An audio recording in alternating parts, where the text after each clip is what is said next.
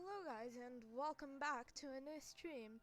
And today is basically the same as yesterday, but yesterday there was too much wind, so we've got a new stream. So I will actually not be watching until approximately T minus 15 minutes, and I'll probably come back to you later, but yeah, that's it. Hope you enjoy the stream, and I'll maybe change the image, but that's okay.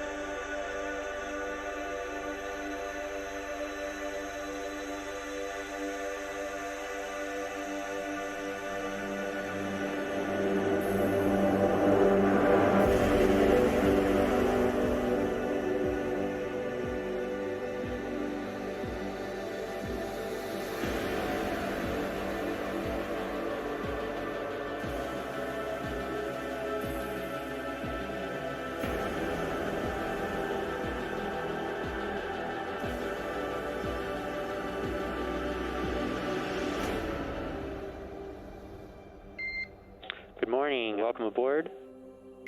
Dragon, SpaceX, ComCheck, ground stations. SpaceX Dragon, we're go for launch. Let's light this candle. 3, 2, 1. Ignition.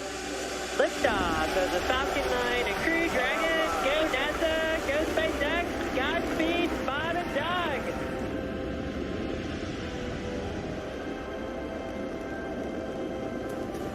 On behalf of the entire launch team, thanks for flying with Falcon 9 today. We hope you enjoyed the ride and wish you a great mission. We would like to welcome you aboard Capsule Endeavour. We do have a friend on board with us, Trimmer, the Apatosaurus. I think I was requested to do a backflip. Good night, Megan and Theo. And Karen and Jack.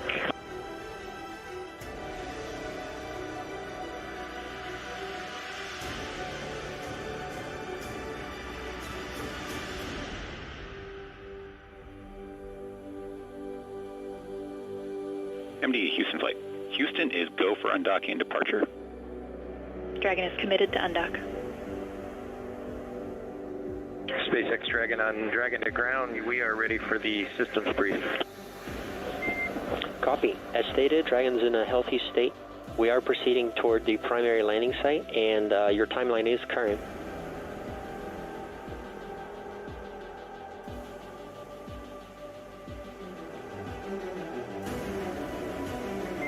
Visual, 2 drogues out. 200 meters. We are braced for splashdown. Copy, brace for splashdown. Endeavour, on behalf of the SpaceX and NASA teams, welcome back to planet Earth, and thanks for flying SpaceX.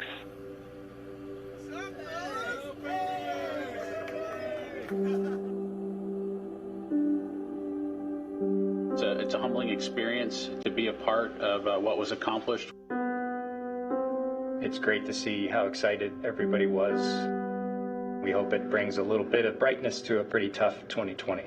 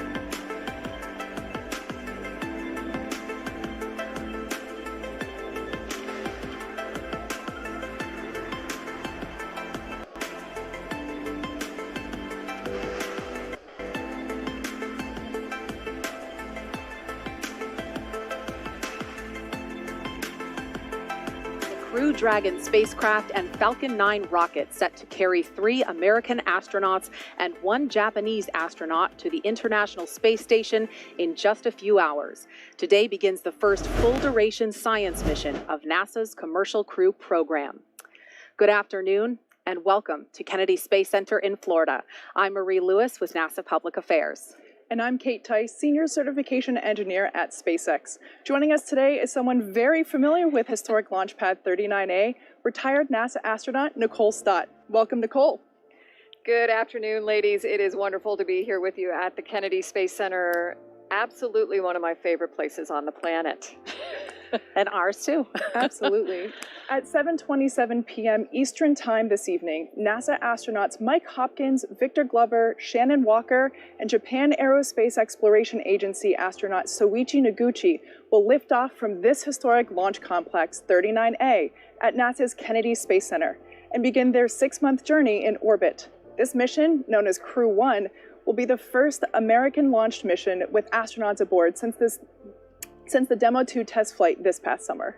That's right, and we have teams across the world covering the action from SpaceX headquarters in Hawthorne, California, Mission Control in Houston, and JAXA headquarters in Japan, and of course, right here in Florida.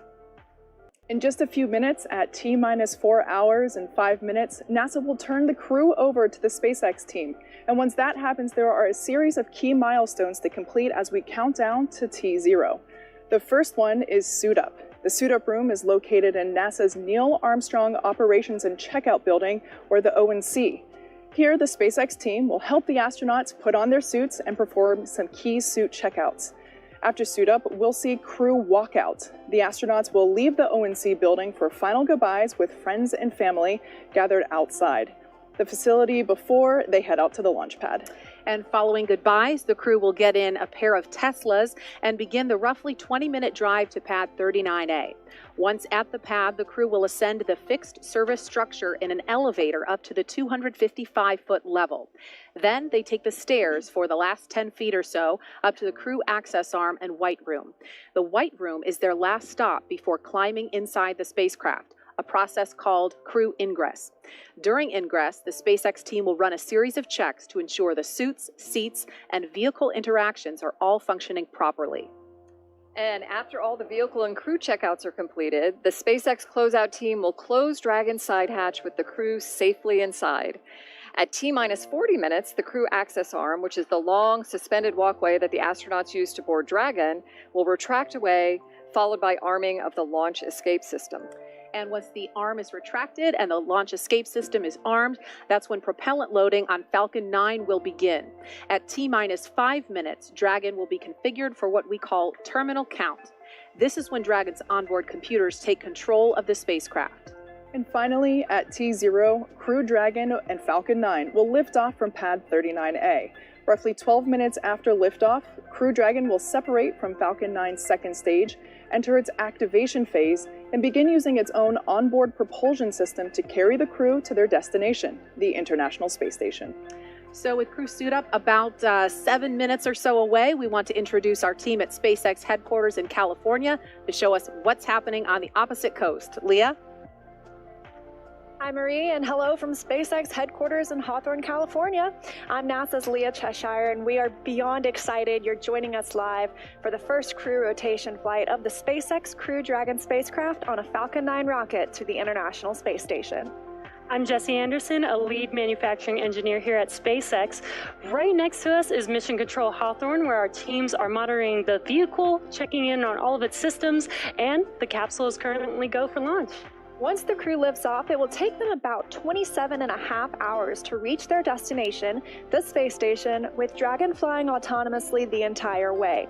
The crew won't be doing any manual flight tests along the way like we saw during DM2 earlier this year, but will always have the ability to take control of Dragon if necessary. To help make sure the crew has a safe journey, our team in Mission Control will be monitoring their progress along the way. On console or headset are 6 key positions who are monitoring the health of the vehicle and crew. The mission director, responsible for mission success, is in charge of the room. The person that you'll hear talking to the astronauts is the Crew Operations and Resources Engineer, what we call the As a reminder for all Falcon 9 teams, 55.43 is open for the poll for crew ingress.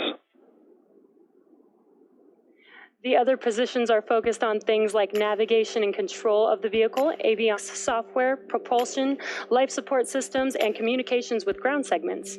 NASA has its own team members in Mission Control Houston, where they've been preparing the space station for Crew Dragon's arrival. We'll meet several of the key players later when we check in with Mission Control. For now, though, let's go to John Innsbrucker for an operational update on the launch countdown. John? Hello from SpaceX headquarters in Hawthorne, California. As Leah said, I'm John Innsbrucker, Falcon Principal Integration Engineer. We're just over 4 hours to launch. The major event getting to this point was static fire of the Falcon 9. That was done 5 days ago. The Falcon 9 with the Dragon capsule on top has remained vertical on pad 39A. You can see on your screens. We've been vertical since the static fire. Now when we static fired the Falcon 9, we used the same countdown procedures we're using today. However, the engines were fired for only 7 seconds, and we obviously didn't allow the flight computer to command missile liftoff. Now, following static fire, we did perform a final dress rehearsal with the crew, and in addition to the 4 astronauts, Dragon is carrying some supplies. We loaded the time-sensitive items, what we call the late load cargo, onto Dragon late Saturday. Now, right now at pad 39A, Falcon 9 and Dragon are both powered on. The Falcon 9 launch team will perform final checks starting at T-minus 2 hours. The Dragon team has recently been pressurizing the propulsion system, and they are waiting for arrival of the crew later today. The astronauts did receive a weather briefing at T-minus 4 hours and 20 minutes. Conditions continue to be go at pad 39A. The weather officer predicts a 50% chance that rain in the flight path, thick clouds, possibly static electricity at ground level might be an issue, but they're actually sounding a little optimistic that the weather boundary we've seen coming towards us may not make it and will stay away long enough for a launch today. Also around the world, splashdown locations in case of a contingency are go. Now in the event of an off-nominal scenario, such as an abort, SpaceX and NASA are coordinating with the U.S. Coast Guard to ensure crew safety upon splashdown. This includes extra ships and air assets to patrol the 10 nautical mile keep-out zone. This is to help mitigate safety concerns for any boaters approaching the landing area. Now, as usual for Dragon flights, we have an instantaneous launch window. That means we can't move the launch time. We have to go right on the planned minute and second. So if we need to delay, there is a backup launch opportunity on Wednesday, a little under 3 days from now. Now with everything go at pad 39A, let's head over to Houston, where Shaniqua Vereen is standing by. Welcome to the International Space Station Flight Control Room in Houston, Texas at NASA's Johnson Space Center. I'm Shaniqua Vereen. Mission Control Houston is essentially the nerve center for operating the International Space Station, working in tandem with our partner agencies and providers around the globe. Together, we've ensured that station is ready to welcome Crew-1. Leading the team inside the room right now is Flight Director Anthony Varia. There's a noticeably smaller team to see in the room tomorrow. There's a noticeably smaller group in the room right now because their crew is currently asleep. Tomorrow we'll see a larger group for docking. A few hours before Dragon arrives at station, NASA's Anthony Varia will again take the flight director's chair to lead the team through Dragon's approach and docking. He'll lead the joint NASA-SpaceX go-no-go polls once we're in integrated operations with mission controls here in Houston and at SpaceX in Hawthorne, working in sync to bring Crew Dragon to its new home in space. A little bit later, I'll go through all the work we've been doing in space and on the ground to prepare the station for Crew-1's arrival. Until then, we'll keep an eye on today's countdown to launch, and we'll check back in with you soon. Let's head back over to Kennedy Space Center. Marie? All right, thank you, Shaniqua. The astronauts will begin suiting up in just a few minutes, and one of the NASA traditions they've continued is designing the patch for their mission. So take a look. Crew-1 marks the beginning of sustained government commercial partnership missions to the space station, and this Crew Dragon spacecraft is the focus of the patch here. The spacecraft is flying from the bottom left toward the top right, representing ascent and insertion into orbital flight. And the Crew Dragon is superimposed on a background of stars and completes the outline of a dragon's head. The letter C borders the patch, which together with the number 1 in the foreground represent the mission shadows of the legacy human spaceflight programs are along the border. Of course, that's Shuttle, Apollo, Mercury, and Gemini, to honor and recognize their contributions to the Crew Dragon capsule. The outline of the space station is also on the border to acknowledge Crew Dragon's destination and its contribution to maintaining a human presence in low Earth orbit for the United States and our international partners. You might notice that there are no individual names or flags on the border because the patch honors not just the crew members on board, but all of the NASA and SpaceX employees who have worked together to make this sleek and elegant spacecraft. This patch honors their vision, service, and support. The Crew-1 astronauts dedicate this patch to their families. And, you know, I have to tell you, when I saw this patch, it made me smile because of the Blue Dragon. One of the traditions that we have within the astronaut office, and, you know, in addition to designing the patches for our missions, is that the class before you gets to name you. Name the new class. And when Shannon's class came on, our class, the Bugs, the class of 2000, got to name Shannon's class the class of 2004. And they originally, though, wanted to name themselves. And they wanted to name themselves the Blue Dragons. We denied that, though. They are the Peacocks. But I thought it was kind of funny. No coincidence, maybe, that Shannon is on this mission and that patch has a nice, beautiful blue dragon on it. Very serendipitous, I think. Yeah. All right. Well, at T-minus 4 hours, we're actually just inside that. So any moment now, we expect to see the crew begin to suit up inside astronaut crew quarters just down the road from us. We'll have a live look inside the suit-up room with the SpaceX team as they begin to help the astronauts put on their spacesuits and perform key checkouts. Now, the crew's scheduled wake-up time, excuse me, was 11:47 this morning. They're probably up a little earlier than that, but that was their scheduled wake-up time to adjust their sleep schedule in preparation for launch. They had lunch at 12:15, and I got to check my phone because I got a text message with what they all ate. Mike Hopkins had New York steak, medium rare, with seasoned fries and dirty rice. Shannon had a juicy medium hamburger with no soggy bun, brioche bun, with sweet potato fries and arugula salad with shaved Parmesan cheese and balsamic vinaigrette. Good choice. Soichi had Japanese curry rice with a panko crusted chicken thigh and curly fries. And Victor had lamb chops medium with sweet potato mashed and same salad as Shannon Walker, but no dressing. I wonder if they had to pre-order, if that was just on the fly. Well, you get pretty much whenever you want in crew quarters, right, Nicole? I'll tell you what, you are so well taken care of in crew quarters, and food, I think, is at the top of their list for taking care of us. And I'm sure that they put in a pre-order for that, but yeah, that was quite the selection. Yeah, all good. I mean, my mouth is watering thinking about all of that. But besides their lunch, obviously, they did some other things this morning, right? They had their routine daily medical checks. Their flight day preparation included reviewing the procedures on their tablets before suit up one final time. And just a few minutes ago, they listened to a weather brief. And so, again, any minute now, we're expecting to see a live view inside the suit up room. 27:17 local time with an instantaneous window. The crew is starting suit donning in preparation to begin ingress activities. Vehicle gases are at MEOP, FTS checkouts are complete, and Dragon prop tanks are pressed in preparation for ingress. F9 is not tracking any issues at this time. Upper level, ground level, and pad escape winds remain go at this time. Launch weather will be a watch item this evening with cumulus clouds, flight through precip, and surface electric field rules as the primary concern. In the event of a scrub, the next available launch attempt will be Wednesday, November 18th. As a reminder, the launch escape system will be armed prior to propellant load today. Procedure 52.911 is open in the event of any crew emergency. for crew ingress through launch. Firing 4 will go into lockdown at T-minus 45 minutes and last until spacecraft separation or after the launch escape system is disarmed. All personnel requested to stay in their locations until lockdown is complete. CE, any report on Falcon 9 health?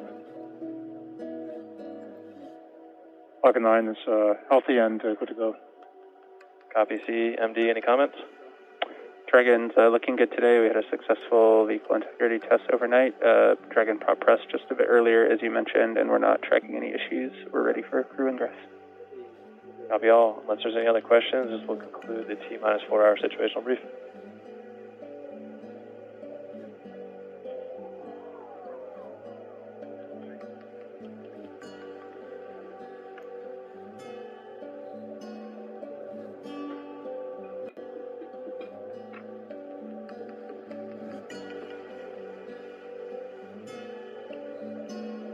Okay, so we're expecting to go to have a live view inside the suit-up room momentarily. You just heard a live brief. It sounds like there's no issues with Falcon 9. The primary concern at this point is weather. That's a watch item around the launch pad. The downrange weather actually looks pretty good, so we're just going to keep an eye on the weather around the pad.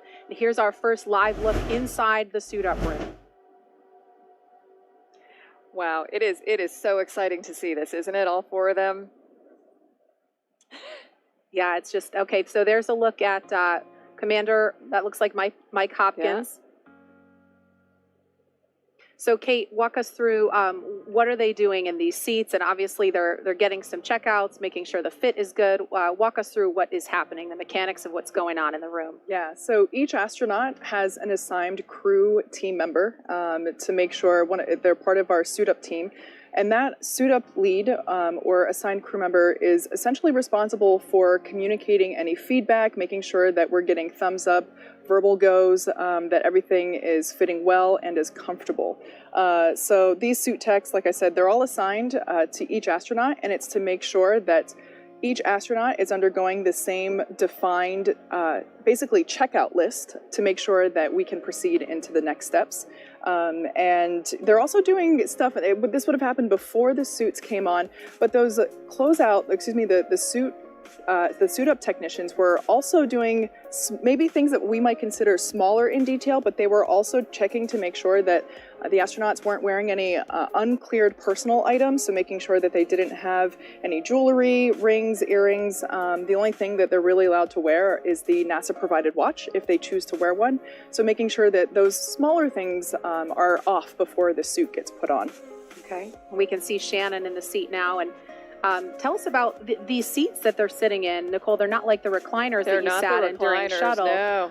But there's a special reason for these chairs. Yeah, so these chairs, these are basically GSE or ground support equipment chairs that are pretty identical to the chairs that they will be sitting in inside of the capsule. So the reason that we're suiting them up here and doing these checkouts is to make sure that the umbilicals, the things that are in the suit that connect directly to the seat, they communicate, they allow the astronauts to communicate, and they also provide environmental systems. So, to make sure that our friends are nice and comfortable during their ride, we are pumping cool air through the suit. So they're basically sitting in these chairs that are duplications of the chairs inside of the capsule to make sure that all of those umbilicals will get hooked up properly. Now, those recliners that Nicole is so fond of, they are in the room. I promise they're still there. You might even be able to see them in the background in some of these shots. But essentially, these chairs allow us to make the essential checkouts prior to exiting the O&C. And Nicole, this must bring back a lot of fond memories for you. You did this twice before. Yeah, it really does. And, I don't know, I'm kind of living vicariously, feeling some level of excitement that they might be at this point. It's just really nice to see all 4 of them in there, snug in their seats and getting ready to go launch to space today. Absolutely. And this first long-duration crew to fly on a commercial spacecraft has a diverse collection of experiences they bring to this mission today. Crew Dragon Commander Mike Hopkins was born in Lebanon, Missouri, but grew up outside Richland, Missouri. He was selected as an astronaut by NASA in 2009. Hopkins is a colonel in the United States Air Force and holds degrees in aerospace engineering. He flew on the Russian Soyuz to the ISS as a member of the Expedition 3738 crew, logging 166 days in space. And Hopkins performed 2 spacewalks totaling almost 13 hours to change out a degraded pump module on the space station. His military experience includes testing C-17 and C-130 aircraft. Pilot Victor Glover is a native of Pomona, California. He was selected as an astronaut by NASA in 2013. Glover is a commander in the United States Navy and holds degrees in general engineering, flight test engineering, systems engineering, and military operational art and science. While this will be Glover's first space flight, he has extensive military test flight experience. He was a test pilot for the FA-18 Hornet, the Super Hornet, and the EA-18G Growler. He's accumulated 3,000 flight hours in more than 40 aircraft, over 400 carrier-arrested landings, and 24 combat missions. And mission specialist Shannon Walker is from Houston, Texas. She was selected as an astronaut by NASA in 2004. She is a doctor of philosophy in space physics. Walker flew on the Russian Soyuz as a flight engineer for expeditions 24-25 on board the ISS in space for 163 days. And during that mission, she was the robotics operator supporting 3 contingency spacewalks. The advanced team has arrived at the crew arm on schedule. To remove and replace a failed pump module on the space station, Shannon is also one of only a few dozen people to be both an astronaut and an aquanaut. Having spent 13 days underwater during NASA's Extreme Environments Mission Operations 15, aptly called NEMO 15, and during the mission she lived inside the world's only underwater research station, Aquarius, which sits 60 feet beneath the ocean surface and just down the road off the coast of Key Largo. And having been blessed with this experience myself, I can attest that the NEMO missions are absolutely the best analog to living and working in space. Mission specialist Soichi Noguchi is from Yokohama, Kanagawa, Japan. He was selected as an astronaut by Japan in 1996. He has degrees in aeronautical engineering and is a doctor of philosophy in advanced interdisciplinary studies. Noguchi has logged a total of 177 days in space. Having flown on STS-114 on the Space Shuttle Discovery and on the Russian Soyuz as a member of the Expedition 22-23 crew. While on STS-114, he became the first Japanese astronaut to perform spacewalks on the International Space Station, completing 3 of those spacewalks, totaling 20 hours. Each of these 4 crew members will serve as flight engineers for Expedition 64 once they arrive at the International Space Station. And we will continue to give you a close look at each of them as we continue to approach our T0 time. You know, it's interesting, I think, as we introduce the crew members, kind of all these little small world brings it back kind of connections. And yes, Soichi was on STS-114, which was a return to flight, first shuttle flight after Columbia. And one of his crewmates on STS-114 is Shannon's husband, Andy Thomas, who is also an astronaut. It's a small world. Yeah. For sure. Yeah.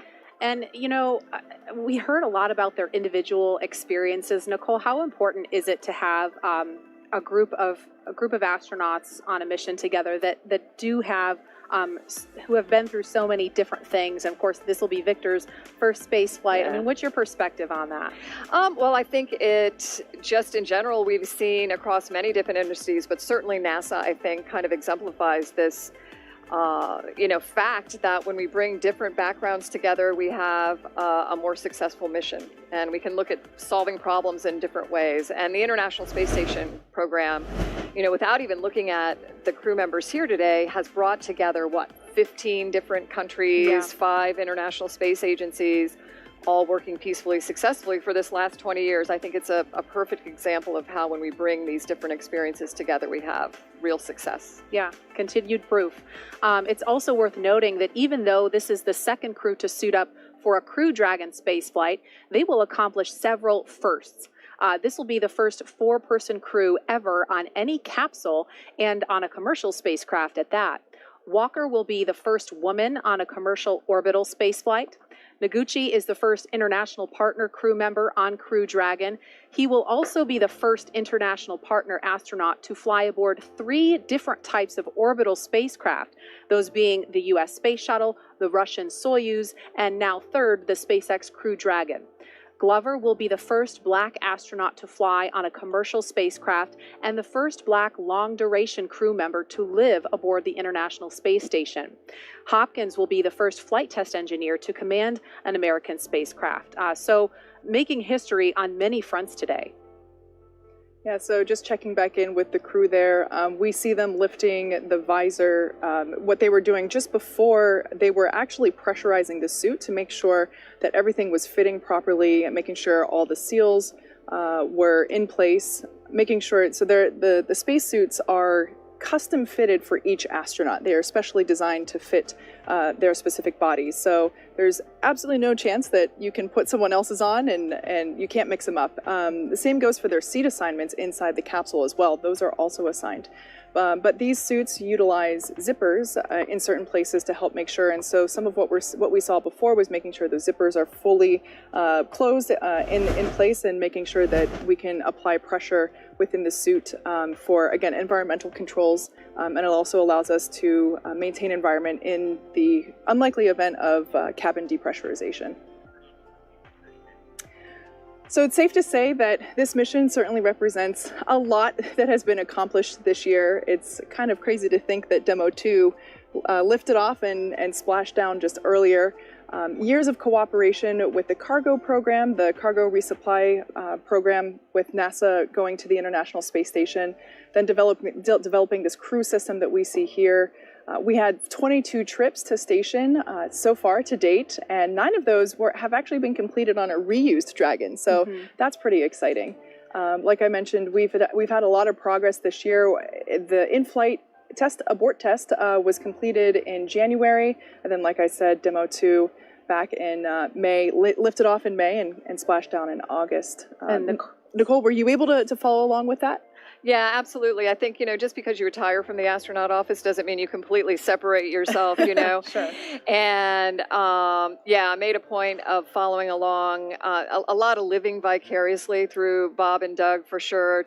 Just like today is watching these 4. And what's interesting to me is Bob and Doug were in my astronaut class. So it was like watching family and pretty special to see when Megan and Karen, their wives were able to be out there, and both of them are also in our astronaut class. Yeah. Okay, so while there are a lot of firsts that we have accomplished, will be accomplishing on this mission, for Mike and Victor, the most important moment so far was when Soichi and Shannon were assigned to their crew. Mike and Victor had been training with us at SpaceX for a while, along with Bob and Doug, and so when they had their full 1 assignment, it was a big deal. The 4-member crew starting training together as a unit earlier this year. Yeah, I remember Shannon saying it was Friday she was a management astronaut, and on Monday she was training for this flight. So it was a really exciting time for her, I know. And while training to fly aboard Dragon is serious business, the crew was able to have a little fun along the way and get to know each other better. Shannon told us that in some ways the pandemic actually made it easier for them all to bond.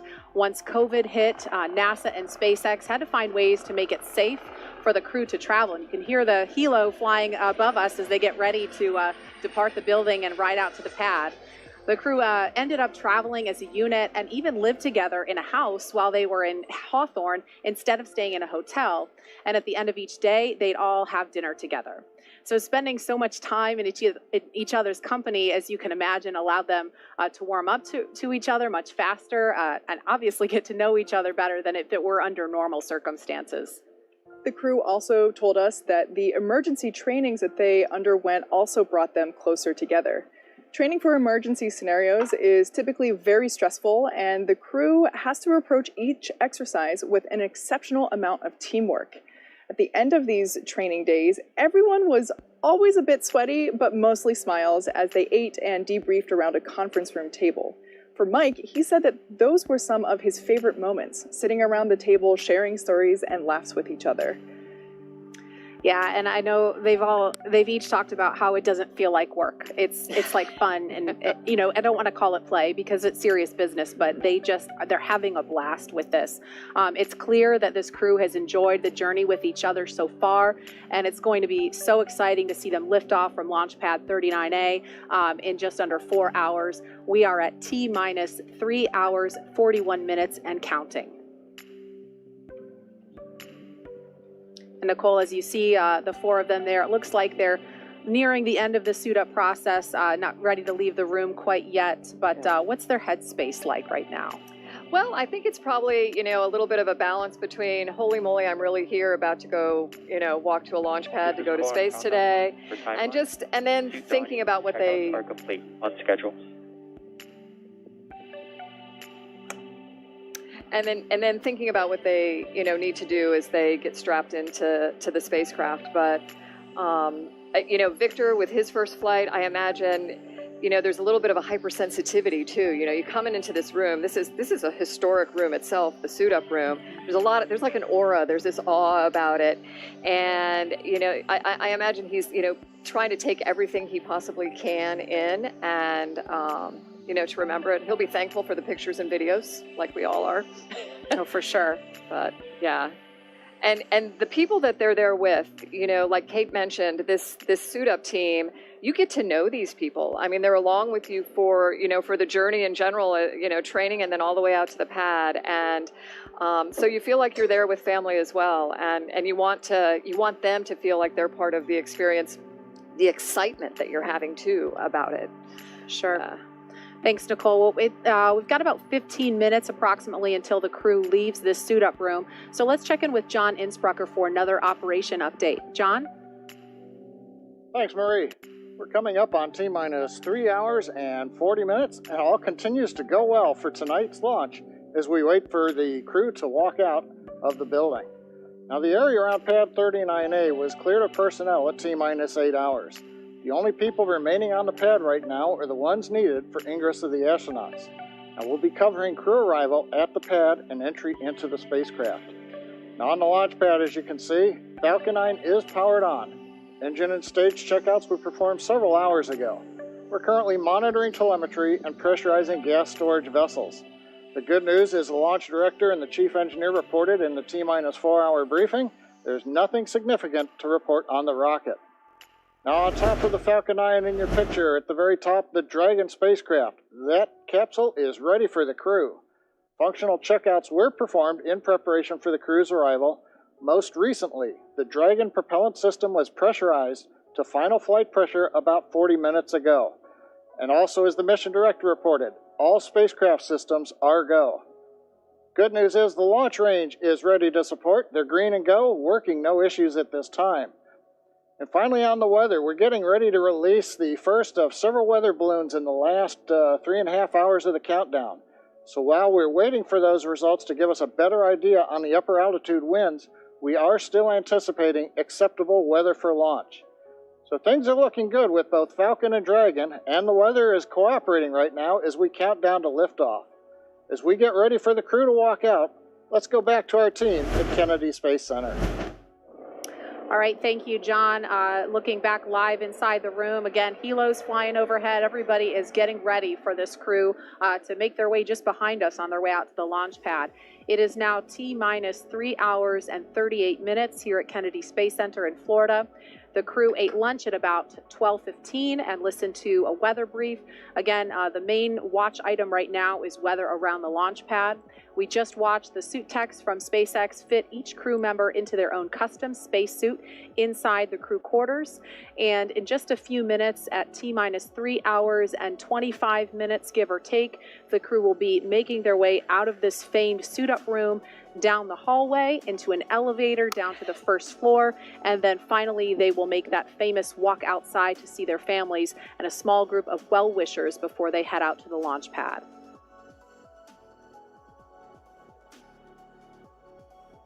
And there are 3 Teslas waiting to drive the crew out to Launch Complex 39A. Riding in the first car will be suit techs and the closeout lead. And in the second Tesla, Mike and Shannon will be sharing a ride with the flight surgeon. And in the third vehicle, we'll have Victor, Soichi, and another closeout lead. We will be following that convoy live every step of the way, getting you as close as possible without actually being in the car with them. So I want to point out, you might notice there on the front windshield of that Tesla, there were a couple of stickers. The two Teslas that were utilized in our previous crew missions have those stickers designating that. The first car will be the one that lacks those stickers. So we have a little bit of a wink there to our previous crew members that will be taking the ride. Very cool. And one other thing that I think is really interesting, we'll only get a quick glance of it when the crew is getting into the elevator before they go downstairs. But if you look closely, you'll see when they get into the elevator, there will be a poster there with a bunch of signatures on it. And those are signatures of individual people in the NASA and SpaceX teams that have worked to make this ride as safe as possible.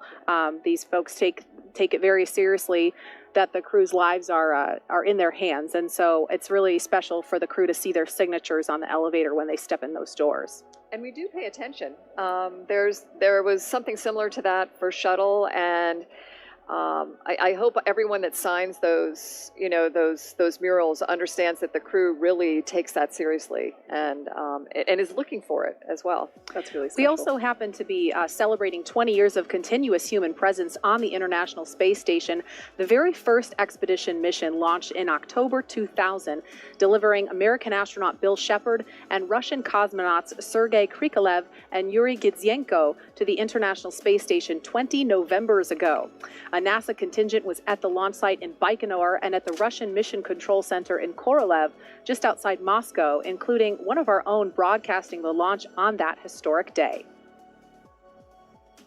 Ignition. T-minus 10 seconds. 9, 8, 7, 6. We have engine start.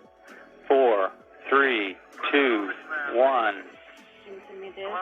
We have ignition. We have ignition and liftoff. Liftoff of the Soyuz rocket, beginning the first expedition to the International Space Station and setting the stage for permanent human presence in space.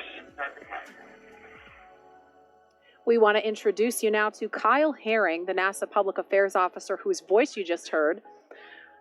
Kyle, there you are. You called the launch that day. It was October 31st, 2000. And I know you've been involved in human spaceflight and missions way before that and ever since. Now, as we're about to launch long-duration human missions to the space station from U.S. soil on a commercial spacecraft this time, what do you remember about the day it all began? 20 years ago. It's hard to believe, actually. I remember almost everything about that day. And then again, it was almost in real time, like a blur. It was such a huge team that put that launch, not only the broadcast, but obviously the mission together. I was tied to Houston with just a phone line, and that broadcast still serves as kind of the template that we use for Soyuz crewed launches to this day. I was tucked behind the Russian Mission Control Center, the floor where the Russian flight control team that monitors the International Space Station, the Russian segment. I was adjacent to a NASA support team called the Houston Support Group, which is a team of NASA Houston flight controllers with a flight director at the helm of that team as well. Above us was a balcony that overlooked that flight control room floor, and I remember that the adrenaline kind of built as the hour passed by for the broadcast, but everybody's, kind of doing a job, and it was a pretty amazing day. And after liftoff, there's really no script at that point. You just follow the milestones. And Kyle, how does the accomplishment of Expedition 1 compare to what we're watching right now? It's similar and different at the same time. Expedition 1 was the Pathfinder increment. Even before launch, there was years of work that was done to ensure that they would have a safe and home work environment, if you will, on the station in which to live and operate. After 136 days on the station, Expedition 1 handed to Expedition 2, which had arrived via a space shuttle flight, and that kind of established the template for all of the crew rotations and the augmentations that we've done for ISS increments, and it's been pretty much seamless ever since. And, you know, by the way, the assembly continued around those folks while they continuously worked and lived on board the station at the same time. And Kyle, I just want to acknowledge we have NASA Administrator Jim Bridenstine and SpaceX leadership Gwen Shotwell in the room now to greet the crew, of course, from a safe distance and with their masks on as the crew prepares for walkout. But last question for you. You've been involved in commercial crew since the beginning of the program, and I know you also know these astronauts well. What's it like seeing them suit up, knowing that they will continue to carry the torch that was lit 20 years ago?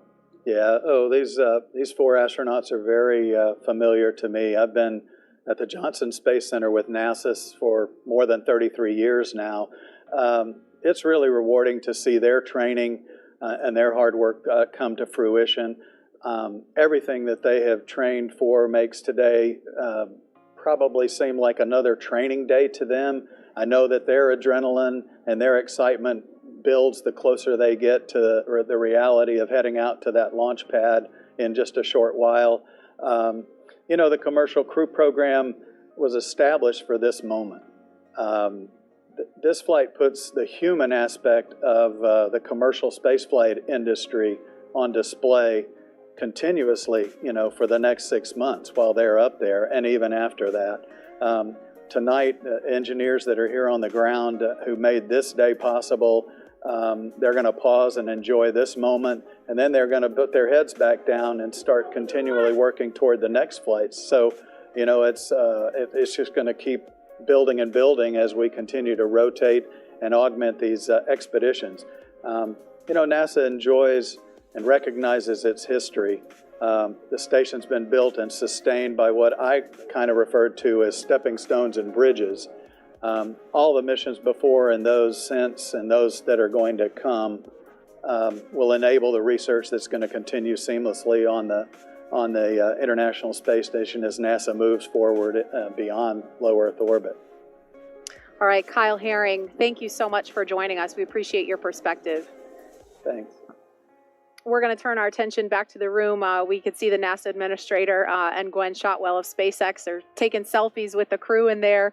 Nicole, I know you probably weren't taking selfies in the shuttle days. Technology's come a long way since Not then. that old. Well, we did selfies and you didn't know if you got it or not. Got it. Okay. But this was a really special time because there are people in that room, like I mentioned before, that you want to share it with. We saw them doing pictures with all of the suit up team as well, and it's nice when the administrator and your leadership comes by to wish you on your way too. So I would also definitely be taking selfies with them if I were in that room for sure. Now we're about 15 minutes away from the crew walkout happening, but I just want to draw a little bit of attention to the preparations that are going on inside the capsule. While the crew members are donning their suits, we have what we call the advanced team. We heard a couple call outs for the advanced team a little while ago, but essentially the advanced team are the people that are now out at the pad doing things like opening that hatch. I did get confirmation that the side hatch is open. We wait as long as possible to do that so that we make sure that the environmental humidity, bugs out here in Florida, we want to keep all those environmental things out. So that side hatch is now open. And that advanced team is also doing stuff like making sure the cabin lights are on, making sure that the individual task lights that the astronauts can use during flight are functional. And yeah, making sure that the cabin is ready to go in preparation for the crew's arrival. And again,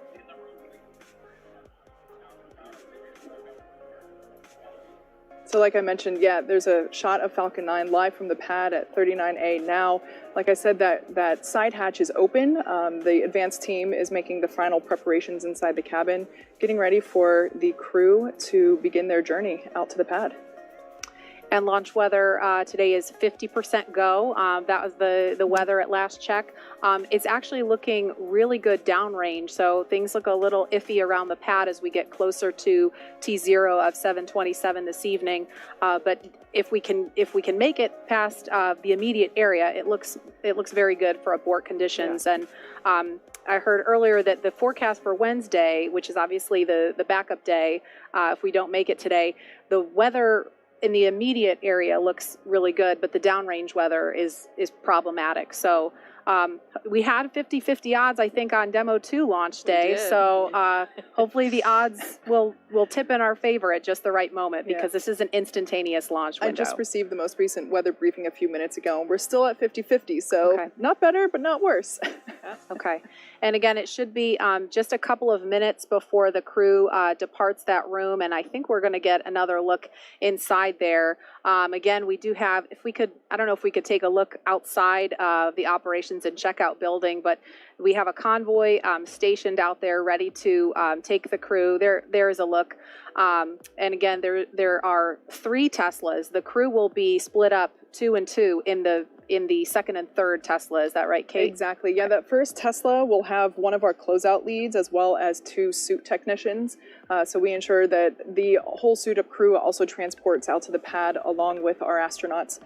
Car 2 will have Commander Mike Hopkins as well as Mission Specialist Shannon Walker, as well as our flight surgeon. And then Car 3 will have Pilot Victor Glover and Mission Specialist Soichi Noguchi, as well as the second closeout lead. So yeah, quite the cohort that'll be making the ride out to the pad. There's also something else special that we want to mention. There's a mural. You might have caught a glimpse of it in that earlier shot. But there is a special mural that was commissioned in honor of the Crew-1 astronauts. I'm not sure if we could get a look at that again. There it is. The mural is titled Aspirants. The kids represent the range of ethnicities across the United States and the world, and that they look toward the future that the Crew-1 mission might bring. The artist, Brent DeHono, hinted that the dragon represents an immense prehistoric animal that evokes awe and wonder. Shannon will be happy. Yeah, Nicole, I know you've got a special appreciation for art. Yeah, I'm really, when I look at something like this, I think it's so special because it allows us to communicate with other audiences, right? To bring a little more of that awe and wonder into the whole space exploration thing through something like a mural where we're looking out to space and towards our future.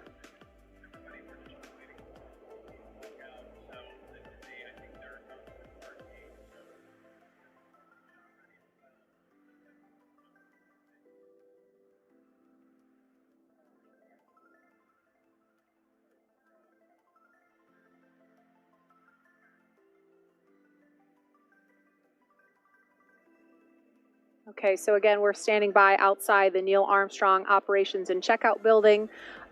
Crew donning their suits is complete.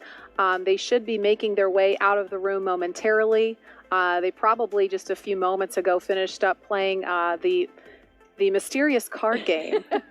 Nicole knows about this. Yeah, another one of these traditions. And yeah, the commander has to beat the chief of the astronaut office in a game of 21 before you can leave the room. So maybe that's what's holding them up. And we've got our resident social media guru here, Tahira Allen. Tahira, as we're waiting for the crew to walk out, what are folks talking about online?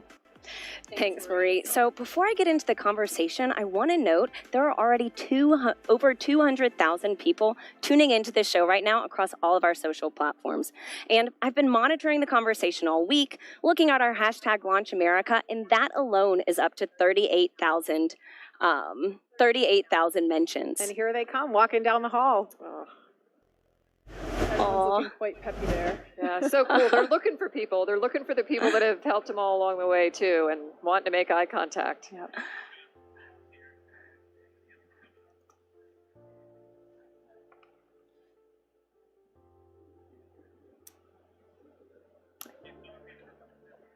And behind them is that banner that I talked about. That you couldn't really see it that well, but that banner behind them in the elevator holds the signatures of many of the team members who worked so hard to make sure that this spacecraft and rocket is as safe as possible for this crew. Okay, so we're just moments away from seeing the first multinational Crew Dragon crew exit the operations and checkout building outside here. But before we do, we will pause for America's national anthem, performed by country music singer Travis Tritt.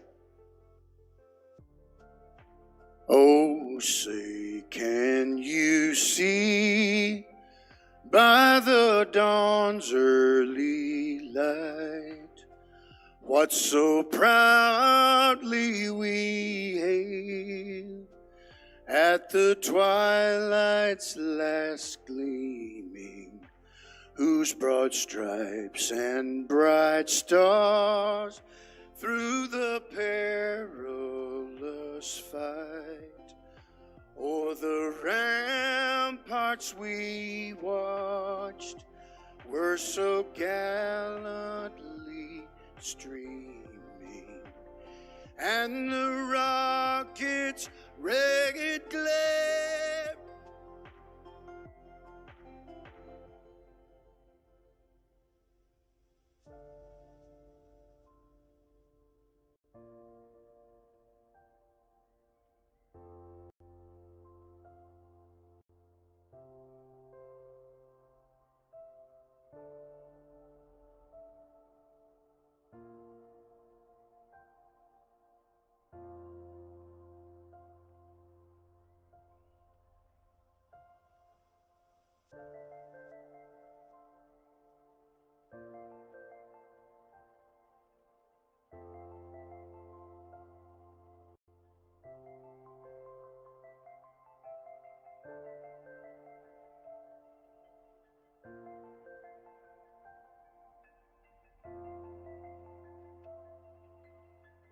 outside the Neil Armstrong Operations and Checkout Building.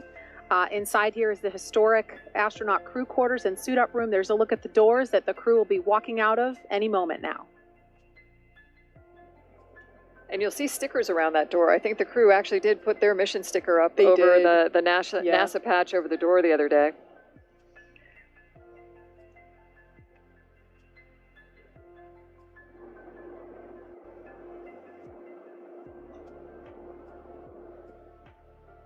As we zoom in there, you can see along the door frame even more stickers. I believe there's one sticker from every mission, but I did notice that there was just enough room to put the Crew-1 sticker up on. Oh, here they come. Here they come. The Crew-1 astronauts now beginning their journey to the launch pad ahead of this historic mission to the International Space Station.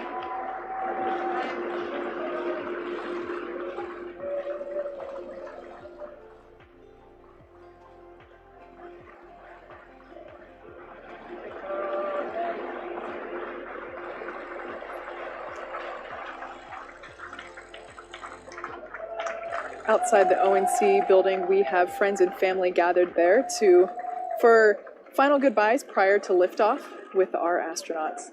And that's a very different thing to the shuttle days. The last time we saw our families would have been at what we call the wave across the ditch, you know, the day before launch. And typically for shuttle launches, you would have employees and, you know, people that would come out to wish us well. I think it's a very special thing that the crew's families get that up close and personal right before they get into the crew transport vehicles to the pad. You notice everyone keeping is a safe distance here, but that distance would be enforced regardless of whether COVID-19 was a factor in what's going on. That distance is maintained regardless. Like I mentioned before, there are 3 Teslas that will be taking our crew out. In the first car, we will have a closeout lead as well as a couple of suit technicians. The second car will be Mike Hopkins and Shannon Walker, as well as our flight surgeon. And then the last car, we will have Victor Glover and Soichi Noguchi, as well as one of our other closeout leads. So like I mentioned before, the suits are assigned, the seats in the capsule are assigned, as well as the seats in the Teslas. There's no fire drills happening here today.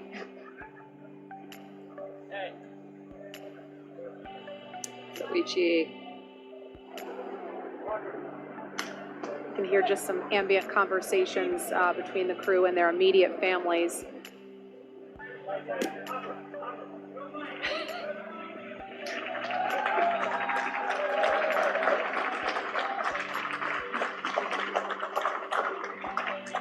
Such a special moment for them to have. Very.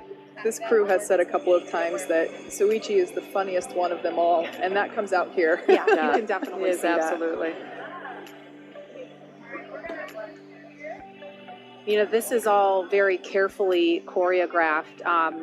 You can see, you see in one of the shots some of the ropes and stanchions, but there are lots of people involved in the planning of where the immediate families are going to stand, where the small contingent of media will stand, especially in COVID times where we have to make sure we're keeping the crew safe and their families safe. They were able to have a little extra time with their families yesterday because we moved off of yesterday as the launch day, so they had a little extra downtime that I imagine was nice for them. Yeah, you mentioned that everything is very well choreographed. You know, while this is the first time that we're seeing the crew make this journey to the pad on, you know, the day of, fingers crossed we don't have a scrub. They have performed this a number of times, including a dry dress earlier this week. But everything that this crew does is rehearsed many, many times, whether it's putting the suits on or taking them off, or even the operations and activities that they have going on during the mission. Everything is rehearsed and practiced. I can tell you, though, on the real day, feels a little different. I have no doubt.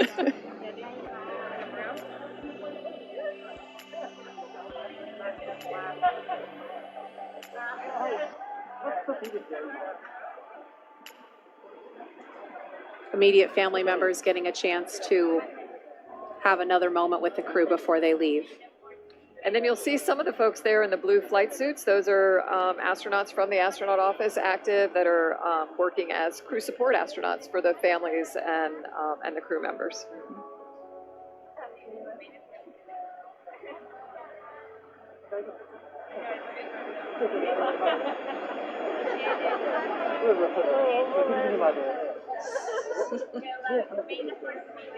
That's so awesome.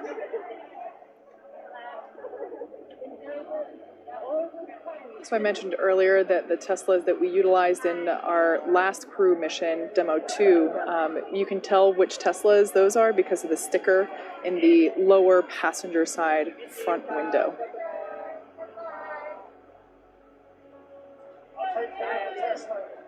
I can't get a good read at the license plate this time, but I remember for Demo 2 they said ISS bound.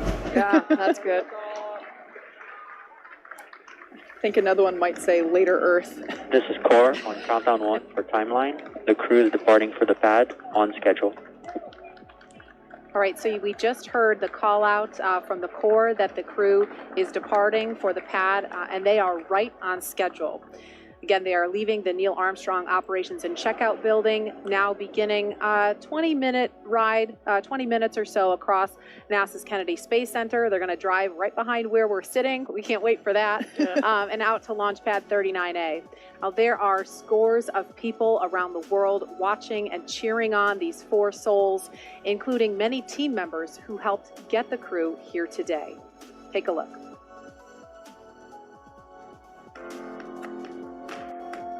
This is Stephanie Duncan and the Duncan family from the Commercial Crew program at the Johnson Space Center.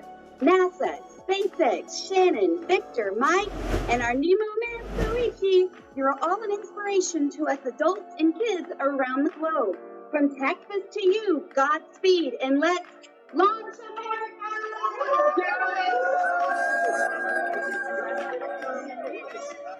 Aloha, I'm Gabriella from SpaceX in Boca Chica, Texas. On behalf of the entire Starship production facility and launch site, congratulations to our Crew-1 astronauts as well as the SpaceX and NASA teams.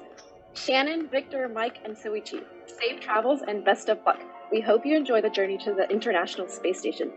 Godspeed, Falcon 9, go Dragon, go NASA, and thank you for riding with SpaceX.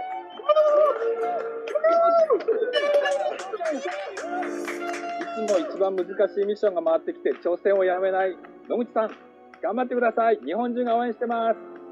JAXAフライトディレクターの島村です。日本人初民間有人宇宙船に搭乗ということで、全国民が熱い思いで打ち上げの瞬間を待っています。野口さん、頑張ってください。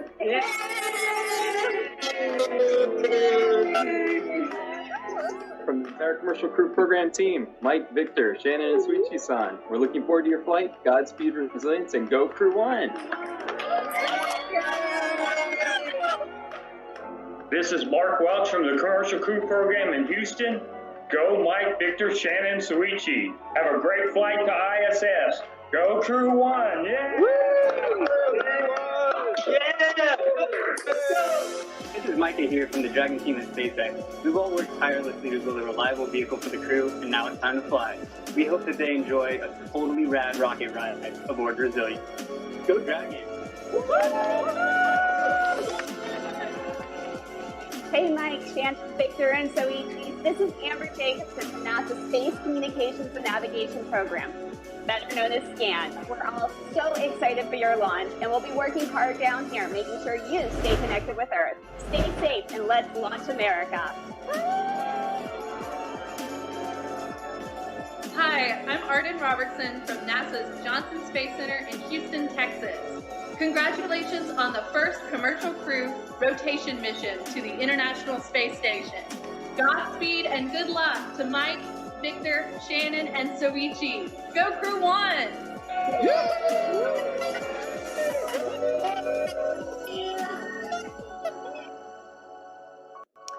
We love hearing from those team members. It was really great to get the JAXA team included in those messages.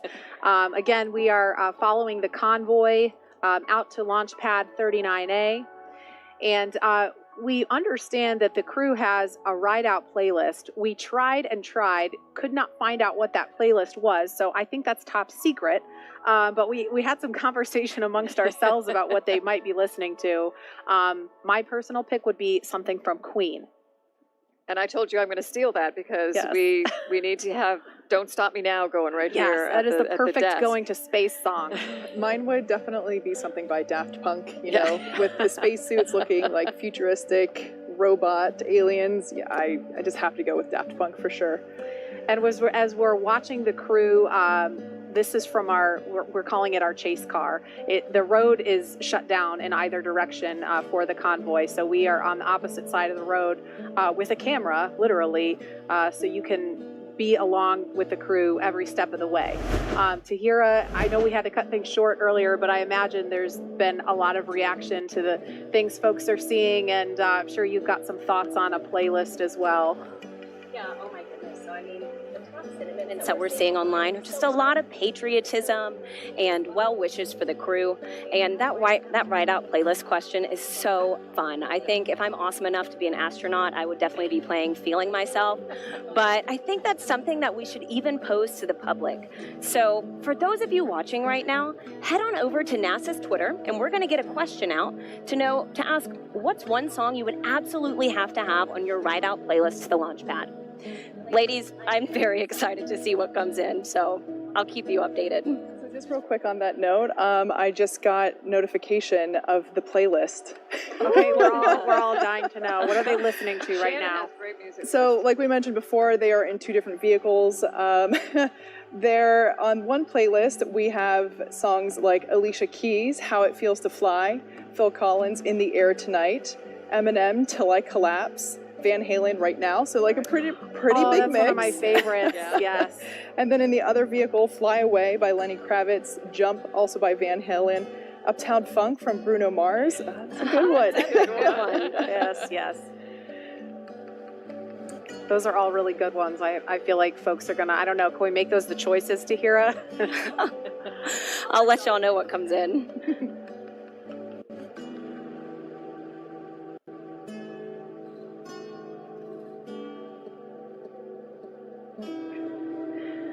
So Nicole, obviously they're in a pair of Teslas. This is a little different than your ride-out experience. Can you kind of compare, contrast for us? Well, we rode out in something called the Astrovan, which I thought was really cool too. You know, the silver sleek vehicle that was heading out to the pad. But I don't know. There's something about this ride. You're again. The word surreal comes to mind a lot. You know, you're thinking like, I'm in a vehicle that's driving to a launch pad to take me to space, and it's difficult to believe that could be happening. So I wonder did it feel any different the first time versus the second time? Because Victor is the first timer here, and the others, it's their second or even third. And there goes the helo that's leading the way. So that's our cue that the convoy is going to be passing by us pretty shortly. Looks like they're turning right now on NASA Causeway. Yep. Yeah, it's, I think just like launch, on your second time you think, ooh, been there, done that, you're gonna, but I'll tell you what, the adrenaline, the feeling is equally as excited on the second time too. Okay, I know you're all watching the convoy, and so are we. We're turning around in our chairs because it looks like, is that the first car? That's probably the lead vehicle there. I think we see the lead car going by, so we're all turned around in our seats so we can watch them in person. Yeah. So something that's really cool, well, I think, we can see in the background there, they're passing the Vehicle Assembly Building, or the VAB, a very famous building here at NASA, and I just think it's so cool that they're literally driving down the road where the shuttle and the Saturns used to come down on the crawler, down there on Crawler Causeway. And there we see them in front of the VAB now. Woohoo!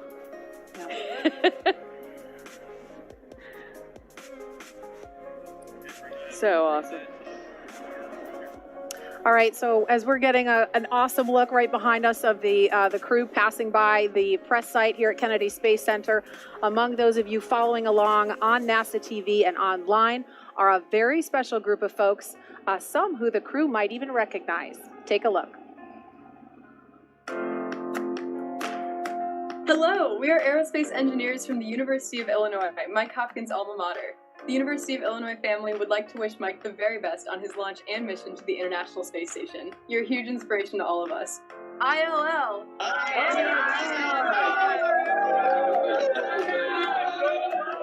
What's up, everyone? My name is Aman Asfal from Cal Poly San Luis Obispo, Victor Glover's alma mater. I and my fellow students from Cal Poly want to wish Victor and all of Crew-1 a safe launch and wonderful mission to the International Space Station. You're an inspiration to us all, and thank you for representing Cal Poly well.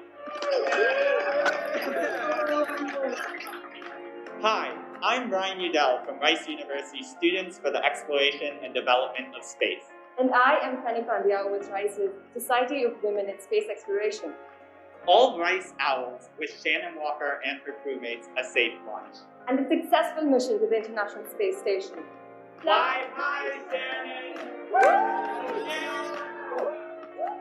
Hi, this is Fuyuki Matsubara from the University of Tokyo School of Engineering. So Ichi, you are a huge inspiration to us all. We are wishing you and your crewmates safe flight and can't wait to see you in space. どうかお気をつけていってらっしゃいませ。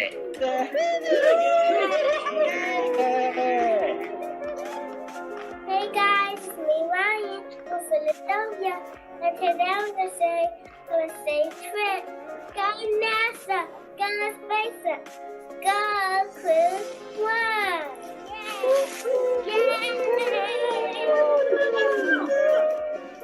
Hi, this is Rob Blevins at the Discovery Center in Springfield, Missouri. We want to thank Mike, Shannon, Victor, and Suichi for helping inspire the next generation of scientists and astronauts to go make history like you're going to do today. Go NASA, go SpaceX, go make history!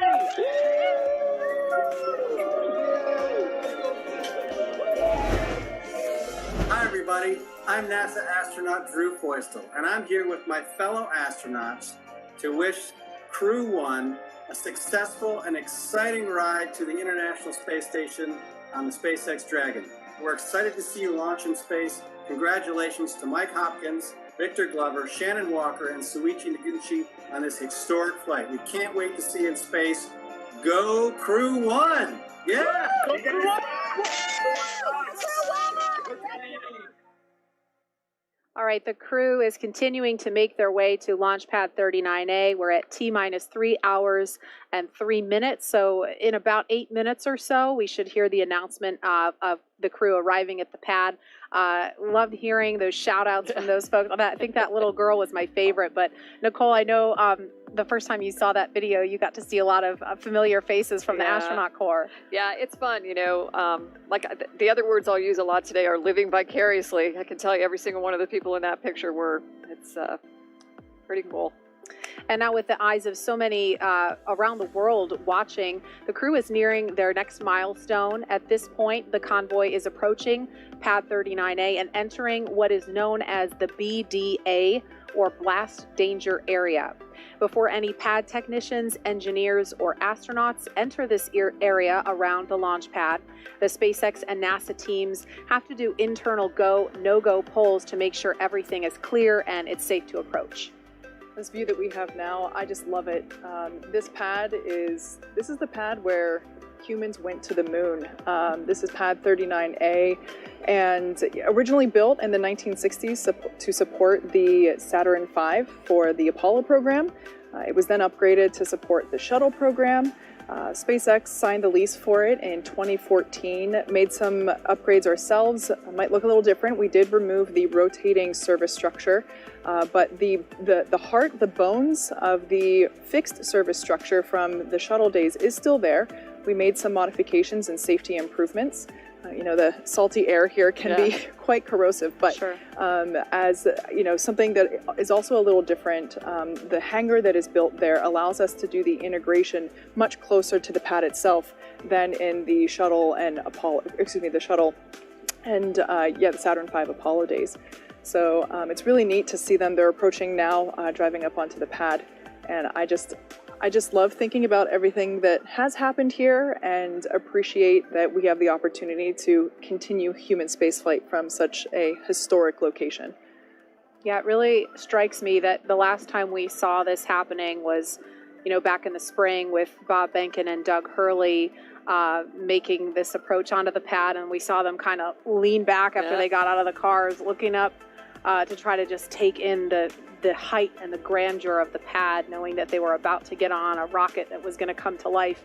And now we have a full crew of 4, and it's just spectacular to know what is just around the corner for them. Mm-hmm. From their standpoint, standing out there on the pad, they have to look up about 70 meters, considering everything that's holding the rocket up in. I think that's part of the awe of it, though, too, is that you have to, you really have to kind of bend back. It's not easy to bend back in those suits and look up like that, but you want to take it in a little bit. I know I heard Suichi earlier echo this sentiment that you get out to the pad on launch day, and it's absolutely like the vehicle is already alive even before you take off. It's huffing and puffing a little bit, a little bit of smoke or, steam coming out of there, and it's ready to go as well. And I know I love what you're talking about too, Kate, with the transformation of the pad. I think I was very fortunate to fly both times out of 39A on Discovery, and I don't know, on the one side you want the pad just to stay the way it was, when you went, but absolutely that as it's changing, that new opportunities are opening up. It's allowing us to get back to space on a new vehicle and, look to the future of space exploration. Yeah. The pad has to change just like everything else does. Absolutely. Yeah. The shuttle program was the spaceflight program of my childhood, and there's absolutely nostalgia associated with that service structure. And but to see the transformation take place and to see all of the upgrades that have been incorporated, not only to allow Falcon 9 to fly from here, but also Falcon Heavy, it's really mind-blowing in many ways. Yeah. And for folks that may be wondering, the reason why we don't see the crew right now, we saw them pull up to the base of the pad. They have an opportunity for a bio break before they get into the elevator. That's something you can't overlook, important stop you have to make. So we're giving them a chance to do that. And then we will probably hear the official call out that the crew has arrived at the pad at T-minus 2:55. So that's coming up in about 3 minutes or so. And one other thing, Kate, for folks that maybe aren't familiar with the operational timeline for Falcon 9, there's no fuel in the rocket yet, right? That process hasn't started yet. For Crew Dragon, it's a little bit different, but can you explain that process for folks who might not be familiar with it? Yeah, absolutely. So in order to make sure that the 9 Merlin engines have the best performance possible, we wait as long as we can to begin. Core on countdown 1 for timeline. All personnel have arrived at the pad on schedule. All right, good call there, confirming that we are on schedule. So as I was saying, we want to make sure that the 9 Merlin engines have the best performance possible, and in order to do that, we use super densified, super chilled liquid oxygen. So the colder you get the liquid oxygen, the more of those oxygen molecules you can pack in. So we get better performance by having more oxidizer, and so we basically wait, in the larger timeline of things, it seems like last minute, but it's around the T minus 35 minute mark that we will begin that prop loading on first and second stages with liquid oxygen and RP1, which is our rocket grade kerosene, basically. And Crew Dragon, though, has already been fueled. Right? Oh, yeah, I'm sorry. Yeah, the capsule itself, yeah. Right. So the Dragon capsule use hypergolic fuels that are instantaneously combustible. So that's why they're great for a spacecraft, because you don't need an ignition source. You just put the two together, the fuel and the oxidizer, and they combust. So yeah, those hypergolic fuels were loaded onto the capsule earlier in the week. Actually, it might have been last week. I'm losing track of the days at this point. I know. But yeah, that is all done prior to integration. That's all done in an area called Dragonland down the street. And then, yeah, so the capsule then gets integrated onto the trunk, and then we transport that here to 39A, and then we then integrate the trunk and capsule on top of the second stage. And we had what is called a dry dress rehearsal of this entire process without fueling the rocket. That's why it's called dry dress, because there's no fuel involved. But that happened on Thursday. So I'm mixing up my days like you, Kate. We all are. Today's Sunday, right? Yeah. So Thursday there was a dry dress rehearsal where they went through this whole process from. Best way to. Sorry, it sounds like we were starting to hear a call, so I don't want to step on that.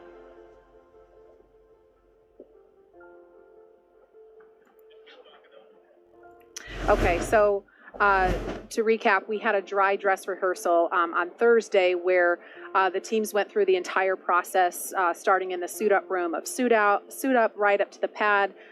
They ingressed Dragon, closed the hatch, and then they simulated a scrub an hour or so before the simulated launch time. So that is the last opportunity. I think, Nicole, during shuttle days, they called it the TCDT. Yep. And I can't remember what that stands for. Terminal countdown test. Yeah. There you go. Dry run.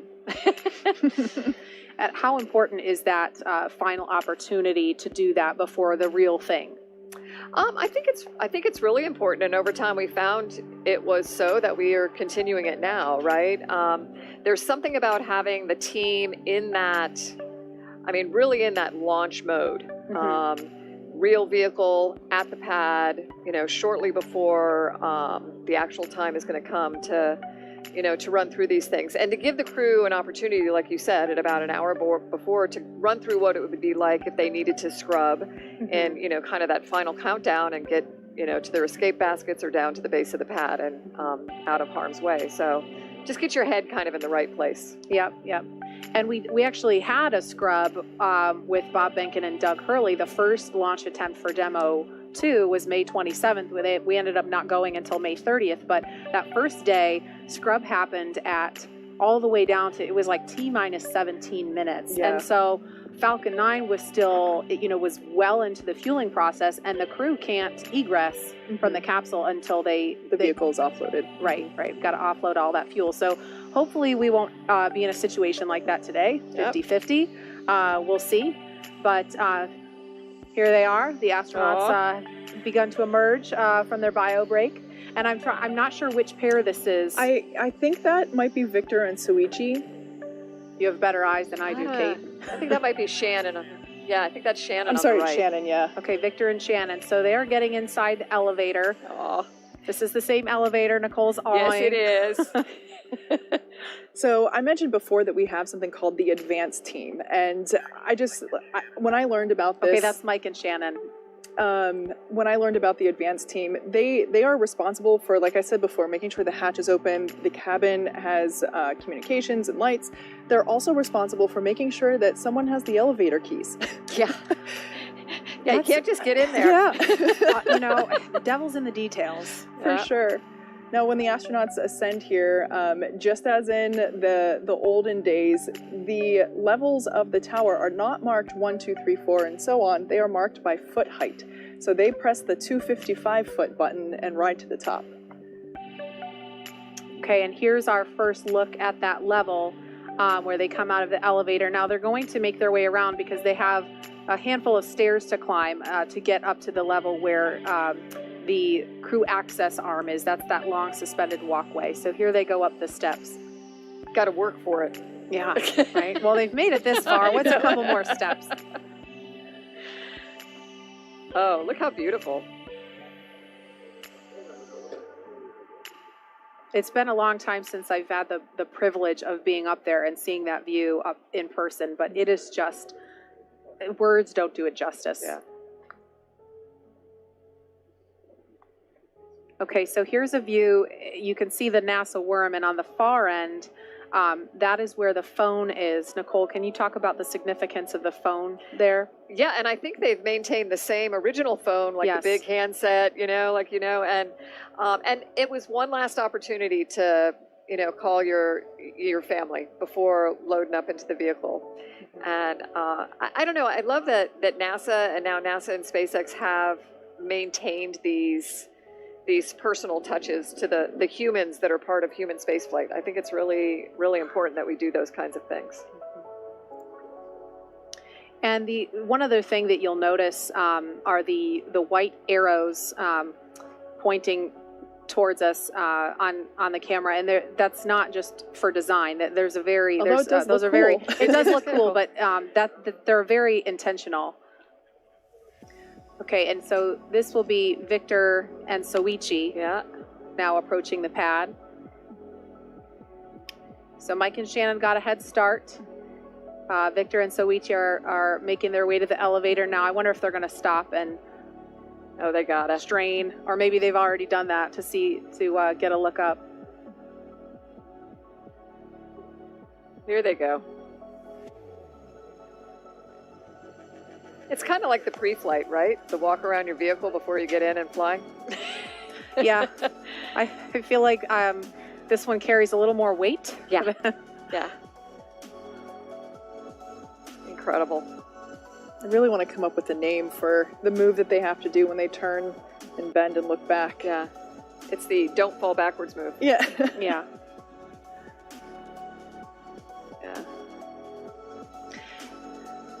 And we're having a lot of fun here. We know the crew is having a blast. There they are. Again. I knew they were going to do it.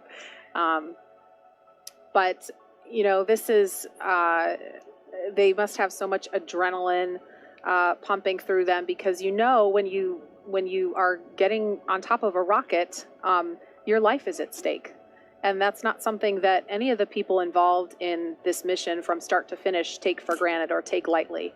The folks who work on this program take that responsibility to heart. And like you said, Nicole, I mean, when you're talking about the relationships with the people in the suit up room, they have those relationships with people across the NASA and SpaceX teams. They walk the factory floor in Hawthorne, and the people that work this mission, they know the astronauts and they see them as their own family.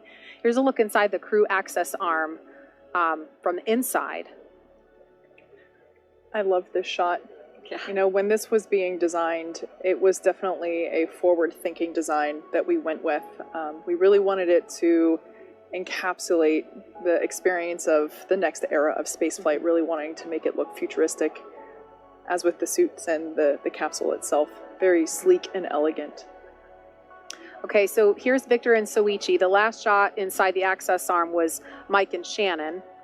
So they're standing now inside the white room. We're going to explain a little bit more about that in a minute, but you can see the side hatch of Dragon open, and that is where they are going to ingress or climb inside in about 13 minutes if things are on schedule. Yeah. They're signing the wall there.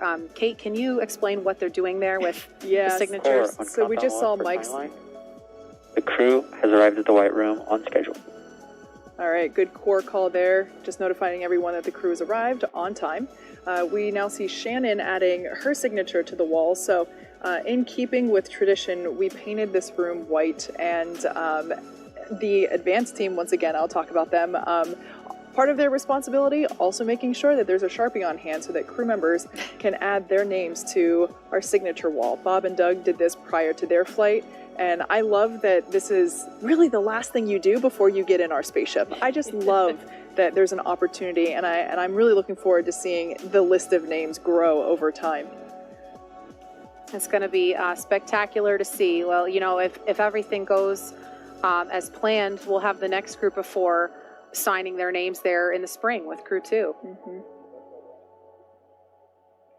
And on Crew 2, one of your crew members will be, you know, Megan MacArthur-Bankin, wife of Bob, who flew DM2. You know, they are my definition of a power couple, and I'm here for it. I love it. I'm really excited to see what the seat assignments will be, because it'd be really cool if she was sitting in the same position as he was inside the capsule for her mission. Oh, there's a wave. Yeah.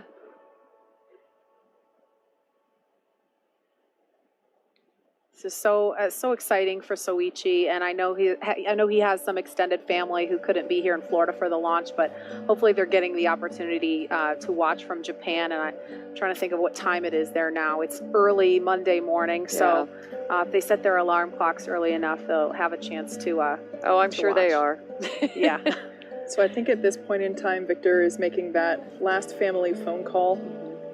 And Kate, we started to talk about the arrows, and then Hi. I feel like he's watching us.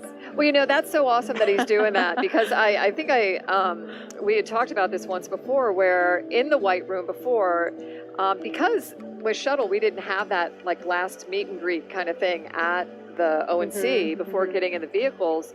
We knew the cameras were there, we knew our families were watching, and we would do like little secret hand signals to our spouses and kids. Okay. And they'd know it was coming. You couldn't say anything, but you could do the little love you thing. Sign language, yeah. But the arrows, I know you can't see them on the screen right now, but we've mentioned them a couple times. Those are for emergency egress. If for any reason the crew had to get out of the capsule, get out of the White Room, and get away from the pad in a hurry, that is the arrows that show them go this way, essentially. And you need something like that because, you know, depending on the situation, you might actually have some smoke or the water deluge system going. And so you tip your head down, you look at the floor, you grab each other and go. Yeah, and if we were to do a quick exit from the tower, we utilize basically baskets that are on zip lines, and they slide down the wire to safety. And you can see on your screen the crew beginning the ingress process already. So our timeline has this happening at T-minus 2 hours and 35 minutes. So it looks like they may just be starting that a little bit early. There are, of course, 4 astronauts who have to ingress. So this doesn't happen in an instant. It's a process, but obviously that process has begun. So we see some of the suit technicians there assisting them to get into their seat, making sure that the boots are able to lock into position on the footrest appropriately, making sure once again that all the zippers are in the right place, and making sure that we're able to do all the checkouts necessary, both in terms of environmental controls, but also communication audio as well. And I wasn't sure, do we have Mike and Shannon already inside? Okay, yeah, so Mike and Shannon are already inside, and Victor and Soichi have not made their way into the White Room yet. They're finishing up their phone calls.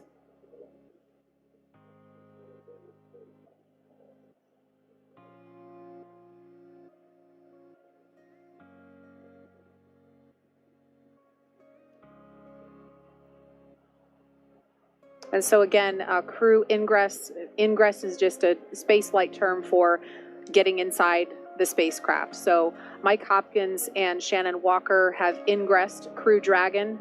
You can see the bottom of one of their legs inside the open hatch there. And Victor Glover and Soichi Noguchi looks like are now making their way. They're starting to move. They will be walking down the crew access arm. There's the outside of it, so they're making their way down that hallway as we speak, and they'll be stopping in the White Room in just a moment.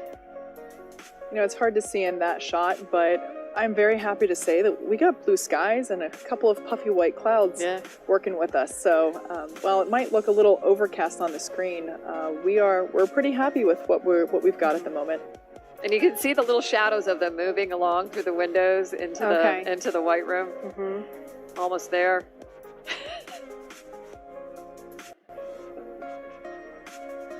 Okay, there they are. So this is, again, a look inside the White Room. It's not a very big space. It's pretty tight, but that's by design.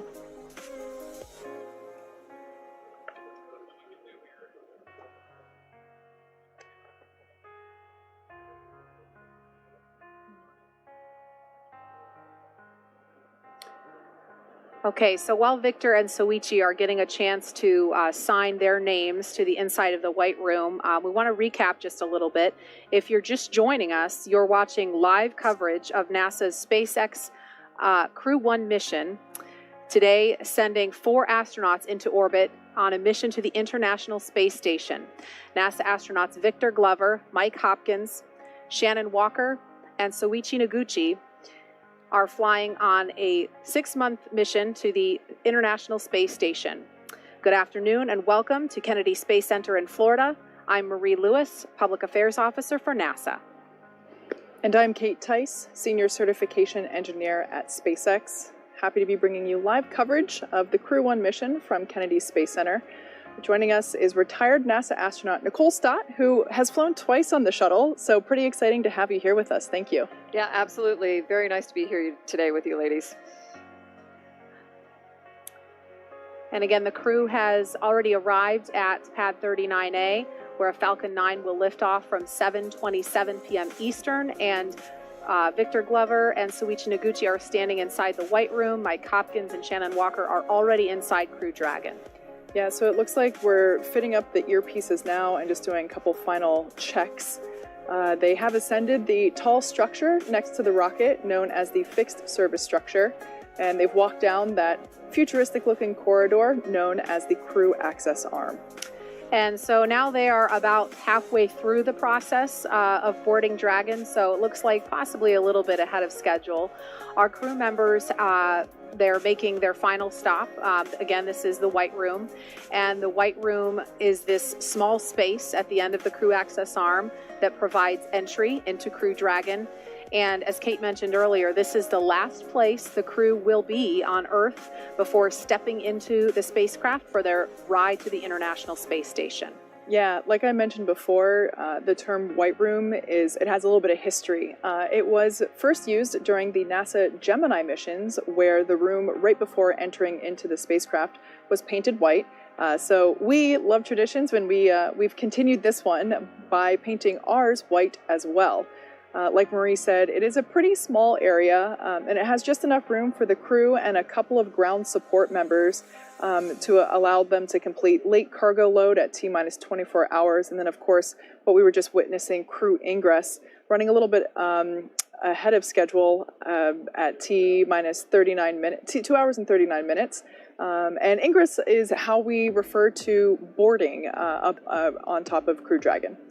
Now, inside the White Room where we're looking, there is a movable platform that gets extended out to the capsule, and that helps bridge the gap between the crew access arm and the Dragon's side hatch. And this allows for easy entry into the spacecraft. As you might expect, it's environmentally controlled so that the Dragon side hatch can be opened while at the same time keeping dust, dirt, that nasty Florida humidity out of the capsule to make sure it is just in pristine condition for the crew. There is also a large seal that gets inflated and compressed against the capsule to make sure that we can maintain these clean environments. Yeah, so this is all really exciting to watch. Like I mentioned, you saw them take part in that tradition that we've mentioned a couple of times and it began with our Demo 2 crew of NASA astronauts Bob Behnken and Doug Hurley.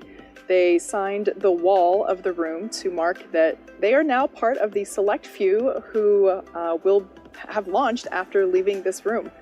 So the White Room also has lots of other tools that are utilized in order to open the side hatch and complete crew ingress, as well as allowing them to prepare for any contingency or emergency that might be encountered. So, as we're waiting for our last crew member to hop inside Crew Dragon, let's check back in with Jesse and Leah back at SpaceX headquarters in Hawthorne, California. How's it going over there, Jesse?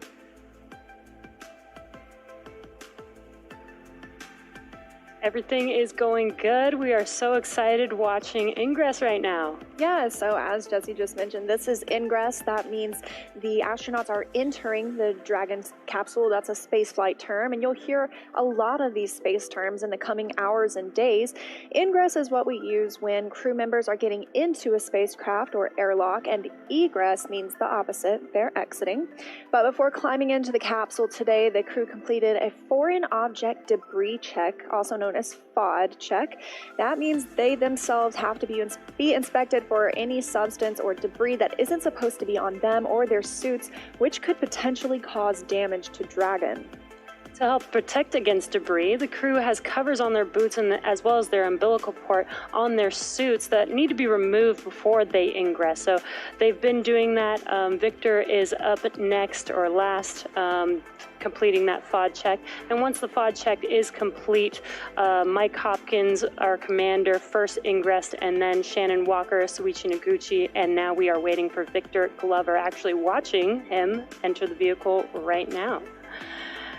And they are now getting buckled in and attaching their umbilicals to their suits. The suit techs are there helping if as needed. The umbilicals allow the crew to have comms through their suit, air to help keep them cool, as well as delivers nitrox for suit pressurization. And as we mentioned earlier in the broadcast, the suit's primary function is to protect the crew in the event of a cabin depressurization. I love this view inside Crew Dragon, and as you saw, there are 4 seats configured right now, and they're numbered 1 to 4 from right to left when you're looking at the seats. Mike Hopkins is in seat 2, that's the commander's seat, and then Victor Glover will be beside him in seat 3. That for Crew Dragon is the pilot seat. Soichi Noguchi is in seat 1, and Shannon Walker is in seat 4. Now directly in front of them, which you can see here, are 3 displays which they'll use throughout the flight, getting insight into Dragon's system, seeing any alerts or issues with the vehicle, and if required, they can take control and manually fly Dragon.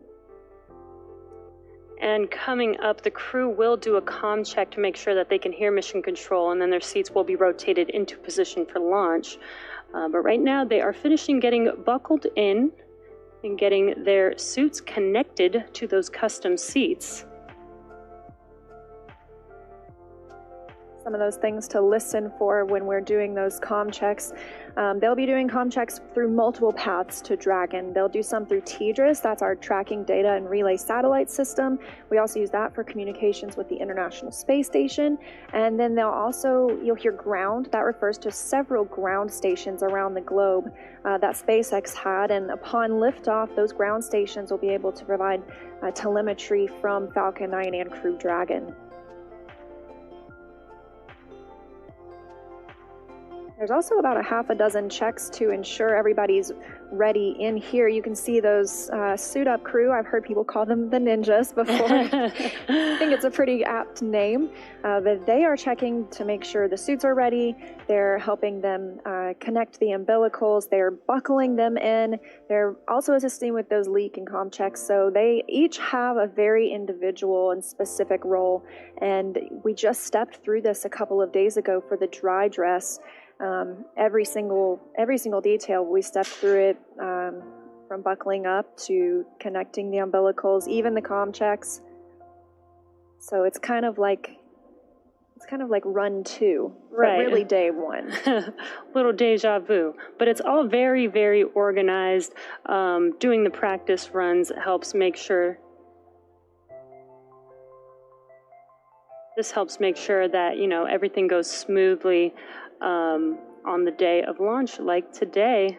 It looks like almost everybody's all buckled in, just finishing up with Victor.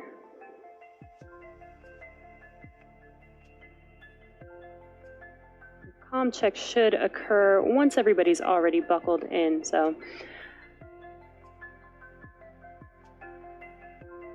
A lot of excitement. Really cool to see 4 crew members. Just saw a wave from Shannon there in that far left seat.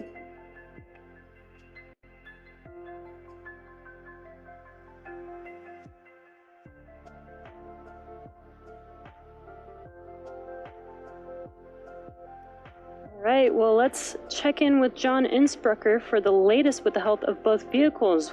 What's the update so far, John? Well, we've got just over 2.5 hours remaining in the countdown for the launch of Falcon 9 with Dragon on the Crew-1 mission to the space station. Right now, the Dragon launch ops team has completed their major activities to prepare the spacecraft for the astronauts. Checkouts of major systems are complete, including the escape system. And as you can see, ingress of the astronauts is well underway, getting Victor strapped in right now. No issues are in work. And right now, we're listening, waiting for comm checks with the crew and the ground coming up here shortly. On the launch vehicle, the Falcon 9 team is located in Firing Room 4 in the Launch Control Center at KSC. They're settling in for final checkouts and propellant loading and launch. They'll be doing comm checks with the crew, and that'll happen at about T-minus 2 hours. Currently, all systems are go on the Falcon 9 launch vehicle. The range continues to report no problems. The weather forecast continues to be acceptable. We're watching the upper altitude rain showers if they're in the trajectory of the vehicle. Also watching thick cloud rule and keeping the fingers crossed. We're also looking at weather around the world. We need to make sure conditions are acceptable if Dragon has to splash down in the Atlantic in case of an escape. And we're also monitoring contingency splashdown locations if the crew had to come back to Earth before docking with the space station. Now, if this were to happen, SpaceX and NASA are coordinating with the U.S. Coast Guard to ensure crew safety upon splashdown. And that includes extra ships and air assets to patrol a 10 nautical mile keep-out zone. This will help mitigate safety concerns for any boaters who are approaching the launch area. As the clock continues to count down, all systems are go at T-minus 2 hours, 31 minutes. And let's head back over to Jesse and Leah, who are also here in Hawthorne, as we wait for the comm checks with the crew. Thanks, John. Sounds like everything is looking good so far. We're getting really excited here. And the astronauts are still wrapping up, buckling in, and getting their suits connected to their seats. Definitely ahead of schedule today, though, so that's a good sign. And as we mentioned, we're really standing by for those comm checks with the crew. Some of the people you'll hear talking with the crew during those comm checks are the core, which we've mentioned. That's the Crew Operations and Resources Engineer. They're here in Hawthorne. We have a similar position at NASA called the CAPCOM. That's the person who really takes and there's the core right there. That's the person who really takes all of the information that's happening down on the ground and relays it to the crew so it's coming from one location. Additionally, there's the LD, that's the launch director. They're down in Florida and they're overseeing all of the countdown operations. The mission director, or the MD, is also here in Hawthorne in mission control, and that's the overall flight lead for SpaceX. So those are some of the people that you will hear speaking with the crew during their comm checks today.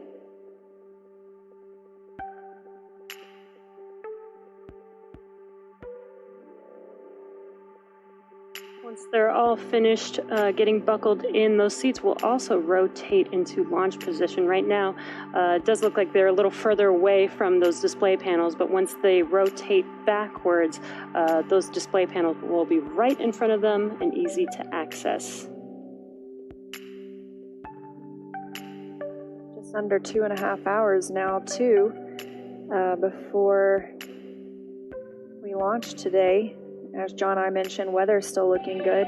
Just a little bit about the vehicle they're on itself. Crew Dragon and its trunk are about 27 feet tall. That's from the tip of the nose cone to the base of the trunk. Under that nose cone, we have bulkhead thrusters. Those will be used for some of the burns after the crew are already on orbit. And once they launch today, as we mentioned, it's going to take about 27.5 hours until they arrive at their destination on the space station. That allows them to get a little bit of a sleep period, because at some point, obviously, you get a little too tired. We want to make sure our astronauts are cognizant and fully focused on the mission. And so after a really long day today, they're going to get to sleep for about 8 hours tonight before waking up tomorrow, waking up tomorrow, continuing on with the mission, and then docking with the International Space Station.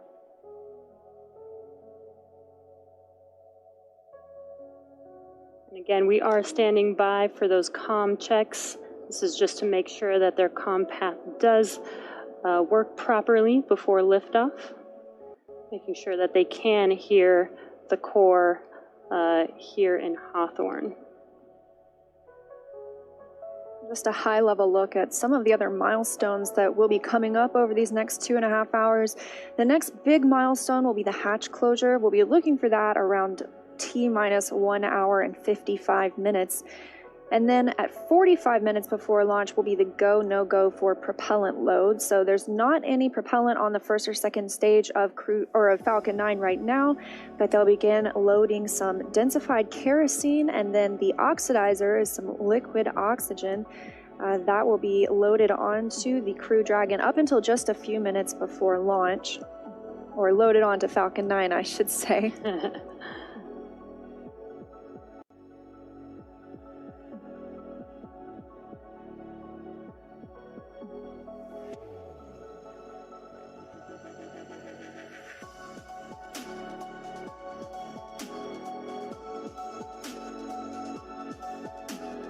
Again, we are still waiting for those comm checks. Looks like the crew is almost done getting all strapped in, their suits connected to their custom seats. Shortly, we will do comm checks as well as have their seats rotated back into launch position. That launch position also gives them a really good view of those 3 main displays, which aren't used for them to command the mission. It's really for them to monitor where they're at, monitor how the vehicle is doing. They can take control if need be. However, this is an autonomous vehicle, so after launch today, they should just be along for the ride until we get to docking tomorrow. And SpaceX, this is Dragon. We are ready for comm checks, 1.3 of 4.100. Copy. Stand by for umbilical comm check. CDR, PLT, MS1, MS2, comm check. Comm checks here shortly. And SpaceX, this is Dragon on umbilical. Commander has you loud and clear. PLT, umbilical, loud and clear. MS1, umbilical, loud and clear. MS2, umbilical, loud and clear. And core, copy. 4 good comm checks, loud and clear. Umbilical comm check complete. Stand by for ground station comm check.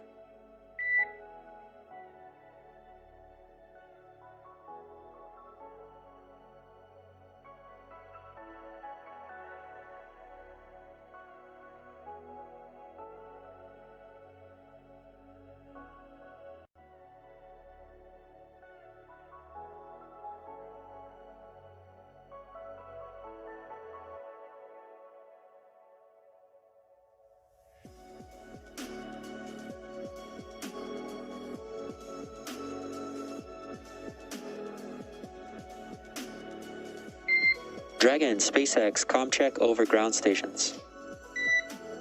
And SpaceX, this is Dragon. Have you loud and clear on ground station. And core, I've got you loud and clear. Ground station comm check complete. Stand by for Tejas comm check.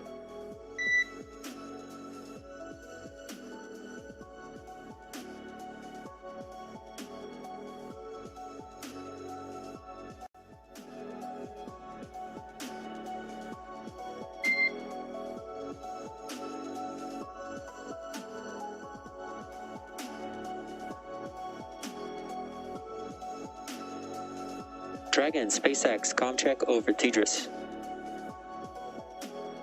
And SpaceX, this is Dragon. Have you loud and clear over Tejas. Copy, have you loud and clear as well. Tejas comm check complete. Stand by for comm checks with MD and LD in the launch configuration.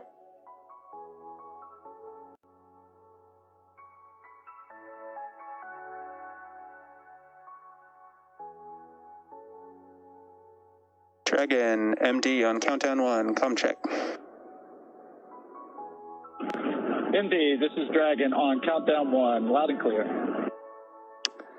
Afternoon, Resilience, got you loud and clear as well. Stand by for comm check over Dragon aground. Dragon, MD on Dragon aground, comm check. MD, this is Dragon, loud and clear on Dragon aground. Copy, loud and clear. Standing by for comm checks with LD. Dragon, LD on countdown 1, comm check. LD, this is Dragon on countdown 1. Have you loud and clear. LD, loud and clear. Stand by for comm checks over Dragon to ground. LD on Dragon to ground, comm check. And LD, this is Dragon. Have you loud and clear on Dragon to ground. LD, loud and clear. Good luck, Resilience crew. Copy and thank you. Okay, Resilience, that concludes our launch configuration comm checks. Please report when you are ready for seat rotation per section 2 of 4.100. Dragon copies and inward.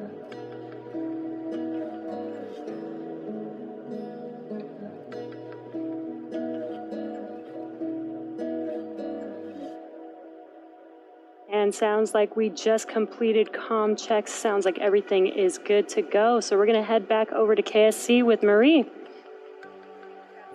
We are now getting an up-close look at a full-scale mock-up of Crew Dragon. And Kate, the astronauts are sitting inside a Crew Dragon that's very much like this one. Can you kind of give us a layout of what we're looking at here? So this is an exact replica, a 1-to-1 scale of Crew Dragon. So you can kind of see size-wise the amount of room that our four crew members have to move around. While this isn't the exact training module that they use to train in, as I've mentioned before, our crew trains at SpaceX extensively prior to flight. They use a mock-up similar to this one for things very detailed, such as running procedures inside the capsule, but also something as simple as practicing getting in and out, going through the side hatch, especially in a spacesuit. That could be a little clunky. Nicole, you flew on shuttle twice. I'm sure you had training and modules similar. We did, and you know what's really exciting for crew members is once you start doing a lot of training in the mock-ups, you know you're close to flying in space. So you really get excited about that.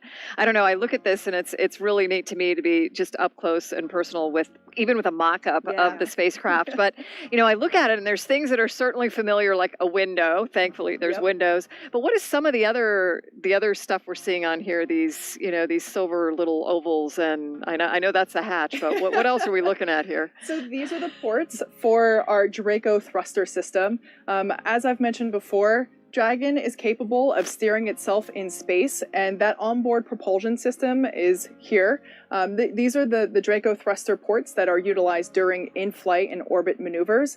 Over here on the side, we have the Super Draco system, which is basically a super-powered high-flow system, and those are only utilized in an abort scenario. So we talked a little bit about escape procedures. Those Super Dracos will not be firing on a nominal day, but they're important to have, as you know, they give the crew a path to safety if necessary. And we just heard the call for seat rotation. So that means that the crew, their seats are being rotated into position for launch. So we are going to send it over to NASA's Daryl Nail. He is at the OSB-2 viewing location with Kennedy Center Director Bob Cabana. Daryl? Right, thank you, Marie, and thank you for the tour of the Dragon space capsule. And I am here with Bob Cabana, Director of the Kennedy Space Center. Thanks for being here, Bob. And this is the Kennedy interview desk, and we are in the shadow of a little bit of cool hardware ourselves. The vehicle assembly building, which looks outstanding. Doesn't it? It's got a new, we touched it up a little. We repainted the flag and the NASA meatball and the sides of it. We got it all spiffed up for this history-making day. Excellent. You know, it's another great day at Kennedy Space Center, America's premier multi-user spaceport. We're making history. You like to talk about that. First FAA commercial licensed launch of Crew to the International Space Station. And to that point, why is that important for Kennedy? Well, it's important because we're trying to establish a commercial economy in low Earth orbit, all right? We want to be one of many customers. So by us flying crews to the International Space Station on an FAA launch, licensed flight, it opens up the door for other people to fly up there. Right. Other commercial customers. Yeah. So I saw you down there with the crew getting out, and they were walking out to their cars. Yeah, they look great. They're excited. I think I saw you were holding your phone, getting some shots. I kind of admit I'm a little bit of a space nerd. Well, hey, listen, I mean, you've been to space 4 times, so you understand what these folks are going through right now. I mean, it's getting real. These seats are articulating up. You can see it moving right now, Bob, as they get into position there. Yep. This must be a moment where it kind of gets real. Oh, yeah. Once you're strapped in, and wait till they close the hatch, then it's really real. Is that the moment it clicks? Yeah, then it's like, okay, we're inside this thing, we're going. You know, what's the feeling? What kind of goes through your head? So it depends on different. I mean, on my first flight, what absolutely went through my head was, I don't want to screw this up. I want to make sure I don't make any mistakes. Yeah. I mean, I was really focused on making sure that I did everything absolutely perfect. And you don't know what to expect. First off, no simulator on Earth can prepare you for what it's like to ride a rocket into space. I mean, you practice everything, but man, it just gets up and goes. That acceleration, that force pushing you back in the seat, it's something else. And so not knowing what that's going to be like, there's a little bit of anticipation. You know, when you go a second and third time, then you got a little more idea of what to expect, and you can relax a little bit more. But so there's anticipation of what is this going to be like? What is this going to feel like? And you would think there's some nerves there, right, just naturally in this moment. But these 4 astronauts, they also ate extremely well. So I hope that the nerves don't get them too much. They ate well because they were at the astronaut crew quarters. You've been hosting them for the past week. Sure. And tell me about what they got to eat. Like anything they wanted. That's great. On the menu, whatever you want. I heard like New York strip steak, basmati rice. Yeah, whatever. There was some dressing thrown in. Yeah. No, life in crew quarters is good. Yeah. With there's one crew. We used to have a motto in crew quarters: eat till you're sleepy and sleep till it's time you're hungry. That's a good way to leave. I'm surprised you can get them out there to get on the rocket with that kind of living. So that's why you don't want to spend too much time in crew quarters. Yeah. No, but we do a great job protecting our astronauts from keeping them healthy. But it's not about it's just amazing what we do. I would trade places with any one of them in a heartbeat. I'm really proud of these guys, and I'm proud of what we've accomplished as a nation to have this commercial crew program. Kathy Leaders and her team have just done an outstanding job getting Bob and Doug Hurley up there and home safely, paving the way for this first flight under contract with SpaceX. Yeah. This is the future, and we want to get Boeing flying too. They're right over here building the CST-100. We got to have them have a successful flight so that we have dissimilar redundancy so that we can get crews to and from the International Space Station. Their test launch right around the corner next year in 2021. Bob Cabana, thanks so much for being here. Appreciate your insight as always. Bob Thanks Cabana for having me, Daryl. Flew into space 4 times, folks. So between me and him, we have 4 flights into space. There you go. We'll send it back to you guys. Tahira. Hey, Daryl, thank you so much. So right now we've got about 300,000 people tuning in across all of our social channels. That's about 100,000 more from when we last checked in. And ladies, I am seeing some great comments coming in online, and I've got a few I want to show you. So this first one is, she says, I've always heard NASA astronauts talk about steak and eggs for breakfast, but this is the first time I've heard of curry rice. Love this. And just a huge thank you to astronaut Soichi for sharing this tradition with us. And let's take a look at another one. So we've got this user saying this is like watching Apollo 11. This will make history, and a private company sending humans to space with a reusable rocket. The future is now. So, and again, Marie, people have been super curious about what the zero gravity indicator is going to be on today's flight. I was wondering if you could maybe give us a hint. Okay, so I know what it's going to be. Nicole knows. I think Kate might know. We're not allowed to say yet, but I can tell you to keep your eye out. It will make an appearance at some point, but it's a surprise. It's special. Even it's gonna be great. Have to tune in. So, and ladies, we're hearing about the larger crew size in the capsule today, and I think that's super fun to think about of those at home. So I think we're going to pose the question to the public to see how big is their dream space crew. And we'll make this a poll, and so I'll share the results with you later on in the show. But Nicole, you're the only one up here that's actually been to space and on a few different crew sizes. Do you have a preferred number? Well, 6 seemed to be the number for me, and I think if I could add my family members on top of that, that would be outstanding. Oh, I agree. And room for pets. Yeah. Oh, yes. So, ladies, over the past month, we've also been asking users on social media to show us how they're getting excited for today's launch, and we've received some amazing submissions from around the world.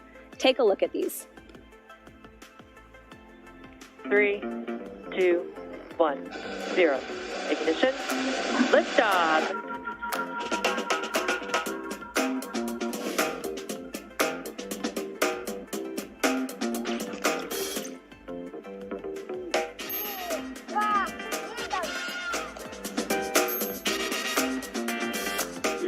And SpaceX System Dragon, you show a nominal check.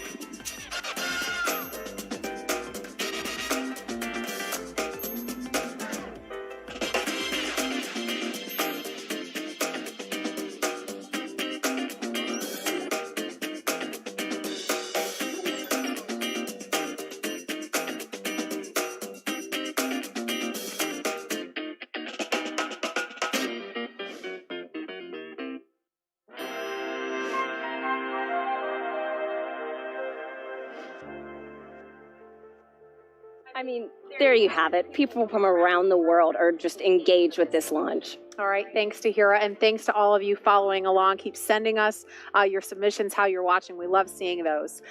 So we had seat rotation and comm checks, and we want to learn a little bit more about the crew before we get into hatch closure.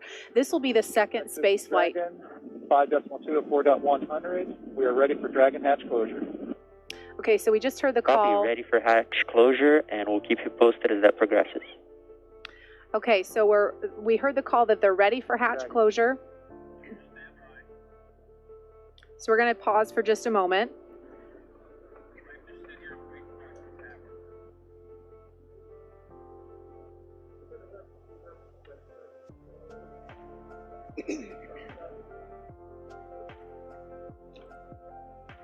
So if you've been following along, we actually heard the call out and saw seat rotation happen just, I think it was a couple of minutes earlier than we had on our timeline.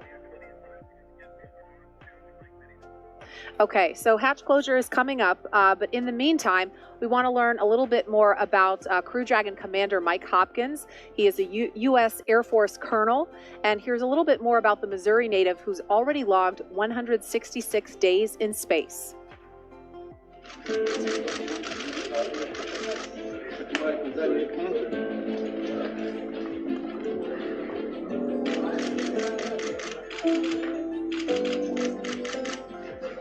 Sitting on the launch pad is definitely a moment that you're always thinking about, right? That's one of the more critical phases of the flight, as you can imagine.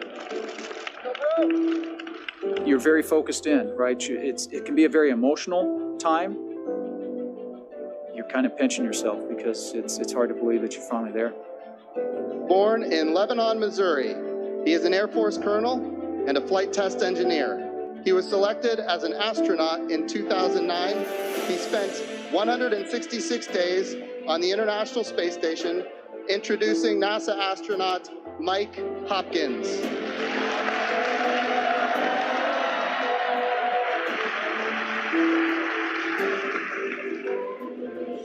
You know, it's funny. I mean, a lot of times people think of the dream of being an astronaut as something that a kid would have. And I remember when my wife and I first started dating at the University of Illinois, and I told her that I wanted to be an astronaut. She laughed at me and kind of said, "Are you serious?" But at the same time, she stuck with me throughout the years, and to have that dream come true is pretty amazing.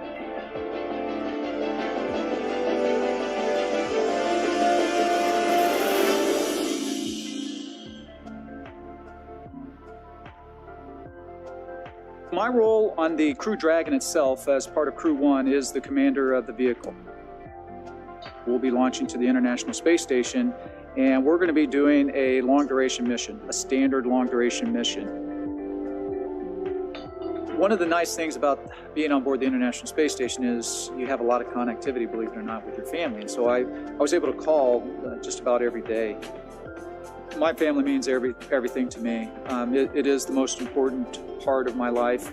My wife Julie, my son Ryan, my son Lucas, they are just such a huge part of this whole endeavor. You know, without family, it just wouldn't be as meaningful.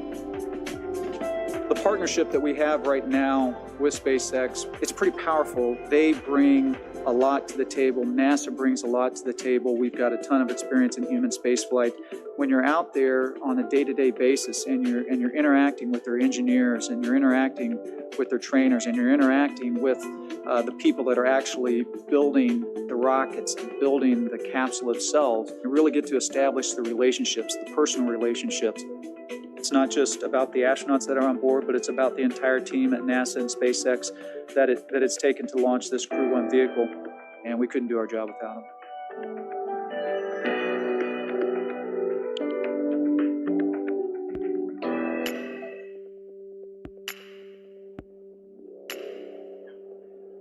Seated next to Mike Hopkins is Crew Dragon pilot Victor Glover, who has flown on 40 different types of aircraft for a total of more than 3,000 hours.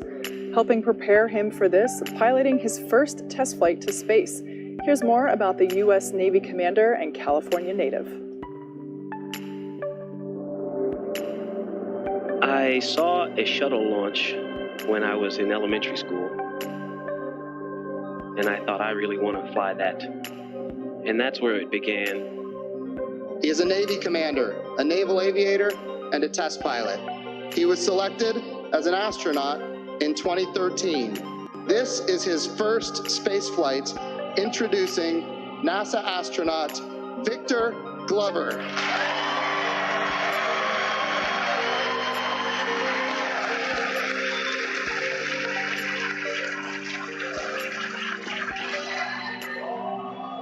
First and foremost, I'm just grateful to God and to my family. To work and live in space is just a humbling and amazing blessing in and of itself.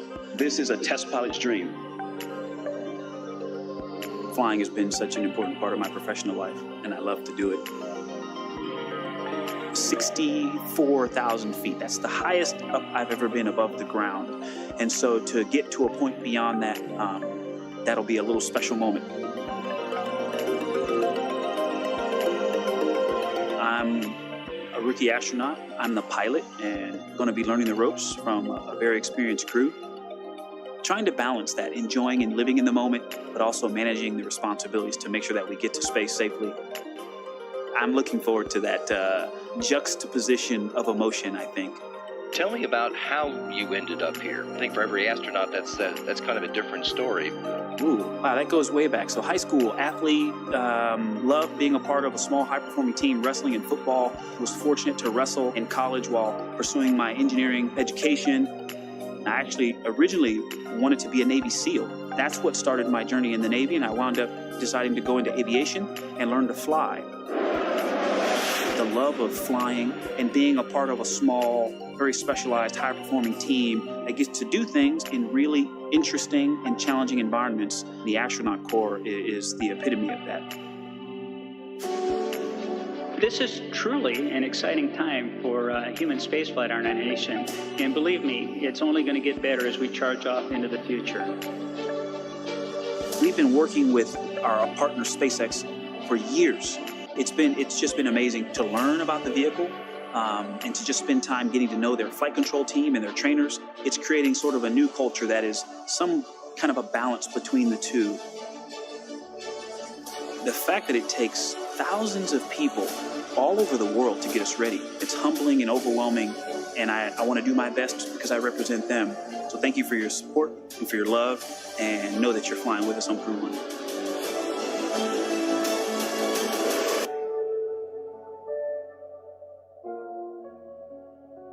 Okay, so while we were in that video, we saw the hatch close. We have not heard the confirmation of the hatch close. We're not expecting that until T-minus 1 hour and 55 minutes. So we're still almost 10 minutes away from that. But even though the hatch appears to be closed, there's a process to completing this and making sure that it's sealed and there's no leaking. So Kate, can you kind of explain what the crew is doing now during this hatch closure process? Yeah, for sure. So like Marie said, it's not quite as simple as closing your car door. Of course, they're having to make sure that everything is in place. There will actually be a seal that is inflated to ensure that all of basically that it is watertight. If it's watertight, it'll get to space.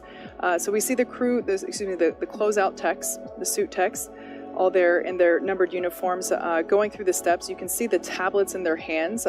Those are our electronic procedures, or e-procedures, and they are essentially stepping through each one to make sure that, and giving verbal cues saying that is complete, we are good, and we're basically just counting through the process step by step, getting closer to launch time, which at this point we're just a mere 2 hours and 3 minutes away from.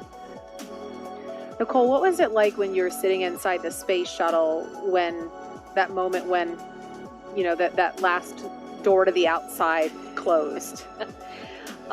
You know, I think it's like all the steps we've been talking are along the way. It's another one of those, wow, this could be real today steps. And that is certainly one that makes you think it's going to happen. You're at that point, you know, the closeout crew is getting ready to depart the pad shortly, and you know that you're going to be out there on your own with your crew waiting to go.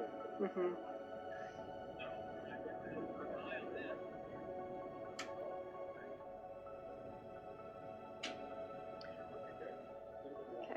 All right, and in seat number 1 today is Crew-1 mission specialist Shannon Walker, who flew previously on the Russian Soyuz to the International Space Station, spending 163 days in space.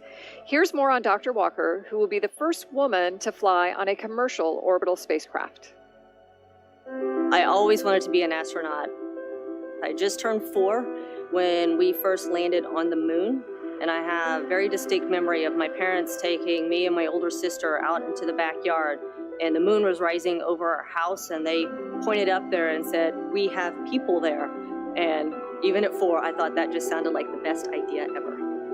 We have been given the scientific knowledge, the technical ability, and the materials to pursue the exploration of the universe. To ignore these great resources would be a corruption of a God-given ability.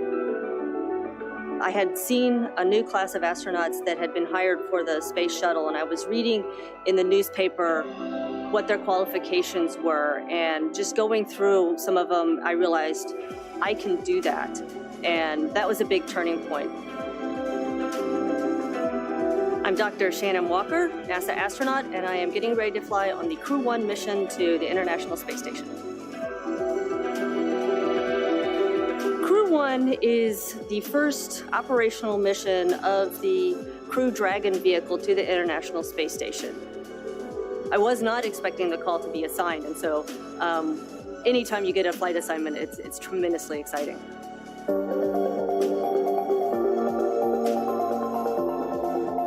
I spent 6 months on the station previously in 2010, and I am so looking forward to getting back there and having another 6 months on the space station. There are so many things that you could do on station. What I like about it is every day really is different. You get up and you may be doing a biological experiment one day, you may be doing maintenance on equipment the next day, and then the day following that you'll be doing some sort of experiment in chemistry. What I have found being part of the International Space Station program, and not just Russia, but our colleagues in Japan and Europe and Canada, is that underneath it all, we all have the same goals and we all have the same passions. The Dragon spacecraft represents to me is just a continuing evolution of better computing power that's evolved over the years and different ways that the crew can interact with the spacecraft. SpaceX is a very interesting company. There are so many young people. I always imagine it to be like it was in the early Apollo days at NASA, with so many young engineers so passionate about what they are doing. The important thing is we both have learned from each other, and now we've got a very strong bond on what we want to accomplish and how we need to accomplish it together. I do believe that human spaceflight is an imperative for our planet, and to be a part of that, to keep the progress growing, I find very inspiring.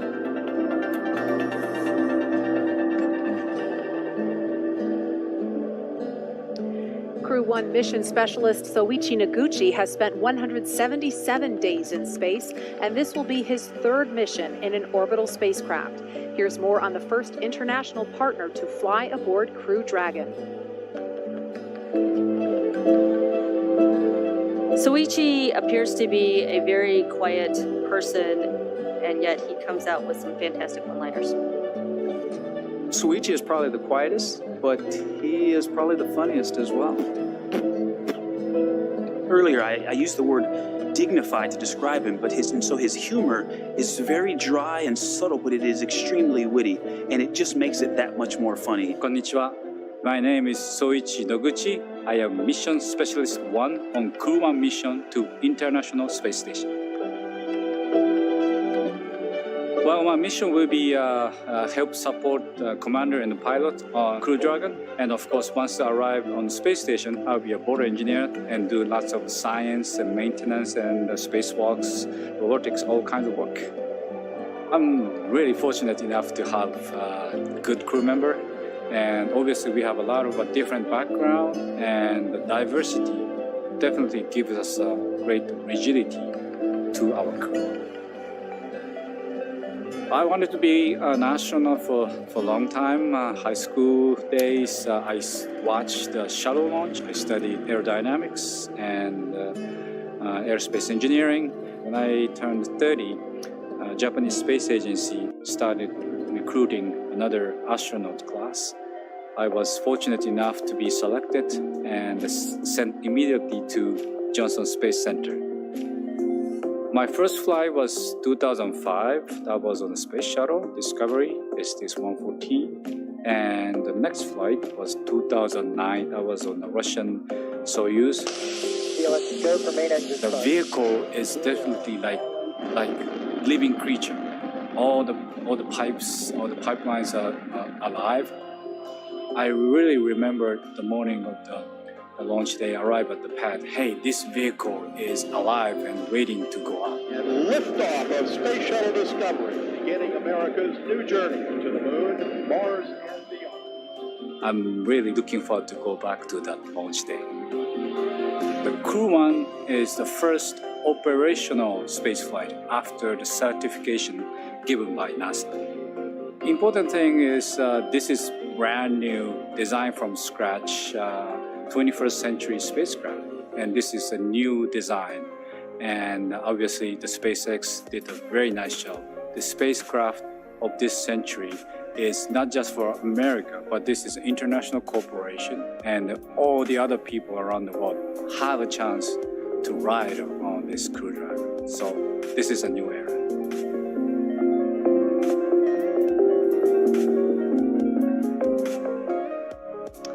Okay, we're looking live now inside the White Room. You can see. We're discussing now.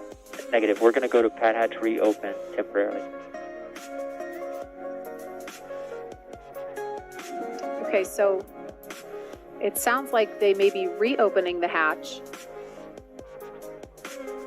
We're going to listen in to see if we can hear any more chatter about that.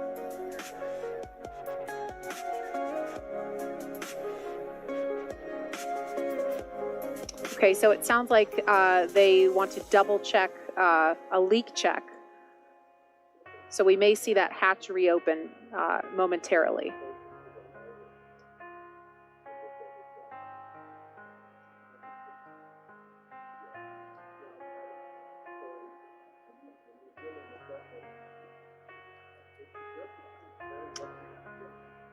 Nominally, we would expect right about now to hear a call out for hatch close right at T-minus 1 hour and 55 minutes. So we haven't heard that just yet, but we did hear that the teams are looking at reopening the hatch to double check some leaks.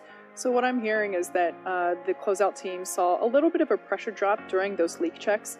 So like I mentioned before, it's not like closing a door, right? Or it's not closing the door to your car. The door closes. They check the environments inside the capsule, make sure we're good. Then they perform a leak check again, essentially making sure that the cabin and the door are able to maintain pressure and environments. So something like this, if they have to reopen it, it might just be they have to reposition a seal. So we're considered a minor issue at the moment, but it might be as simple as allowing us to open the hatch, check the seals and the latch mechanism, and then able to reclose it.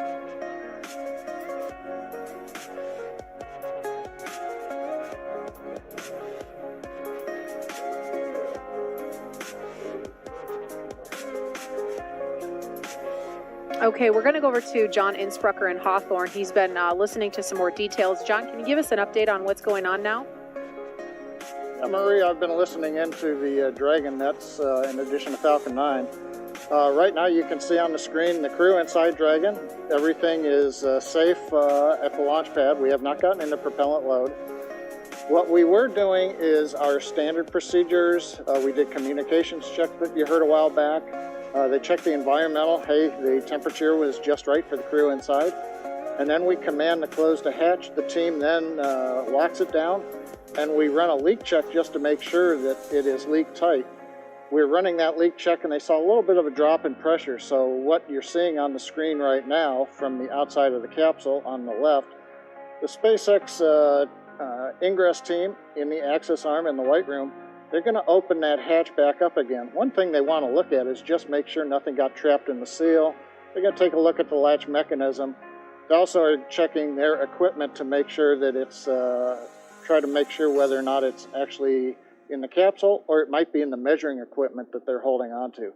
So you can see right now the Dragon latch, SpaceX for or the hatch troubleshooting has timeline. come open, and they are beginning the troubleshooting, taking a look around the seals go ahead of the for hatch. timeline.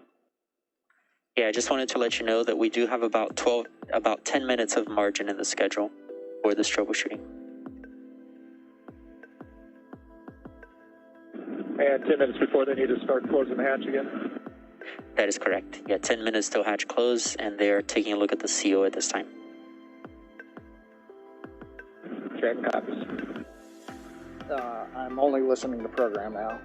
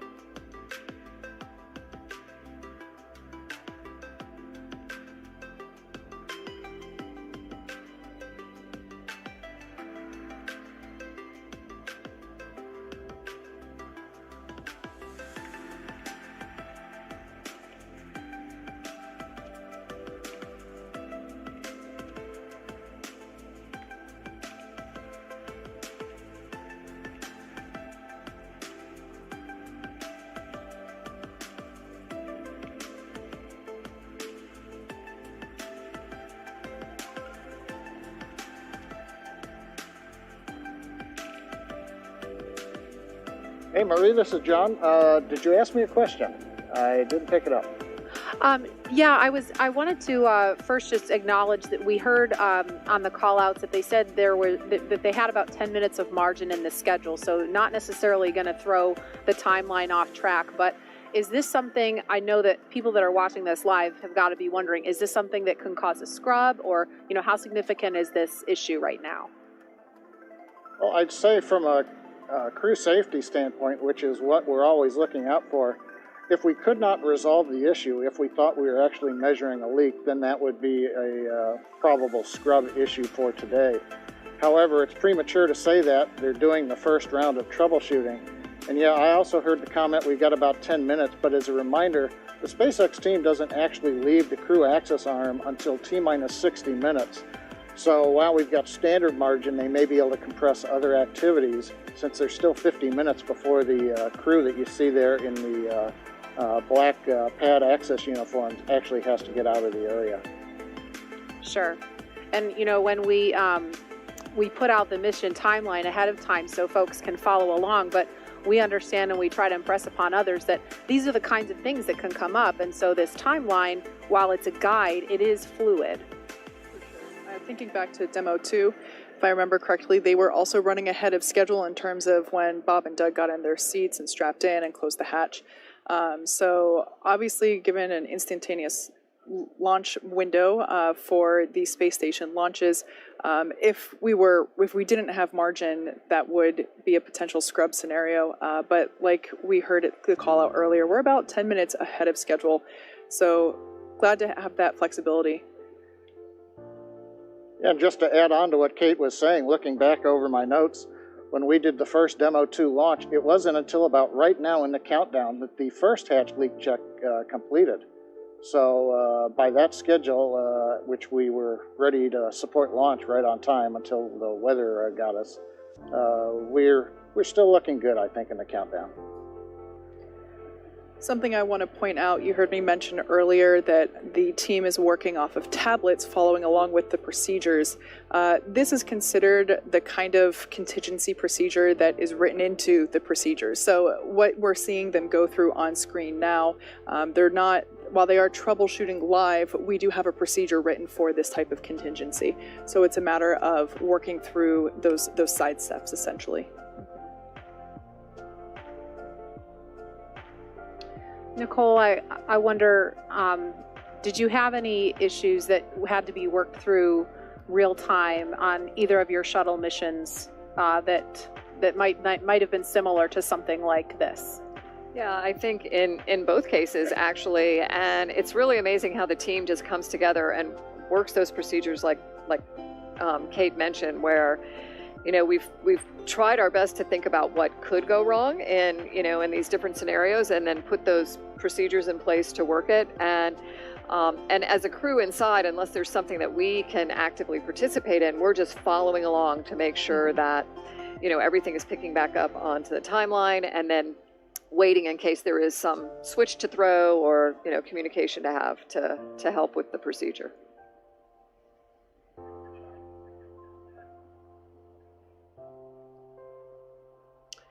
Okay, so again, if you're just joining us, we're at T-minus 1 hour and 47 minutes. We did not hear the call out of hatch closure yet because when they were going through the leak check process, they noticed a pressure drop inside the capsule. So they opened the hatch back up, and as John and I explained, there is some margin in the schedule.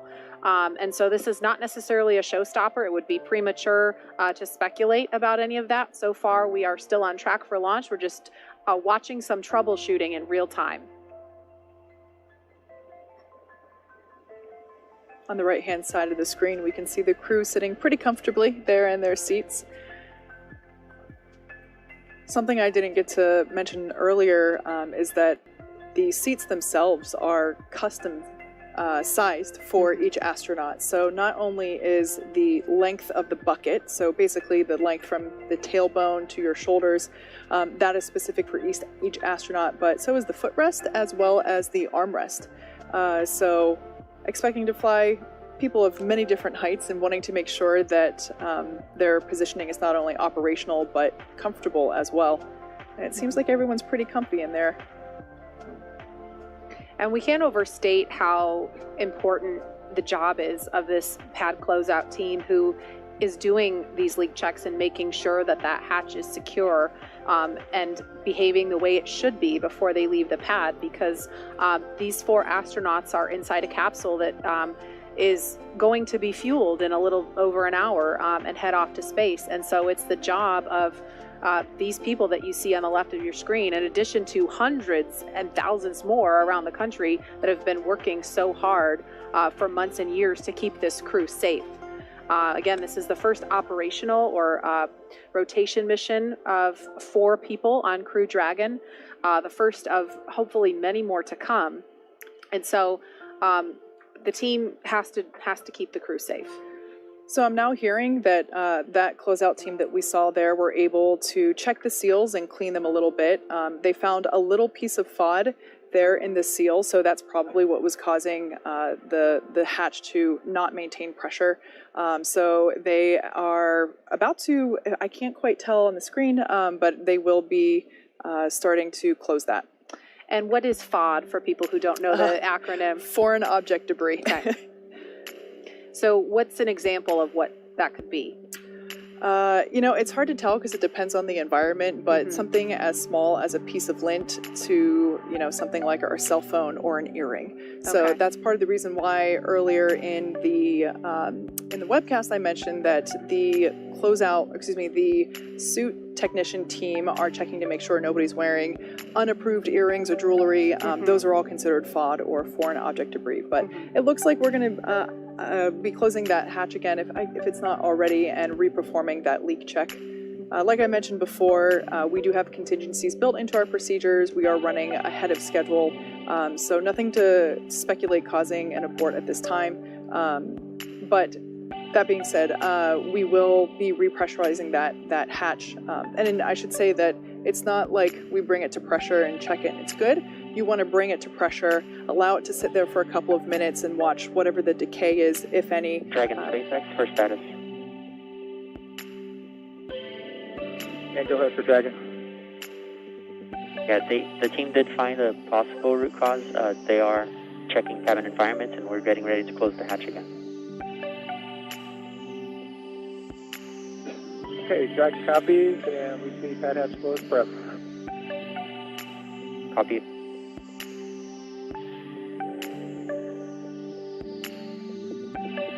So just the ground crew core communicating to the crew inside Dragon, giving them a status update, letting them know that potential root cause has been found and that they will be closing that hatch and beginning the leak check once again.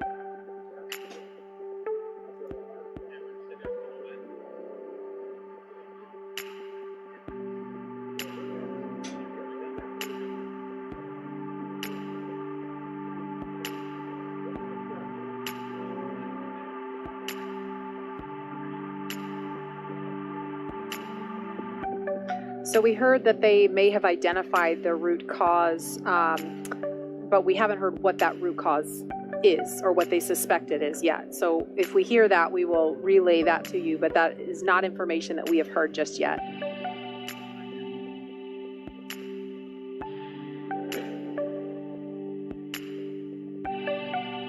And Dragon SpaceX hatch is closed.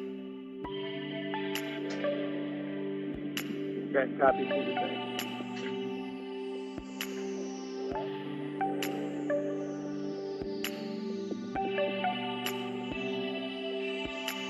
Okay, so we heard hatch is closed, and so we expect a leak check to be forthcoming.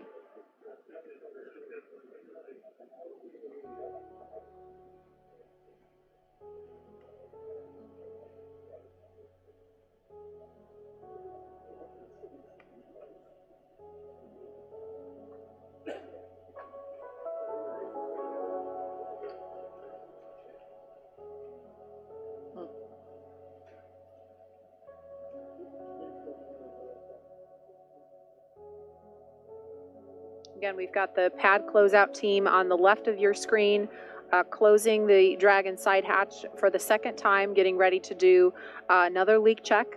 And the crew is sitting tight on the right-hand side of the screen. So we see them performing the mechanical sealing of the hatch. After this is complete, we'll begin the leak check.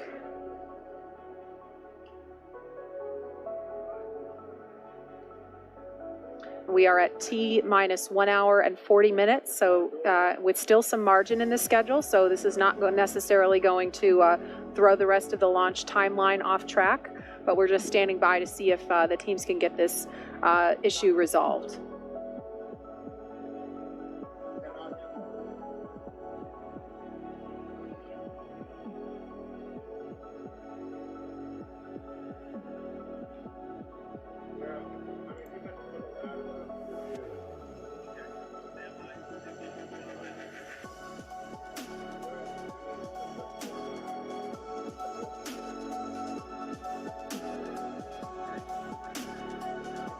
Okay, it sounds like we've got an update from John Innsbrucker in Hawthorne. John, what can you tell us? Well, Marie, right now we're just inside 100 minutes until the Falcon 9 launch. We're waiting right now to hear the results of the hatch leak check. The second one's going on. As we've mentioned, we think we found a little bit of debris in the seal, and fingers crossed that we're going to do that. We're also waiting to hear the comm checks between the Dragon crew and the Falcon 9 launch team, the responsible engineers down in the firing Dragon room. SpaceX for status. To catch up right now, as I mentioned, we're just inside of 100 minutes. And go ahead for Dragon. Okay, the leak check hardware is connected and we're holding pressure now. Still in progress. Dragon copies, and that's good news. Yeah, and I will provide some more words on what they identified during my post-ingress brief. Okay, Dragon copies, and I assume we still have some more time on the leak check. That's affirmed. Yeah, they're still performing it. Dragon.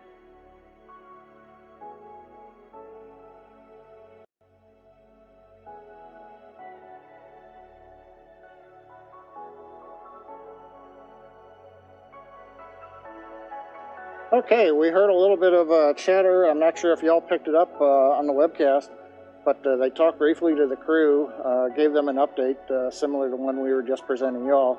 The good news is that they are farther along in the leak check right now than they got the first time. So again, things are going in the right direction the second time around. They're also looking at the timeline for the crew ingress team that you see there on the left monitor, the SpaceX folks. They will be able to leave a little bit later than T-minus 1 hour and still be able to get clear of the area in plenty of time for us to do propellant loading and the launch. Now, right now on the Falcon 9, we're waiting to do the comm checks with the crew. Our launch engineers for the launch vehicle, they are in firing room 4. SpaceX for Falcon 9 comm checks. And here comes the comm checks. Let's listen in. And go ahead for Falcon 9 comm check. Yeah, if you are ready, we are going to kick those off. Dragon's ready.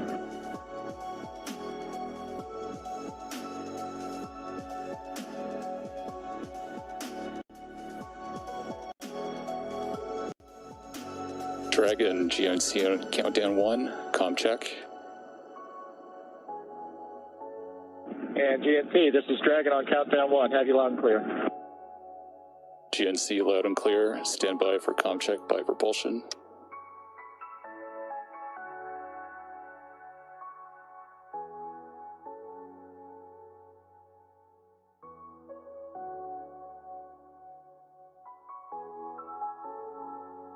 Dragon, prop on countdown 1, comm check. And prop Dragon on countdown 1. Have you loud and clear.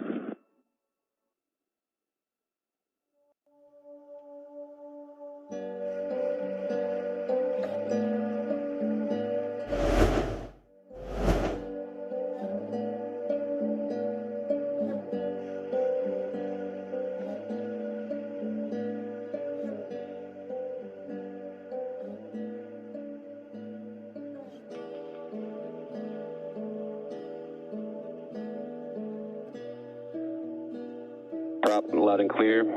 Stand by for comm check with avionics engineer. Dragon, avionics on countdown 1, comm check. Avionics, this is Dragon on countdown 1. I have you loud and clear. Avionics loud and clear. Stand by for comm check by the ground segment engineer. Dragon, ground segment on countdown 1, comm check. Ground segment, this is Dragon on countdown 1. We have you loud and clear. Ground segment loud and clear. Stand by for comm check by launch control. Dragon, launch control on countdown 1, comm check. Launch control, this is Dragon on countdown 1. Loud and clear. Launch control, loud and clear. Stand by for comm check by the chief engineer. Dragon, CEO on countdown. Comm check. CE, this is Dragon. Hans, we have you loud and clear on countdown. CE, loud and clear. This completes the Falcon 9 responsible engineer comm checks. Safe flight. Dragon.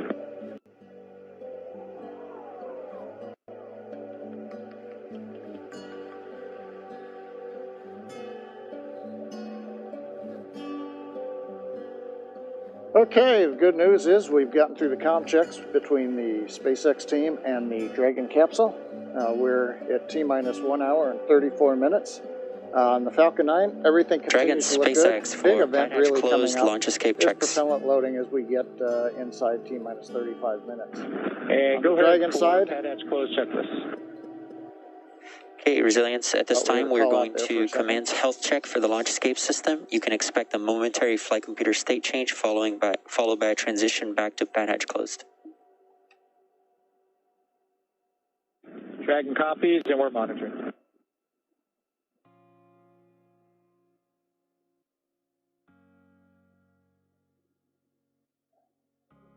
Okay, I think we've got a moment now, listening to them talk to the crew. On Dragon, other than the side hatch leak check that's been going underway, everything else has been looking good. On the weather front, the good news is that while we've been watching for rain showers in the trajectory of the Falcon 9, we've been watching for heavy rain or thick clouds. Currently, everything does continue to cooperate as we were hoping. The frontal boundary was slowing down and may not reach Kennedy Space Center by the time of launch. And right now that continues to look like it's going to happen. So the local conditions are good. Upper altitude winds, we're looking at the balloons we've been releasing, and those show us that conditions in the upper altitude for stability are good. So we ought to go for launch in about 92 minutes if the weather cooperates, and of course the range is ready to go. So right now we're going to throw it back to Daryl while we wait for follow-on discussions. John, thank you very much for that update. And we're here at the Kennedy Space Center, of course, and I can confirm for you, John, weather is looking good right here. Just a thin layer of clouds overhead right here at the launch complex. I'm joined now by Deputy Administrator Jim Morehart for NASA here, and we appreciate him coming to talk a little bit about licensing of these launches. And that's a new thing around here, Jim, because previously that's not something that we heard a lot about. But we understand that this launch is the first commercially licensed launch by the FAA. So explain to me why that is and how that works. You know, Daryl, it has just been certified for the first time. We license a lot of launches. We had 29 launches that were licensed in 2020, and we're expecting another 56 in 2021. So it's going exponential, and we're excited about that. We've really collaborated with the Federal Aviation Administration, which is part of the Department of Transportation. Steve Dixon is the administrator. He's here right now. He's been with us through the week, working with us, which is just tremendous. There's a great collaboration between the two agencies. So help the public kind of understand what this means. I think, generally speaking, we all understand that we get aboard a commercial aircraft. That carrier is FAA licensed. So now we're licensing space flight, launches, commercial ones with people on board. So what does that, what does the public take away from that? You think about it, we have the most complex airspace in the world over the United States. And now we're going to expand it even more into space. And so we're really integrating both our aeronautics, our aircraft that we fly, enjoy every day, with space operations. So we're going to have both those things happening at the same time with human space flight. And that's what we're doing here today at the Kennedy Space Center. That's impressive. And just when you mentioned the airspace in flight, right? Very crowded place. Space just getting started, and as you mentioned, growing. Where do you see this, when you just kind of dream a little bit, where do you see this going one day? Daryl, you think about it. First off, it's both Federal Aviation Administration, but at NASA also, our number one priority is safety. That's what we're focused on. But in the meantime, we're commercializing low Earth orbit. Right now, we have a $350 billion space economy in low Earth orbit. That's true. That's a big number. It is a big number. 350 billion. And people are talking in the future going to over $1 trillion. And so it is just, we're starting the dawn of a new space age. And quickly, I think you were telling me that this also increases our ability to do science on the International Space Station, right? With these 4 great astronauts, and Jim Bridenstine and I met with them yesterday, and they want to fly, and we want to make sure they fly safely. But with that, when they get to the space station, we've got 1 astronaut there right now. It's going to increase our research efforts up there by 300%. And we really believe that demand is going to grow. And the hope is ultimately that we'll have commercial space stations that are built by our space industry in the United States. And so, because there's so much research to be done. All right, well, very good. Illuminating information about the licensing of spaceports. Appreciate your efforts and all your work in getting these government agencies to work together and talk to each other and come together with some consensus there. That's good stuff. It's my honor, but this is about safety, and we're going to keep doing it. Excellent. Keep up the good work. Thank you, Jim. Jim Morehart, Deputy Administrator with NASA, and we are now at T-minus 1 hour and 28 minutes. We'll toss it back to John I. in Hawthorne, California. John? Well, maybe not John. We'll go to Marie, right here across the way at KSC. All right, thanks, Daryl. I've got a brother named John, so I'll answer to either. We are standing by for a post-ingress briefing to the crew. Dragon SpaceX for side hatch leak check. And go ahead for the side hatch leak check. Okay, good news. The leak check has passed, and we saw consistent readings to what we saw on dry dress. So it looks good. That's great news, SpaceX.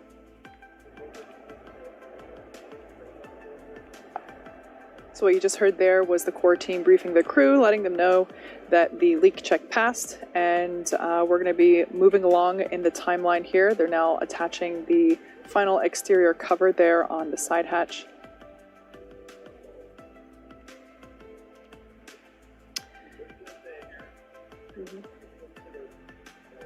And they mentioned that the levels that they checked were consistent with dry dress. They were referring to the rehearsal that was conducted Thursday. So just a couple of days ago, they went through this process. It's called the dry dress rehearsal because they do everything except fuel up the rocket and, of course, launch. So when they did the checks that day, obviously things were nominal. The first time they closed the side hatch, they noticed a drop in pressure when they did the leak check. So they opened the hatch back up, discovered some foreign object debris, or what we call FOD, cleared that out. We don't know what exactly it was yet. We might hear about that in the post-ingress briefing. But they closed the hatch back up, did another leak check. Everything looks nominal, and that's what we just heard confirmation of. So that they said that was great news. So it sounds like we're getting back on track now. So it looked like that closeout team member just took the final closeout photo there, or one of final, and we are moving along. If you look closely on the right-hand side, you might be able to make out some signatures there on the wall of our white room.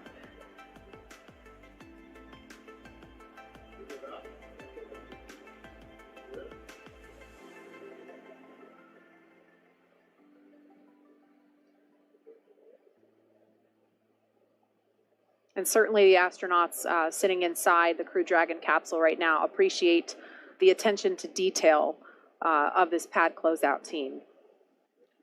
Yeah, I'll tell you, Marie, it's interesting. I think one of the things we definitely appreciate is that the team that works here with us on these spacecraft absolutely believe that the care and feeding of those spacecraft is their responsibility. And we know that. You can tell as they're working with you and hear them outside the hatch and on the radio as well. Now, Kate, can you explain what we're seeing now? It's a little difficult for me to see on the screen. I'm sorry, I can't tell what they're doing. It is a little off, you know, it's above the frame of the camera view that we can see. Are there things they have to remove before the seal with the hatch can pull back? No, there's nothing necessarily attached to the capsule, but I would like to point out, again, we're not only taking into consideration the safety of the crew, but the safety of our team members as well. You can see the straps there. I believe what they're doing is they're basically allowing, so there's a mechanism there on the crew access arm. There's kind of like an airplane door. It doesn't, the metallic pieces don't go anywhere near close to the airplane, but there's a little bit of a seal there to try and control the environment.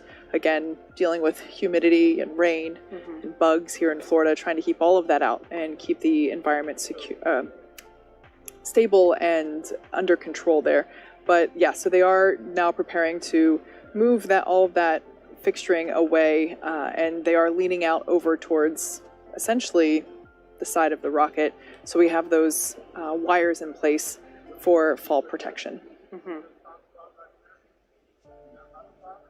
So we should be hearing any time now a post-ingress briefing. That's what we're expecting for the crew inside to kind of get a recap.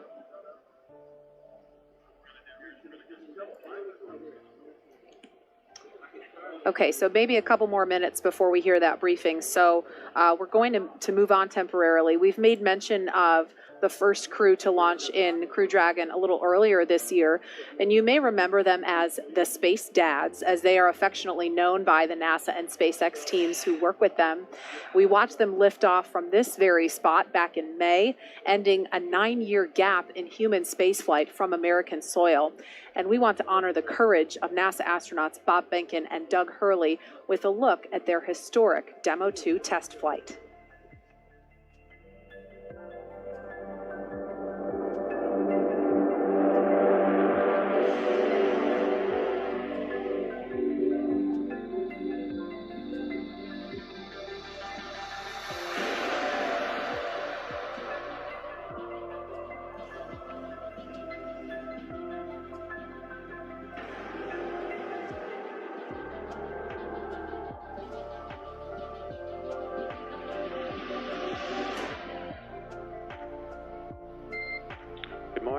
welcome aboard. Dragon, SpaceX, ComCheck, ground stations. SpaceX Dragon, we're go for launch. Let's light this candle. 3, 2, 1. Ignition. Liftoff of the Falcon 9 and Crew Dragon. Go NASA, go SpaceX, Godspeed, Bob and Doug.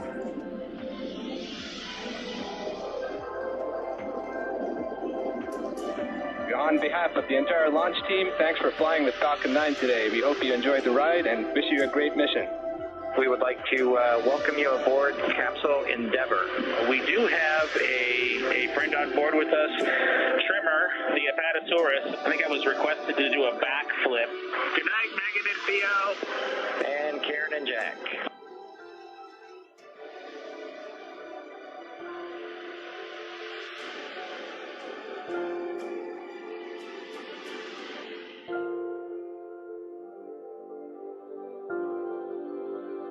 MD Houston flight. Houston is go for undocking and departure. Dragon is committed to undock. SpaceX Dragon on Dragon to ground. We are ready for the systems brief. Copy. As stated, Dragon's in a healthy state. We are proceeding toward the primary landing site, and your timeline is current.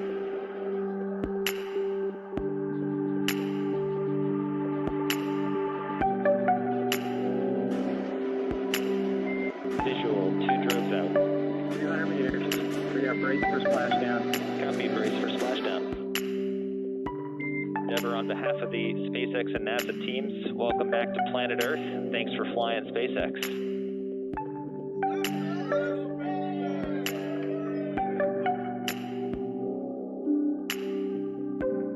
It's a humbling experience to be a part of what was accomplished.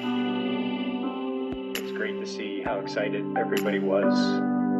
We hope it brings a little bit of brightness to a pretty tough 2020. Wow.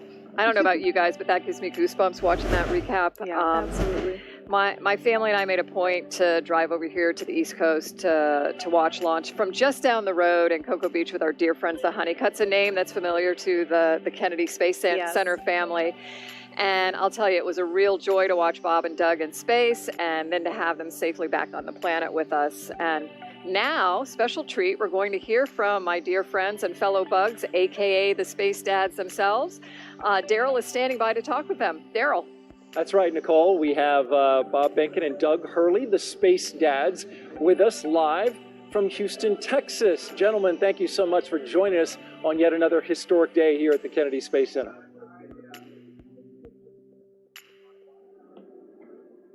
Hey, Daryl, how are you? Howdy, Daryl. Good to see you guys. Good to see you. So you know this moment. You remember it, I'm sure, well, when we came to this moment in time where the capsule, the door was closed. Tell us what you guys were thinking in this moment as we see astronauts, the 4 Crew-1 astronauts getting ready to fly. Well, just thinking about the mission ahead, what you need to do to get through the next hour or two of the timeline. I mean, you know, you don't have a lot of time to think about a lot else. You've kind of wrapped everything up before you walked down and walked out, got to the pad. So we're just going through the checks with the teams, following along and doing the things that we need to do.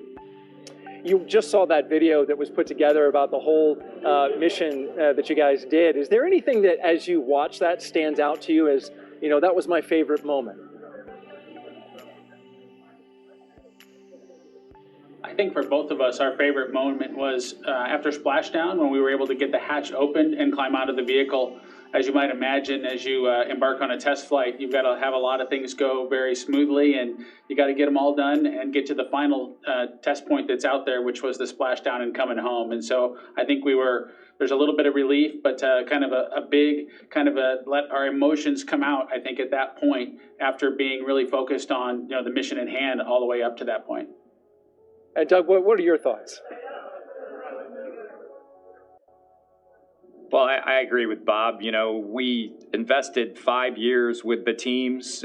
We went out to Hawthorne almost every week the last 2 years that before we launched. And so, you know, just a culmination of an incredible amount of work by so many people, and to be just a small part of it, and then to complete the mission successfully and have the type of mission that we had, where we were able to do a whole bunch of work on board space station, including 4 spacewalks, and then complete the test flight of Crew Dragon and get it ready for this crew. It just, it's indescribable to be a part of that type of an event, and we're just excited to see what's going to happen, hopefully here in just an hour or two. Yeah, just an hour and 16 minutes until launch. And so I want to know about a conversation that you guys had. You had some important conversations with this crew. What did you tell them? What advice did you give them? Well, Doug and I got a chance to sit down with the Crew-1 folks, just like everybody else is these days, over the across a video conference soon after we returned. And we tried to give them the benefit of the experiences that we had had and some suggestions on some things that might help their mission go a little bit smoother. But I think the biggest message that we passed on to them was that there was a good ship here, and it did a great job getting us to space station and back, and they should have confidence in the team as they go off and execute their mission. And so there are things that can be improved after our test flight, and they took a lot of those minor things to heart. But overall, we just really passed on just a lot of confidence in the vehicle, and that goes a long way for a team that's got a lot of things to do as they lead up to the mission that they're about to launch on today, and not a lot of time. If you look at how quickly the vehicle got assessed and changes were made in preparation for this mission, it was just a short couple months ago, I think, at this point, since we came home, and we just really wanted to pass our confidence on to them as they got ready for their mission. And Commander Hopkins, in fact, said that he appreciated Doug Hurley telling him that when he was commanding the landing, that he was ahead of the spacecraft. Describe what that means and why you think that helped him.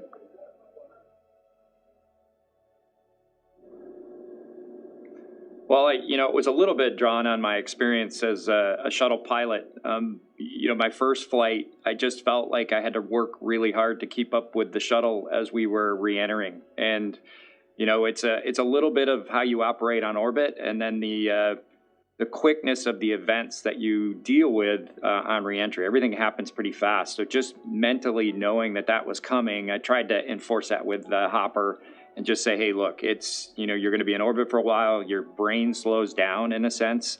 But then when re-entry occurs, those events really happen fast. From the time that you separate from the trunk all the way to splashdown happens, it seems like in an instant. So we talked a lot about that, and I just wanted him to be calibrated and be ahead of Dragon as best he could, and then communicate that obviously to his crew. He's got a great crew, and they'll be ready for it when they come back in next spring. And in fact, he said that as a result of that statement, that he studied hard because he knew he had to be ahead of it in order for when these events happen to be ready for them as they come. Bob Mink and Doug Hurley, astronauts with NASA, and the crew of Demo 1. We appreciate you guys. Demo 2, sorry. Appreciate you guys being here. Thank you very much. And enjoy the launch. And now we're going to send it back to the desk. All right, thank you, Daryl. It is T-minus 1 hour and 13 minutes, and we understand John I has been listening in, has some more information to pass along on what's been going on, what information the crew has. So, John I, let's hand it over to you in Hawthorne. Thank you, Marie. It's, as she said, T-minus 1 hour, 13 minutes, 24 seconds. The good news is we are on the timeline. While we were interviewing Bob and Doug, we did hear some discussion with the crew over the SpaceX to Dragon CrewNet. They gave them an update on a couple of issues that we've been working. The one of great interest right now has been the hatch close.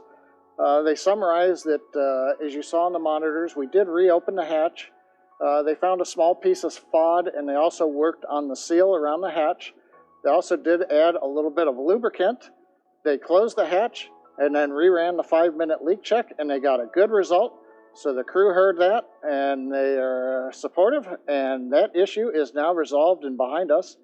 The other issue that we've been working that they briefed the crew on is just above the first stage where the propellant tanks in the inner stage meet. You can't see on your monitor there, but there are some weep holes, and what we've seen is some water, I think, from maybe rain that has gotten in there has drained out, and that gave a little bit of discoloration. They wanted to make sure that might not be something else like the RP-1 fuel that's on board the rocket. So they've done some review of data. They see no issues with the fuel system, or in this case, it's the grid fin system that's in proximity in that area. They believe it's water. They briefed the crew, and again, that issue is now closed out. So coming up on just inside T-minus 1 hour and 12 minutes, we've closed up our couple issues, and as we also heard just a couple minutes ago, the closeout team has left the crew access arm, so we're looking good on schedule. So Jesse, everything in the very busy last 20 minutes or so has come together and closed out. What else has been going on? That is awesome news, John. Thank you for that very detailed update. We're just 1 hour and 11 minutes from launch, and it just keeps getting more and more exciting, especially with those updates coming in. Since arriving at the spacecraft, the crew were helped by our closeout engineers to get into their seats, attach their suits to special umbilicals that provide breathing air and a communication link to Dragon systems. They conducted leak checks, which were successful, and communications checks with the Corps here in Hawthorne, which is the person who will speak to them directly throughout the mission, as well as the launch director in Florida. This is where they are checking their comm path through both ground stations and tracking and data relay satellites that will use to talk to the crew the entire way to the station. And after those suit checks, we were looking for the leak check on the hatch. So we closed the hatch, and as John and I explained, there were some pressure changes. And so they reopened the hatch, removed what appears to be a piece of foreign object debris or FOD, reclosed the hatch, conducted those leak checks, and everything has come out well. So the closeout team is departing the pad, and weather operators are kicking off the final check on wind speeds at the pad, and that'll be used for the final go, no-go poll for launch. Before we get to that final go, no-go, the various teams at both NASA and SpaceX will do an internal go poll, making sure conditions are right with the Falcon 9, the Dragon, the Crew, the range, and the space station before the final go is given. So let's check back in on Houston for a status on the team supporting the space station on their readiness for launch. Shaniqua? Thanks, Leah. The team here in Mission Control Houston remains go for launch. All systems on board the station that required to be healthy for mission are continuing to look good. Before the station team is go for launch, they verify that key systems on board the station are functioning as expected.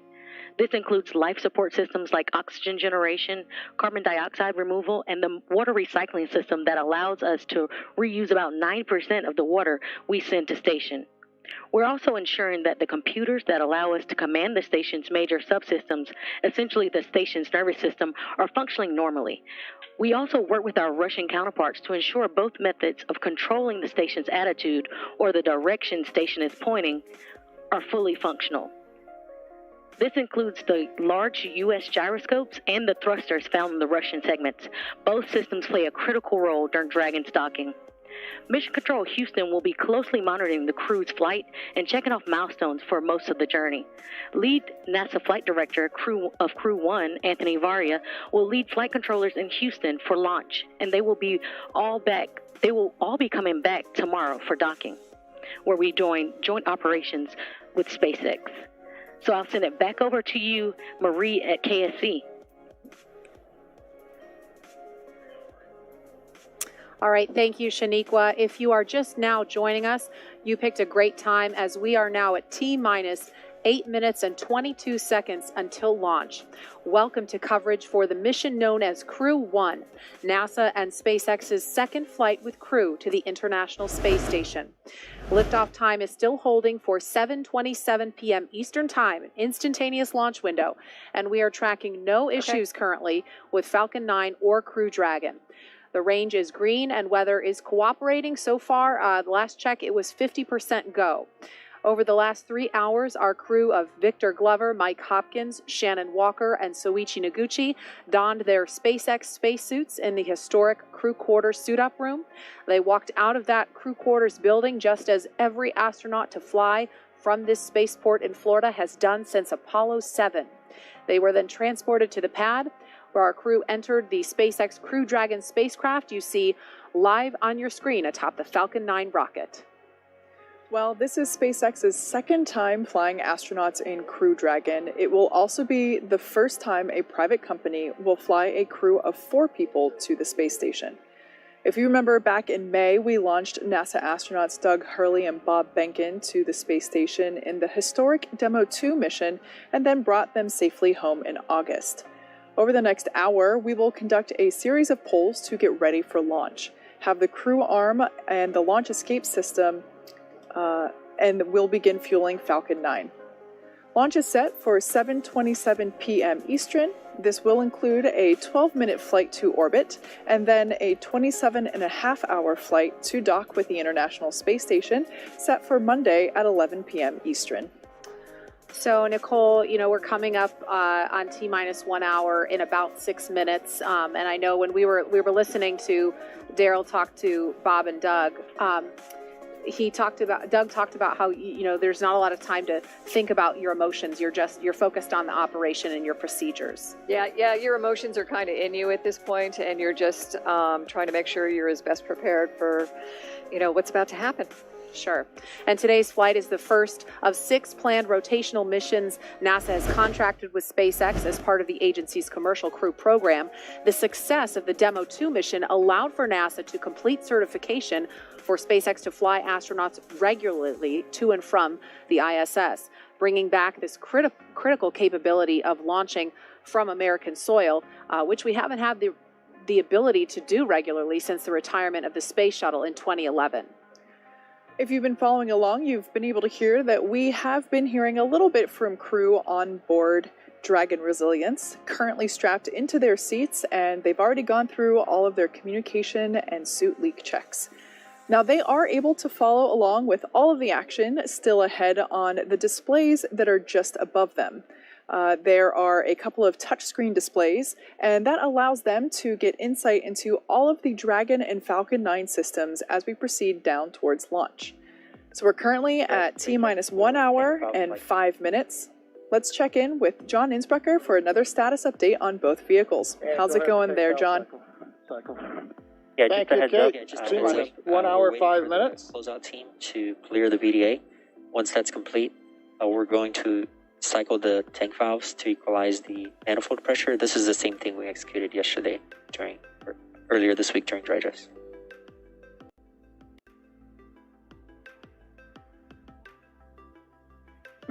Okay, we copy that, and Jay, your call's coming in a little bit soft, and we're losing you kind of at the end of them. Copy all on that call, and I'll let you know when we're ready for that tank valve cycling. Okay, Dragon copies, and that was much better, thank you. Okay, we've just heard a little bit of the dialogue between the crew inside the Dragon capsule Resilience and the SpaceX Dragon team. Looks like they're going to be cycling a little bit of pressure, giving the crew a heads up. Probably hear some of that noise. Now, as I've mentioned, we're T-minus 1 hour and 4 minutes, counting down. Good news is, as you heard a few minutes ago, we've resolved a couple issues we were working earlier in the count. And while the pace was busy before, now it's going to begin to pick up again. Falcon 9 is into its checkouts of first and second stage propulsion systems and engines. That's in preparation for propellant loading. We're going to hear polls between T-minus 47, T-minus 45 minutes on readiness for propellant loading and then on to launch. And then at T-minus 35 minutes, propellant loading will begin. Now on Dragon, we've done our checkouts. Everything is looking good. The astronauts are currently inside Dragon. The hatch is closed and the leak check is successfully complete.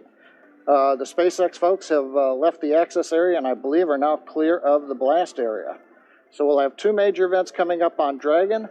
Between T-minus 45 and T-minus 42 minutes, we're going to see that crew access arm currently alongside Dragon. That's going to retract away from the capsule. And then we'll follow that pretty much immediately by arming of the Dragon launch escape system. That needs to be armed prior to loading propellant onto the Falcon 9. We're launching out of historic pad 39A from the eastern range. The range is green and go to support launch not only here, also the worldwide network of ground stations and the on-orbit tracking and data relay satellites are ready to support Dragon as it heads to orbit. And the good news, weather continues to be acceptable both at ground level and the upper altitude. Dragon SpaceX, we are cycling the orbit tank isolation valves to equalize pressure. With the call out from core. They're cycling the valves to equalize pressure. Now, as a reminder, we have an instantaneous launch window today at 27 minutes, 17 seconds after the hour. So once we get into propellant loading, there's no opportunity to change the T0. Once we get into propellant loading, and actually right now, we're committed. We can't slow down or add some more margin time. We've got to finish up the last 62 minutes. But the good news, Jesse, at just inside T-minus 62 minutes, we are go for launch. Great to hear, John. Sounds like everything is going back to normal, is that right? We've got an extensive history now of flying Falcon 9 from the Florida coast, and earlier this year we completed a test run of the mission that we're just an hour away from beginning here today. And the purpose of that mission was to demonstrate Dragon's capability to safely and reliably fly humans to and from the International Space Station. The success of Demo 2 was a truly exciting moment and paved the way for today's mission. And Dragon SpaceX valve cycling is complete. Dragon copy. And good words from Core to the crew. But that mission paved the way for where we are today, sending this full crew for a long-duration expedition aboard the International Space Station. Dragon and Falcon 9 together have years of operational experience, or what we refer to as flight heritage. As Leah mentioned earlier, SpaceX has successfully completed 23 flights of Dragon to and from orbit since 2010, including 22 trips to the International Space Station. Not only have we conducted thousands of hours of testing, we've also enhanced and added a number of safety features to Dragon.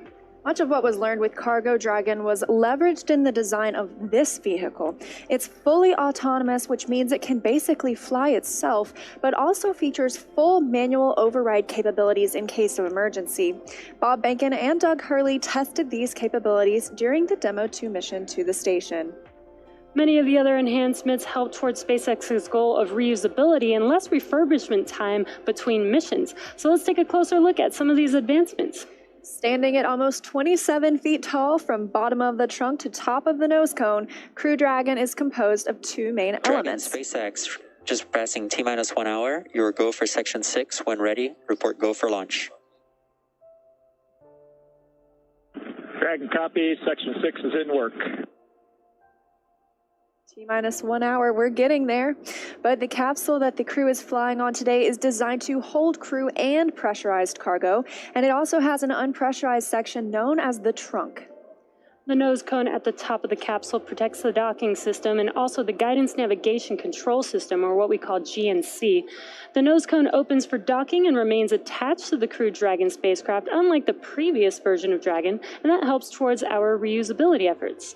Opposite the nose cone is the trunk. It provides attachment points for Falcon 9, the Dragon capsule, and cargo.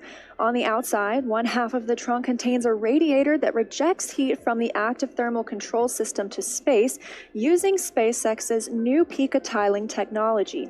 The other half contains solar cells used to charge the spacecraft's batteries. The spacecraft is designed to accommodate up to 7 crew members with modular seats that can be removed and replaced by additional cargo. And SpaceX, this is Dragon Resilience for 6.4 of 4.100 launch prep. Dragon is go for launch. Copy, go for launch. Yeah, we're looking good on weather, and you can expect the next call to be the C brief at T-minus 45. And very exciting. Very exciting. We just got confirmation that Dragon is go for launch. The next call coming up will be from the launch director. So exciting that we are on target for T0 today. Back to what we were talking about, the seats are made of carbon fiber and will be custom sized for any crew members flying on board. That control panel is centered between the pilot and the commander seats. You can see it a little bit here on the right side of your screen. That consists of 3 touchscreen displays, allowing the crew to operate the vehicle and fly it manually. And finally, our Super Draco launch escape system is a key safety feature of Crew Dragon, giving the crew the ability to safely escape from the time of launch all the way to orbit. We we are now T-minus 57 minutes from launch. This day is the beginning of regular crew flights to the space station from U.S. soil, NASA having certified SpaceX for these missions after the successful Demo 2 flight test, which launched in May and splashed down safely in August. Today's mission will be Crew Dragon's second mission with astronauts aboard and its first long-duration mission to the International Space Station. It's been an awesome countdown so far. Weather is still looking good. We just on countdown, the technical team has been pulled and is ready to proceed into the propellant load. Thank you.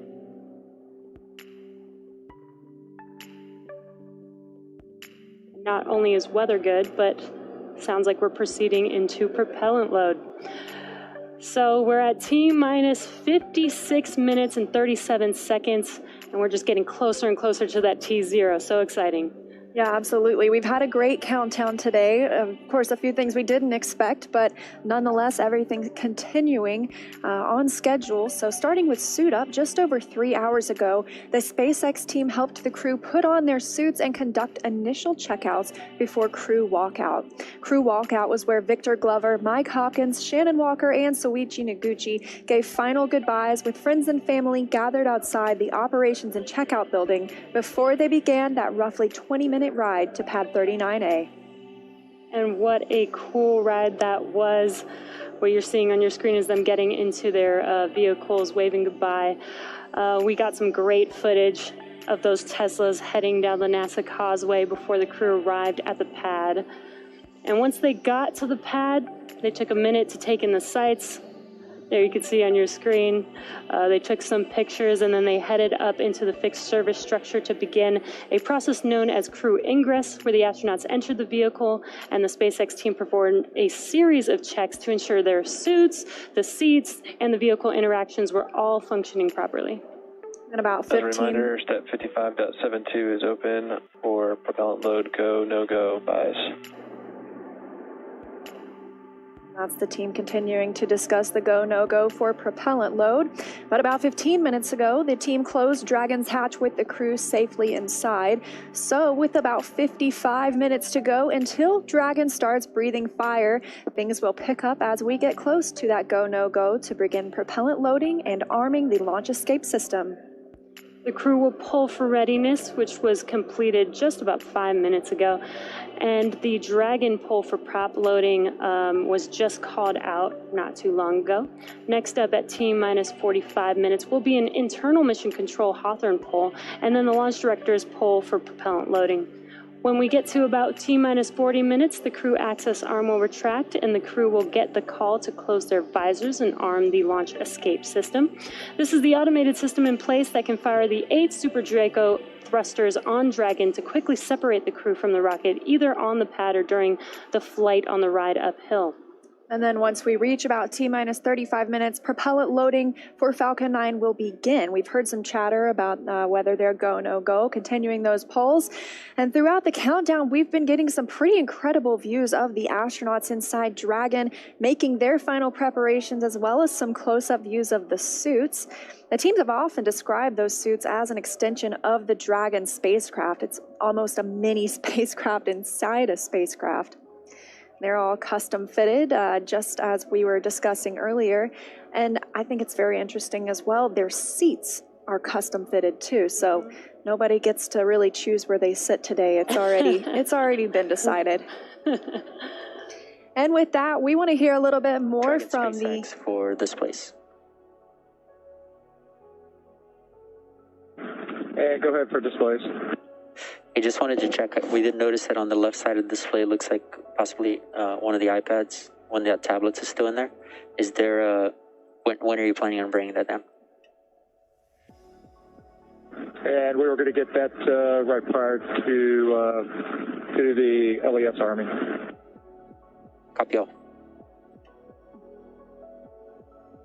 That's the core speaking with Dragon. The crew also has some tablets they can use to monitor the milestones of the mission. But for right now, we want to hear a little bit more from the KSC side. So, Daryl.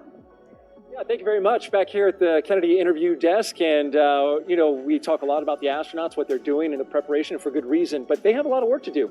They're going to be doing some science, and joining me now is Dr. Lucy Lowe from the National Institutes of Health with one of the hundreds of experiments that our astronauts are going to be working on. And so one of them, the big one that you're working on and studying, is called tissue chips. So, Lucy, what exactly is a tissue chip? So, yeah, great question, Daryl, and thanks very much. Great to be here this evening. So, a tissue chip, this is an example of a tissue chip. It's a tiny bioengineered device that contains human cells, and it's designed so that it mimics the structure and function of human cells and organs in this tiny little device. And so the idea is that we can use these to understand human physiology, we can use them to model diseases, and we can even use them to test drugs and therapeutics in human systems before they go into humans, for example, in clinical trials. So really, they're just models that we can use to model disease and then test therapeutics for safety and efficiency. Taking actual tissue that's been genetically engineered, right, and to see how Not it reacts? necessarily, no. So there's lots real. of different ways that you can put cells on these chips. You can buy them, but you can also use stem cell technologies to actually create cells from all kinds of different organs and tissues: heart, liver, lungs, skin, brain, bone. Lots and lots of different kinds of tissues can be created from stem cells, and they can be put onto these tissue chips, and then you can model diseases and all sorts on a little chip like this. Fascinating. We're looking at some video, I believe, of one of these tissue chips being put together. Kind of explain us through what we're seeing. So what you're seeing there is one of our kidney chips that the Tissue Chips in Space program from the National Institutes of Health and the ISS National Lab has been funding. So this chip here is being seeded here. You're seeing that blue fluid coming through in those little triangles, those little squares, are cells that are being placed into the chip. And they're put in there with this pink stuff, this extracellular matrix that keeps them alive and keeps them bubbling away, happily chatting to each other over the course of a few weeks. And so what you're seeing there then with the blue fluid coming through is how we feed those cells during that time that they're up on the space station. Got to keep them alive. Exactly. They need all their nutrients, they need all their stuff that keeps them feeling good up there. So what is the benefit of an experiment like this? What can we glean from this and hopefully in the future? Yeah, so that's a great question, Daryl. So when astronauts go up to the space station, they have a lot of changes that they see in their bodies that look very similar to certain kinds of disease states or even aging down here on Earth. So when we put cells onto tissue chips and we send them to the space station, we're able to see the same kinds of changes that might happen to the astronauts, but on a very, very short time scale. So for example, diseases that might take months or years or even decades to actually be a clinical problem down here on Earth, can actually be modeled in space in just a couple of weeks. So we can really accelerate the disease modeling using these tissue chips and then see how different drugs and therapies act on them. So we're super excited that some of the Crew-1 folks might be doing some research for us. So thanks very much, guys. Fascinating, and thank you very much, Dr. Lucy Lowe, for being with us here from the National Institutes of Health. That was a fascinating experiment, and we hope the astronauts get some good work on it so that you can further develop your research. Really Wonderful. Thank you, Daryl. All right, very good. And so now we'll toss it back to Hawthorne, California, and John I for the latest at T-minus and 49 minutes and counting. Thank you, Daryl. T-minus 49 minutes, 7 seconds, continuing to count down. Right now, the launch director and launch team are preparing for the readiness for propellant load and launch pole. The SpaceX launch director has checked with the Dragon mission director and the NASA launch manager. They are ready to proceed. Currently, we're doing an electronic poll of the 7 members of the SpaceX launch team for their go to load propellant and then to press on with launch. Now, the Falcon launch crew is located in Firing Room 4 in the Launch Control Center, adjacent to the historic Vehicle Assembly Building on Kennedy Space Center. Key NASA launch members are also located in the firing room. Now, what we're waiting for right now is we expected about T-minus 47 minutes to hear the results of the poll. While we're waiting to hear that, a couple other status items. The crew is currently on board, and the crew access arm is about to be retracted. You can see the access arm currently in the pre-launch position alongside the Dragon capsule. We'll rotate that out of the way, then we'll arm the launch escape system on Dragon before we go into loading propellant on the Falcon 9. We're launching out of pad 39A, heading northeast out of the eastern range. The range continues to be go for launch. They're monitoring clearance area around the launch pad as well as the air and sea space around the flight corridor. Now the good news on the weather front, we have been given a new probability of violation of only 20%, or as the optimist would say, 80% chance of good weather. There's a small chance of a shower, but it would have to pop up pretty much right over the pad here at the last minute. They're looking, ground winds are cooperating, upper altitude winds are cooperating. So the weather officer gave us some good news about 10 minutes ago as we got inside of T-minus 1 hour. Now we're coming up on T-minus 47 minutes, and the SpaceX team is finishing up their go, no go polls. We're waiting for a few more people to give the electronic thumbs up so that then the SpaceX launch director can check that item off and then proceed into the remainder of the countdown, which will include propellant loading at T-minus 35 minutes. So let's listen in for a moment to the countdown net.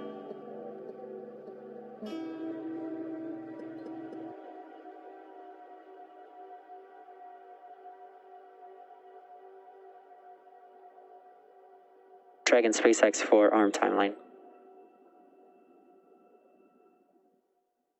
And go ahead for the ARM timeline. Yeah, we were just talking here about the tablet and how much time you'll have to put it away. Essentially, as soon as the T-minus 45 minute brief occurs, we're going to begin retracting the ARM, and we'd like to be ready to arm the launch escape system immediately, as soon as that's complete. And Dragon copies, we will go ahead and take care of that now. Copy all, thank you.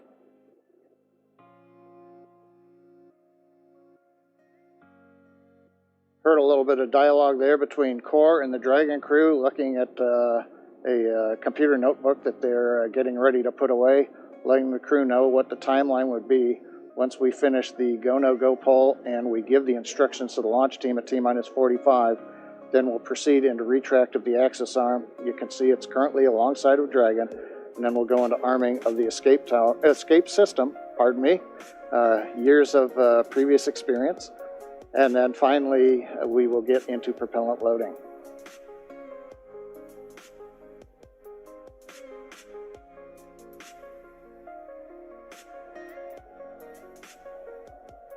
Right now they're getting just the last thumbs up. People have been looking at data that we were gathering just outside of T-minus 1 hour as we were doing final checkouts of the Falcon 9 on the propulsion and engine systems before we got into propellant load. Poll is complete and the team is ready for crew access arm retract, propellant loading, and launch. For non-urgent no-go conditions, brief the CE or LD and they will approve aborting the launch auto sequence and proceed into launch abort. For urgent issues affecting the safety of the operation, operators shall call hold on the countdown net. Launch control will abort the launch auto sequence immediately and proceed into the launch abort auto sequence. Operators advise launch director whether structural breakup or fire is imminent or occurring per Dragon manual escape flight rules. In the event of a fire alarm at firing 4 today, key operators noted below will remain at their post while the alarm is evaluated. In the event that personnel safety is threatened, evacuate to the south-facing emergency exit, which leads directly south. Launch control, you may proceed with arming the crew arm for movement. Copy, arming crew arm.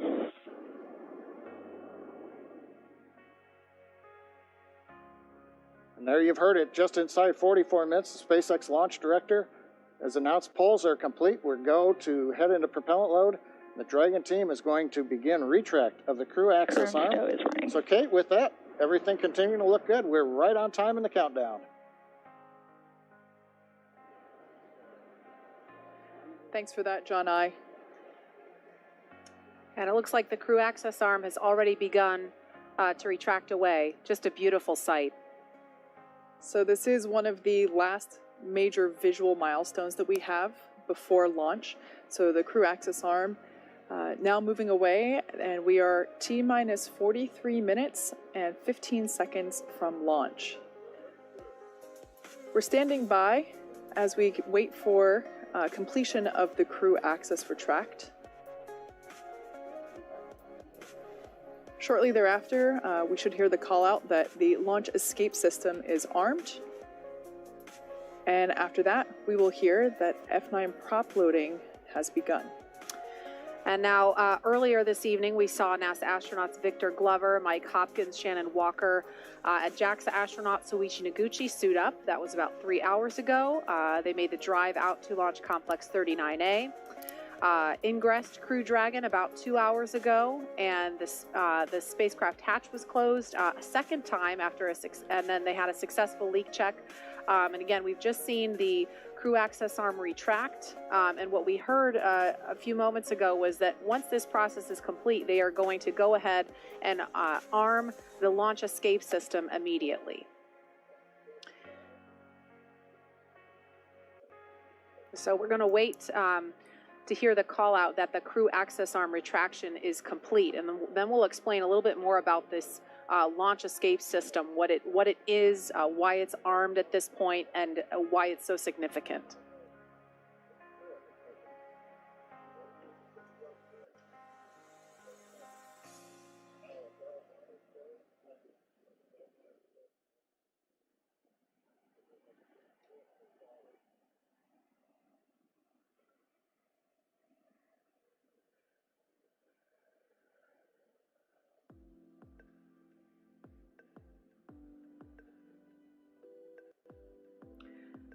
So again, we're at T-minus 41 minutes, 23 seconds and counting. We've just watched the crew access arm retract. That is the suspended walkway that attaches the rotating service structure to fixed service structure. The fixed service structure, excuse me, I'm talking shuttle speak, to the Crew Dragon capsule. So we watched the arm retract away. So now we see Crew Dragon. Crew arm stow is complete. And we heard confirmation that crew arm movement Dragon is complete. SpaceX, with that call, you are go for Section 7, close visors and arm launch escape system. Okay, Dragon copies, moving to Section 7. So their confirmation from Core telling crew that they are allowed to move on. You hear us mention move on to Section 6, Section 7. That's simply making sure that everyone's on the same page in terms of which procedure we are now working toward. So that was just the Core, who is the person that is essentially the single voice communicating to the crew inside. Dragon, visors are closed. We are arming the launch escape system. Copy. And there we heard Commander Mike Hopkins. Thank you. Commander Mike Hopkins informed that they are now closing their visors and now commanding the launch escape system to be armed.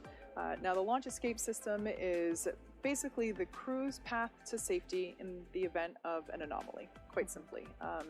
If we were to have an abort scenario here on the pad, we have demonstrated the efficiency and success of that system, having done a pad abort test.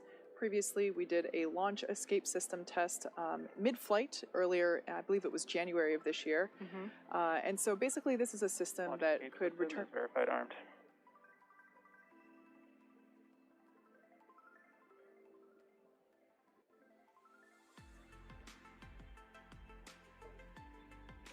I only caught the tail end of that, but it sounded like the launch escape system is armed.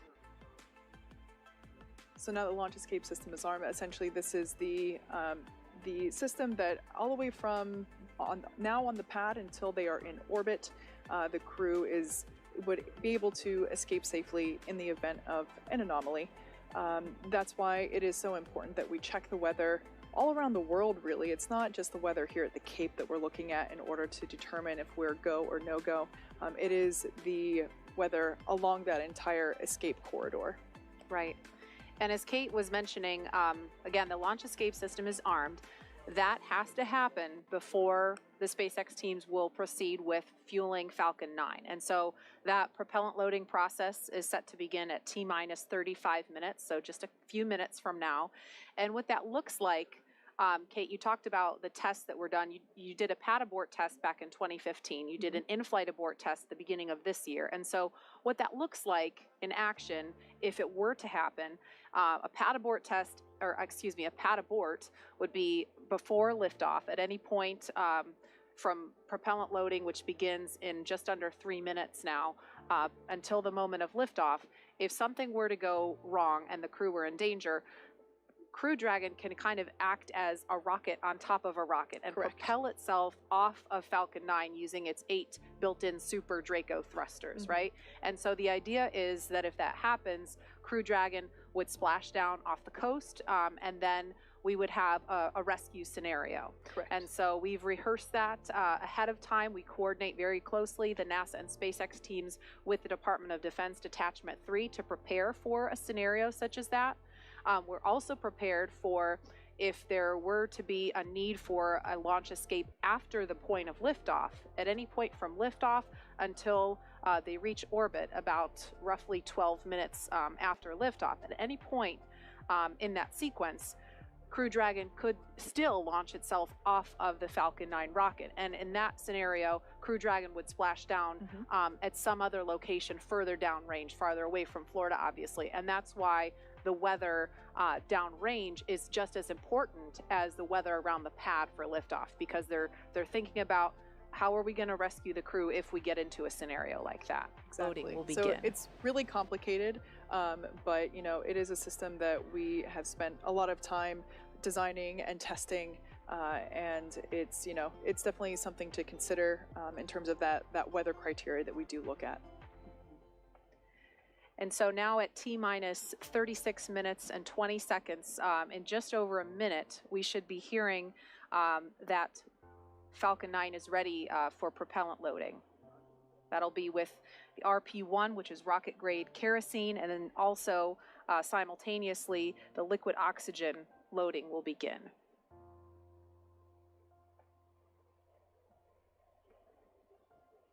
Once we begin loading that liquid oxygen, we'll see plumes of what will appear to be white smoke. It's actually the liquid oxygen vaporizing, turning from liquid form into gas form around the rocket itself in the rather humid Florida air. And Nicole, I know, you know, we're just about 30 seconds from fueling, but from your perspective, you know, obviously this launch escape capability is not something that the space shuttle had. So from an astronaut's perspective, what's your take on having the ability to abort from the pad or in flight? Yeah, I mean, it's awesome. It's what we need to be doing with our spacecraft, and I think anytime you can better ensure the survival of your crew in any situation during, you know, launch and on the way to space, that's what we need to be doing. Launch auto sequence has started. Propellant load has started.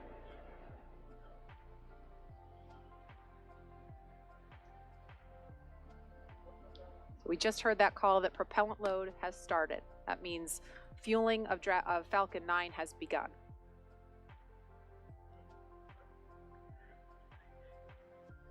Okay, so we are now at T-minus 34 minutes, 34 seconds and counting. Fueling of Falcon 9 is underway. The launch escape system is armed. And again, today is the first in a series of 6-month missions for NASA's Commercial Crew program. And the Dragon capsule was loaded with propellants about a week and a half ago, just a few miles down the road from us. Yeah, that's an area that we affectionately refer to as Dragonland. Yeah.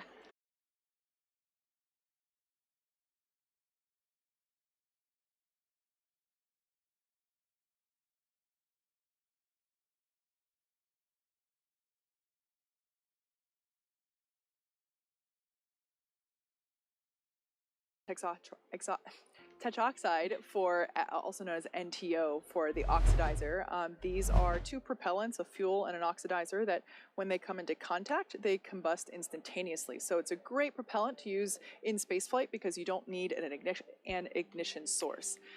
So we use those propellants to maneuver Dragon on orbit, and those propellants super power the Draco engines, as well as the 8 Super Draco engines that would be utilized in the launch escape system in an abort scenario. And again, we want to be crystal clear. Now that fueling for Falcon 9 has started, that means that the 8 Super Draco engines built into Crew Dragon are ready, if needed, to launch the capsule away from the Falcon 9 rocket in an instant if there is any kind of emergency associated with the rocket or on the pad. Now let's go over to SpaceX headquarters in Hawthorne for an operations update. John? Well, we are counting down those final minutes, and everything is still looking good for Falcon 9 and Dragon for an on-time launch just under 33 minutes from now. As you heard, Falcon 9 began propellant loading right on time at T-minus 35 minutes. Now, the propellants that feed the Merlin engines that power Falcon 9 are two liquids. One liquid is the fuel, the other is an oxidizer. And that fuel is a refined form of kerosene, also referred to as RP1. Now, our oxidizer is densified liquid oxygen, also called LOX. Densified means it is kept much colder than typical for launch vehicles, and it takes up less volume. This allows for more oxidizer to be loaded into the first and second stages. Now, to ignite the fuel and oxidizer in the Merlin rocket engine, we use an ignition fluid called T-tab. When T-tab comes in contact with oxygen, it ignites, and it gives off a green-colored flame. Once we've got the flame going, we can then add the kerosene fuel into the chamber, and the engine goes to main power. And you might see the green flash just as the second stage engine ignites, following stage separation 2 minutes 48 seconds into tonight's flight. Now, currently we're early into propellant loading. The first stage fuel tank is about 10% full, and that first stage is the bottom 2/3 of the vehicle you can see on your screen. You've got the black carbon fiber landing legs, then the white propellant tanks of the first stage, topped off by that black cylinder, the inner stage. Now, liquid oxygen loading is also underway on the first stage. That loading will begin on the second stage, which you can see on your monitor, which is the cylinder, the white cylinder just above that black interstage. Liquid oxygen loading on stage 2 begins at T-minus 16.5 minutes. And we'll continue loading liquid oxygen on both stages until the last few minutes of the countdown. Helium loading into pressure vessels is also underway. We use that to pressurize the tanks in flight as the propellant is pulled out by the Merlin turbopumps. Now, on board the Dragon spacecraft, the astronauts are monitoring systems while propellant is loaded into the Falcon 9. And the call out you just heard, ground loading and the crew know that helium loading is going on the vehicle right now. So as I mentioned, the astronauts are listening to this right now. As part of their training in the simulator, we also can give them the playback of sounds that we've recorded in Dragon capsule during recent flights. Plus, they also had a discussion with Bob and Doug after their flight, who related what their flight experience was like earlier this year. Now, out on the Eastern Range, we continue to hear they're green, ready to go. There are no problems, and they are go for launch.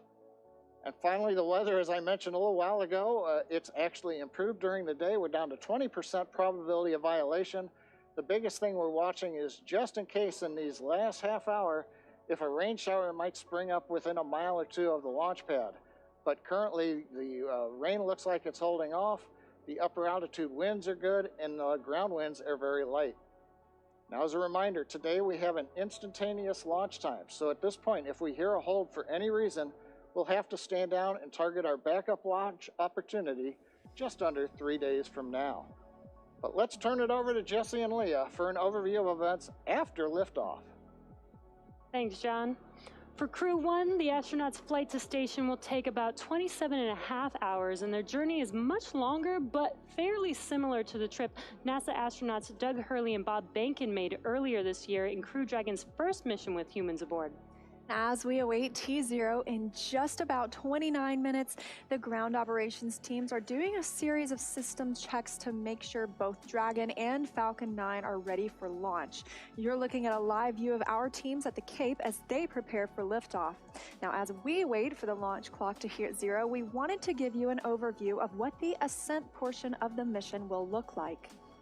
Once we hit T0 and a successful launch occurs, we will watch Falcon 9 and Dragon lift off from historic launch pad 39A and make their ascent. At about 50 seconds into flight, Falcon's 9 engines will throttle down to help pass through the period of maximum dynamic pressure on the rocket, or what we typically refer to as max Q. It's worth noting that once we hit max Q, the vehicle will be going supersonic. Once we are through the period of maximum dynamic pressure, we can throttle up our Merlin engines again. And from there, at about 2.5 minutes into flight, we have a series of 3 events that will happen in rapid succession. First is MECO, or main engine cutoff. This is where all 9 Merlin N1D engines shut off in preparation for stage separation, which is our second event. This is where the first stage detaches from the second stage, with the first stage making its way back to Earth for landing as the second stage continues on its journey with the third event. SES, or second stage engine start 1, is where the MVAC engine lights up and propels the second stage along with our Crew-1 astronauts to orbit. As Stage 2 heads towards its targeted drop-off orbit, Stage 1 will execute 2 burns in order to make its way back to Earth. The first is the entry burn, where 3 of the M1D engines will reignite and then shut down. This helps to slow the stage down in preparation for entry back into the Earth's atmosphere. While the first stage is heading back to Earth, the second stage will cut off its 1 Merlin engine that was ignited right after stage separation. Once this happens, we will wait for confirmation of a good orbital insertion. And about 90 seconds after Dragon gets into orbit, Falcon 9 will land back on Earth. The landing burn, which is a single engine burn, will bring the vehicle's speed down rapidly in order to land on the drone ship about 9.5 minutes into the mission. While Falcon 9 first stage is landing, Dragon is preparing to separate from the second stage. At about 3 minutes after the second stage gets into orbit, we should have a great view of Dragon with its 4-person crew drifting away from the second stage. Once Dragon is a short distance away, it will begin checking out its Draco maneuvering thrusters to make sure Dragon continues to increase separation distance from the second stage. It's worth noting that these are not the Super Draco engines that would be used during an abort scenario. About 40 seconds after separation, Dragon's nose cone deploy sequence will begin. It will take roughly 4 minutes for the nose cone hooks to unlatch and open, exposing its guidance navigation controls, or GNC, that will help Dragon autonomously fly to the space station. And lastly, once the nose cone is deployed, the remaining Draco thrusters on the forward bulkhead will be checked. From there, over the next 27.5 hours, Dragon will begin its approach phase, undergoing a number of phasing burns as it makes its way to station. All of that will be coming up soon. Stage 2 cryo-helium load.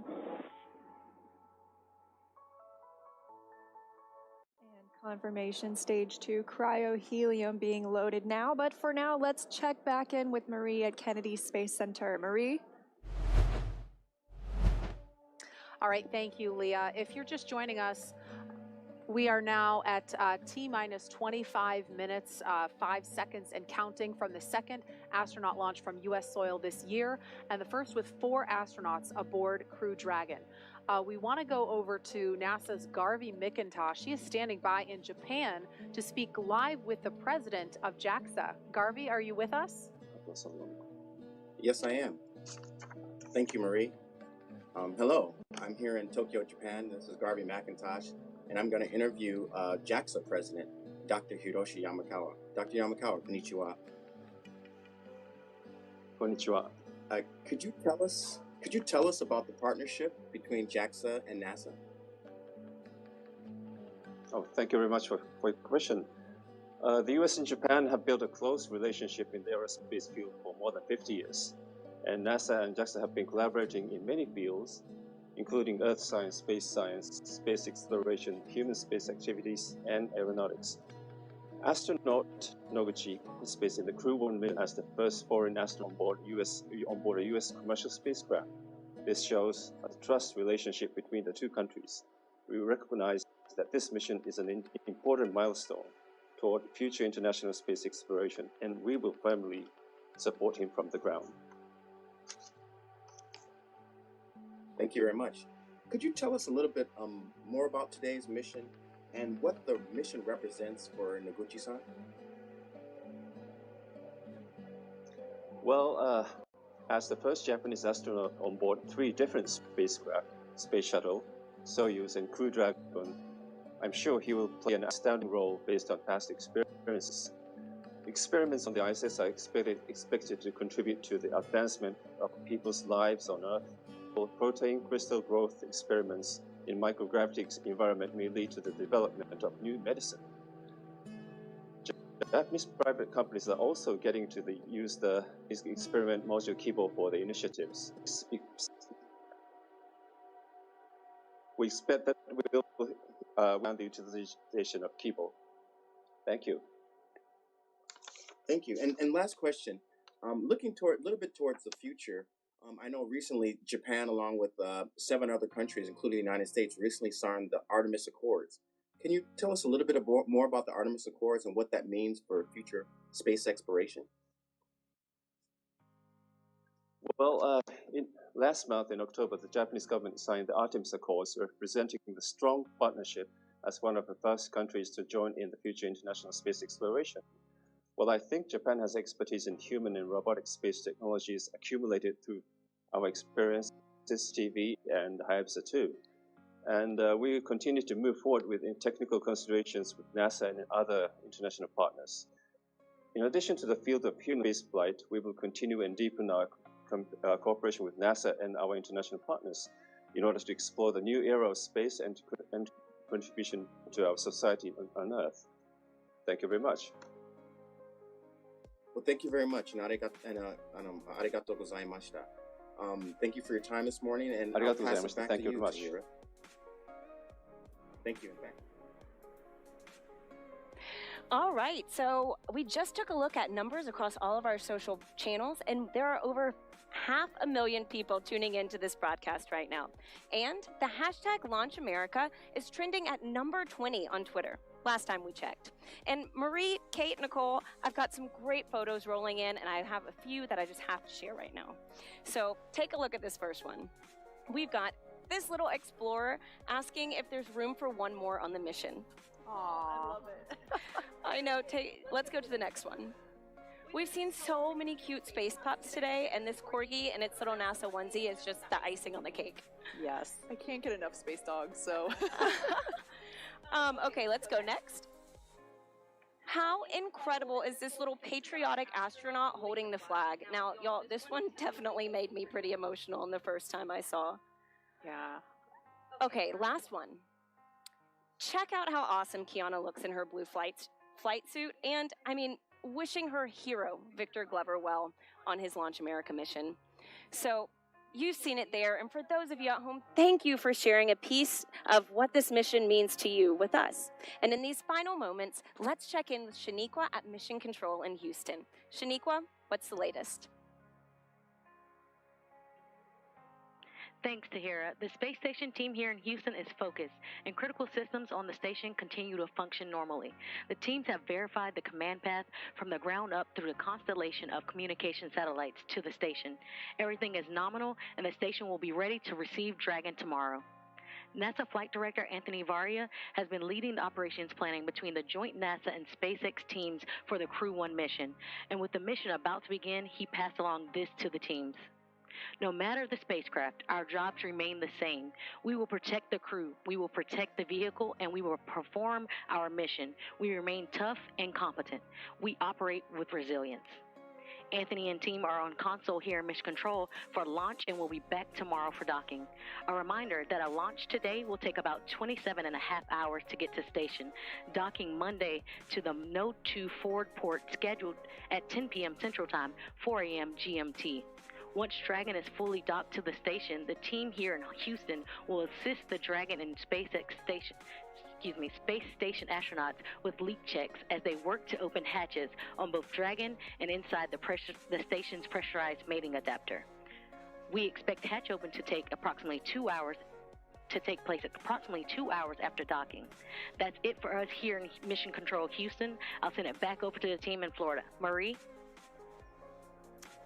All right, thank you so much, Shaniqua. We are inside of T-minus 19 minutes until launch.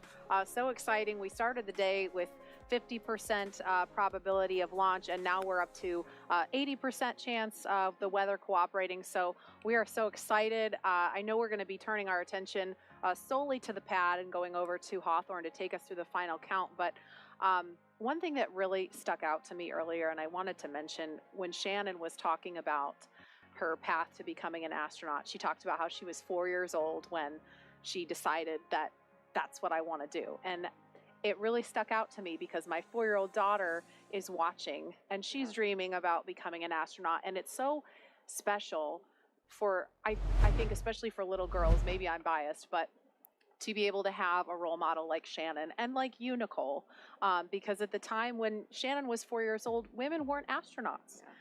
And what an amazing time to be in when little girls have women to look up to, and African-American children have Victor Glover to look up to and see that, they're represented and they can do this too.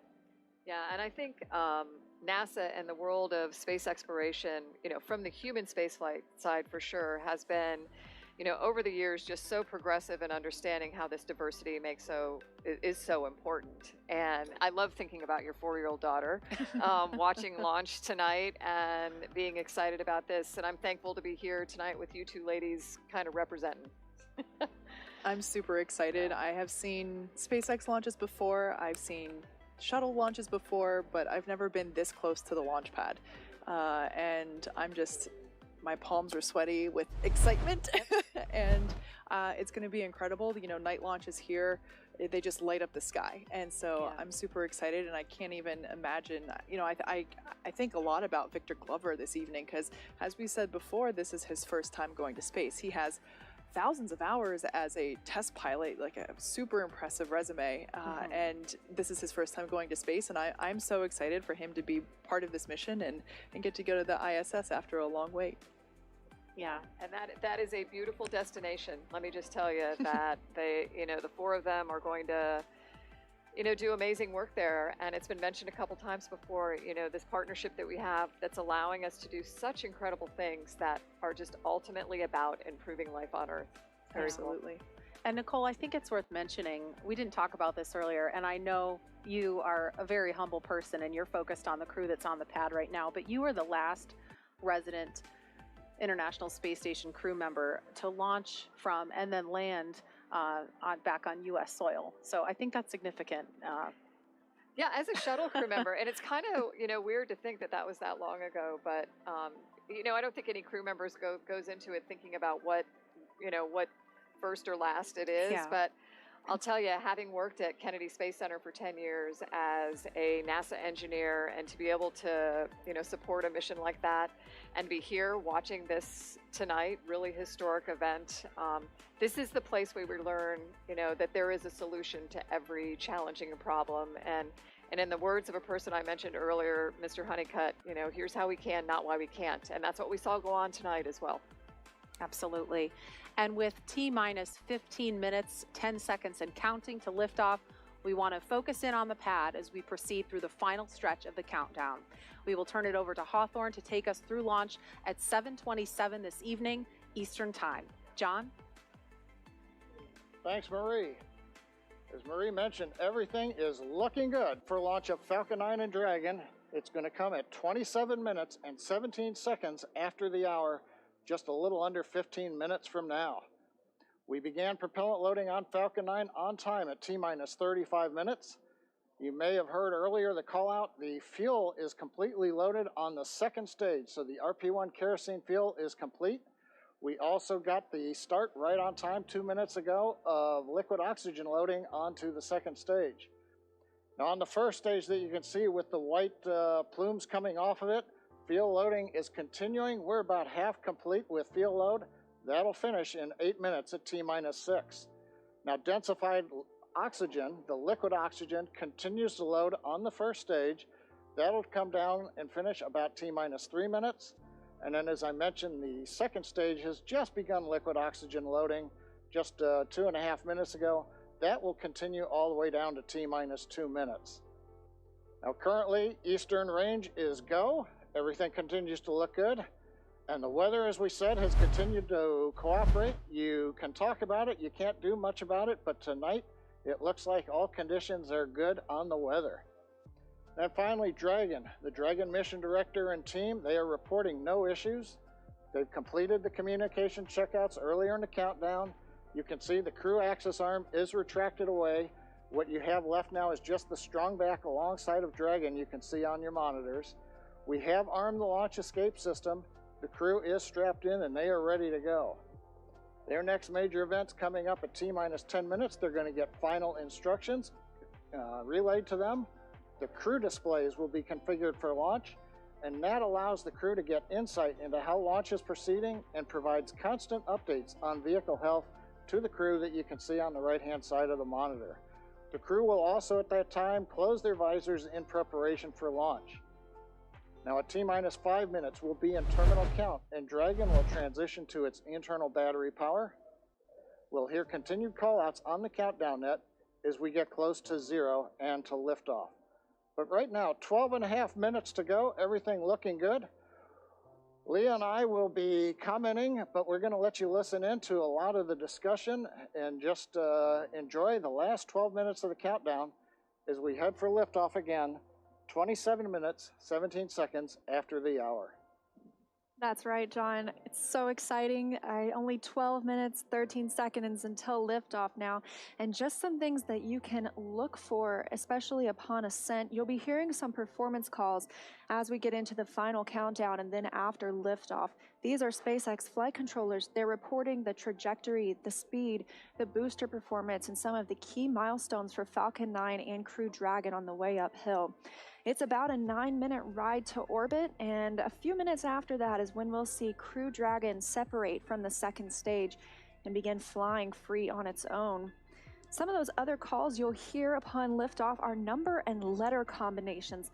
These mark different abort zones throughout the flight. The first two are 1A and 1B. This signifies they're in the first stage, and that will last until they're up to the very north of North Carolina. The next are 2A through 2E or 2 Echo. Those will come into play once the second stage kicks in. That lasts from the top of North Carolina all the way to the tip of Newfoundland in the northern Atlantic. There's also a spot we want to avoid in the northern Atlantic, and so you might hear the call Shannon or forward to Shannon. Of course, that's not to be confused with our crew member Shannon Walker today, but that actually refers to Shannon, Ireland. It means they would target off the coast of Ireland if they were later in that second stage and needed to abort. But that next call out we're listening for to the crew should come up at T-minus 10 minutes that the crew displays. Those 3 panels in front of our astronauts will be configured for launch. Now just 10 minutes and 35 seconds to go until liftoff.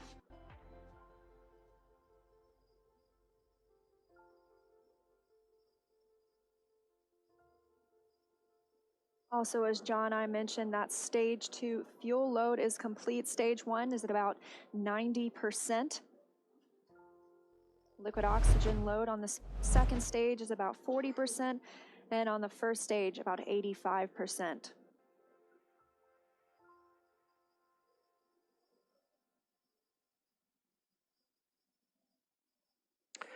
Dragon, SpaceX, confirm crew displays are configured for launch.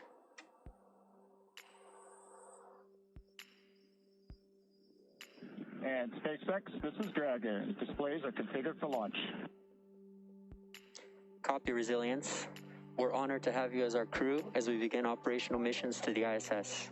Have an amazing trip and know that we are all for one. Thanks, Jay. And to all the people at NASA and SpaceX, by working together through these difficult times, you've inspired the nation, the world, and in no small part, the name of this incredible vehicle, Resilience. And now it's time for us to do our part, Crew-1 for all. Okay, all. Thanks, Hopper. That was the voice of Commander Mike Hopkins confirming those crew displays are configured, and that T-minus 10 minutes was another check for the Falcon 9 launch commit criteria. It was checked by some computers. It was the last check of a wide variety of the Falcon system data to make sure we are go. From here on, we continue to count down until T-minus 7 minutes when the pre-valves open.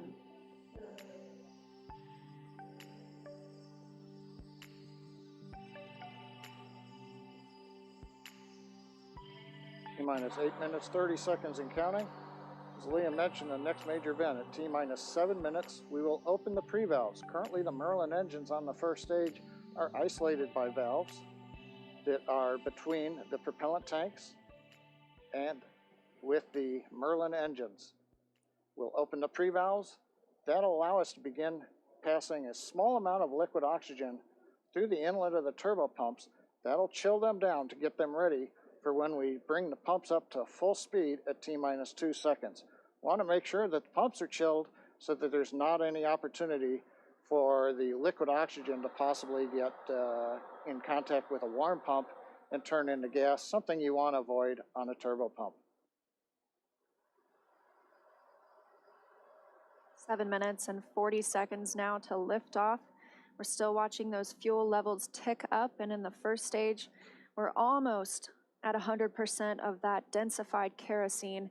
As we mentioned, second stage is full. First stage fueling should be complete for that RP1 at about T-minus 6 minutes.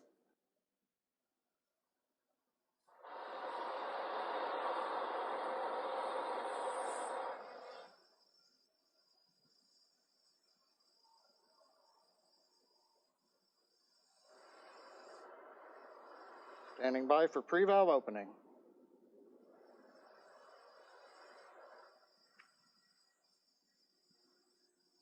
Stage 1 engine chill has started. And there's the call out. Stage 1 engine chill has started. Indicates that we are opening the pre-valves. Liquid oxygen now beginning to flow slowly through the turbo pumps on the Merlin 1D first stage engines. Next call out should be in about 30 seconds from now. We'll be looking for stage 1 RP load complete. That's the densified kerosene, that fuel on the first stage, already full on the second stage, and we'll still be loading liquid oxygen up until about 2 minutes prior to liftoff on the second stage.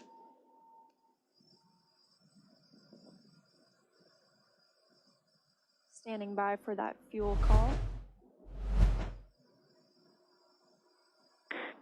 Stage 1 fuel load is complete. Okay, right on time, and a great view of Dragon sitting on top of the Falcon 9 as we're continuing to load liquid oxygen onto both the first and second stages. The RP1 kerosene fuel is now completely loaded on both stage 1 and stage 2. All continues to go well, just under 6 minutes to launch. Hello guys and welcome back. So it's more 4 minutes and 53 seconds, at least on my clock and SpaceX's and everyday astronauts. So today we are launching the Crew-1, and yesterday, as I already told you, at T-minus 5 hours and 30 minutes, SpaceX was trying to launch yesterday, but the wind didn't end up agreeing on that. So yeah, we're 4 minutes away from the launch, and I'll sit right here and I'll watch it with you. I might not be getting a live feed due to some internet delays, but that's alright. A major milestone before we launch today, that'll be the strong back retract. John, you want to tell us a little bit more about that? Leah, if we get a close-up of the Dragon in second stage. Strong back is retracting. We've heard the call out, strung back retracting. That's a two-step sequence. First, there are clamp arms around the very top of the second stage. You can see one of them just above the gaseous oxygen vapors coming out of the second stage. Those arms will open up, and then just inside of T-minus 4 minutes, once the arms are released, we'll begin to retract the strong back alongside the vehicle. It'll move back 2 degrees in position, and by about T-minus 3.5 minutes, we ought to be finished with that. The strong back will retract to 45 degrees away from the rocket once we hit T0 as part of the liftoff sequence.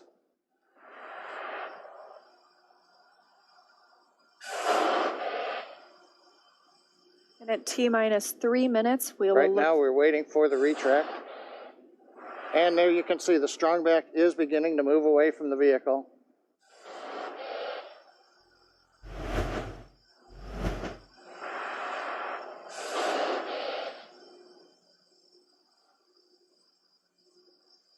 And it looks like we are just about into the required pre-launch position, just a couple degrees away from the Falcon 9 and the Dragon capsule.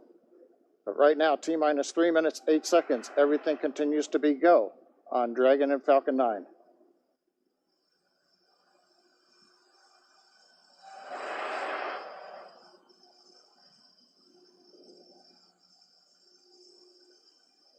Currently standing. Dragon is in terminal count. And Dragon is in terminal count, and we are standing by to hear that stage 1 liquid oxygen loading is complete. Stage 2 Stage 1 LOX load is complete. And there we have it, and stage 2 should finish shortly after at about 2 minutes prior to liftoff. So now the last major event is finished liquid oxygen loading on stage 2. Wraps up at about T-minus 2 minutes. Then at about T-minus a minute and a half, we have to drain back and vent down the liquid line that goes up the strongback alongside the Falcon 9. If you see a large white cloud about midway down around the rocket, that's normal. That's again just the gaseous oxygen hitting the warm, moist Florida air.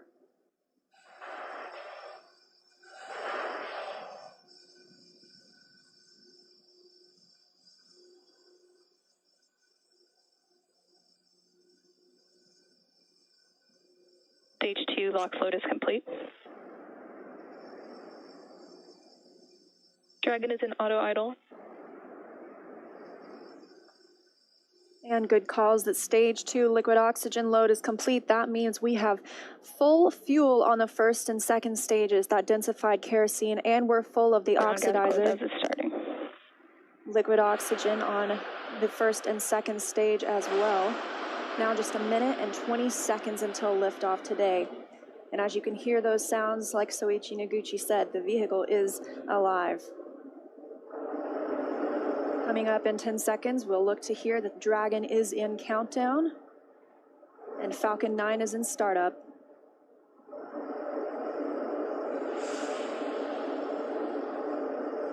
Dragon is in countdown. FTS is armed. Falcon 9 is in startup and is now controlling. 50 seconds now until liftoff. That FTS you heard is flight termination. Dragon, SpaceX, go for launch. SpaceX, this is Resilience. Roger, go. Go for launch, and at 37 seconds, the International Space Station flying over Kennedy Space Center. Crew-1 for all. Crew Dragon poised to go catch it. 20 seconds till liftoff. T-minus 15 seconds. Falcon 9 is configured for flight. 10, 9, 8, 7, 6, 5, 4, 3, 2, 1, 0. Ignition.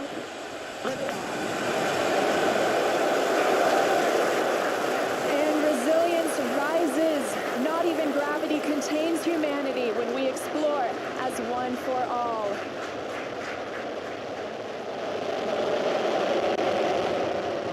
M1E propulsion is nominal. That's the word we want to hear. Stage 1 propulsion is nominal.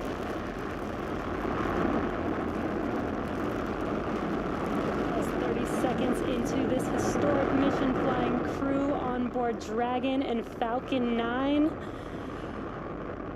Stage 1 is preparing to throttle down.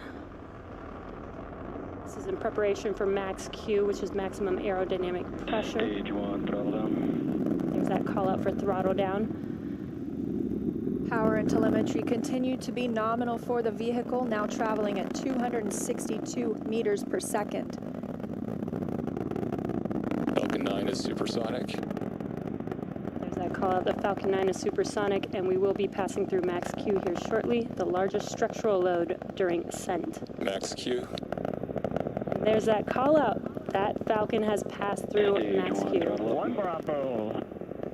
And we've just entered Stage 1 Bravo abort mode. That's going to take them through the end of the first stage burning just before second stage activates off the coast of North Carolina.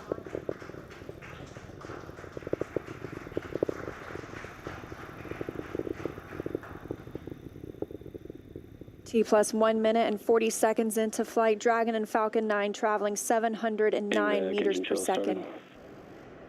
That call that MVAC chill is underway, the Merlin vacuum engine. Now with the call out of MVAC de-chilling, similar to what we saw in the first stage Merlin engines, the second stage engine being prepared for its ignition coming up in just over 30 seconds from now. We're a half a minute away from 3 quick events in rapid succession. We're going to get main engine cutoff. The 9 Merlin engines will throttle down and then shut down. We're going to get stage separation. Stage 1 throttle down. And then ignition of the second stage engine.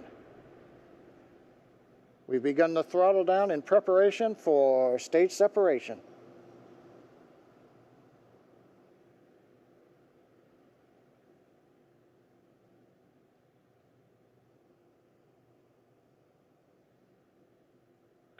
And we have 2 Alpha. Stage separation confirmed.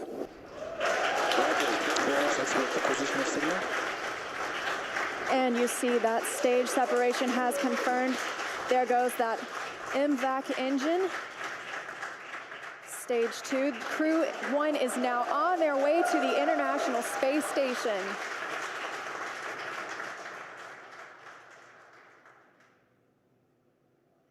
On the right side of your screen, you see stage 2 continuing to burn. Over on the left-hand side is stage 1 preparing for its return to Earth. Currently on the left side, you can't make out much. It's a couple hours after sunset in Florida, but the grid fins have deployed on the first stage.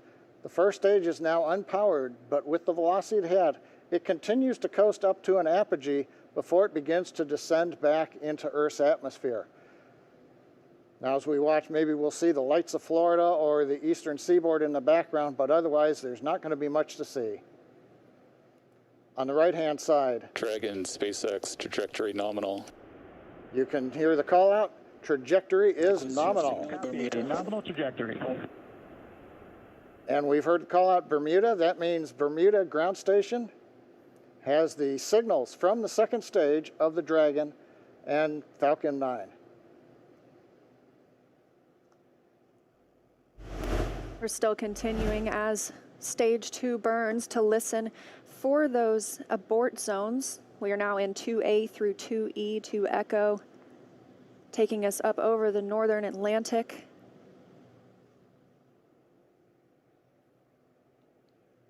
Right now you can see the second stage engine glowing with the standard red that we have come to see over all these missions. Indicates everything's looking good. Power on the MVAC-D engine continues to run at 220,000 pounds of thrust in the vacuum of outer space. Dragon, SpaceX, trajectory nominal. And trajectory nominal. Copy, nominal trajectory. And we hear the reply from the crew acknowledging we have a nominal trajectory. Dragon made it to the Falcon 9 second stage, heading into the low Earth orbit, where Dragon will then separate and begin its trip the rest of the way to the space station. We'll be looking for SECO, second stage engine cutoff, coming up at 8 minutes and 48 seconds after launch today, so about 3.5 minutes from now. Dragon and Falcon 9, second stage, currently flying 2,979 meters per second. Now, currently, the first stage has begun its descent. It is through apogee. It's beginning to come back down, where it coming up in another couple of minutes, we will have the entry burn, where we begin to slow down the first stage. SpaceX, trajectory nominal. Copy, nominal trajectory. Another call out, another nominal trajectory, just what we love to hear. That voice you're hearing on board Dragon, that's Commander Mike Hopkins, speaking for our 4-person crew as they continue their journey, now 6 minutes and 12 seconds after liftoff. Trajectory still nominal. And Leah, you can see on the indicator altitude, 201 kilometers. We're now beginning to essentially level out and pick up velocity to get us into low Earth orbit.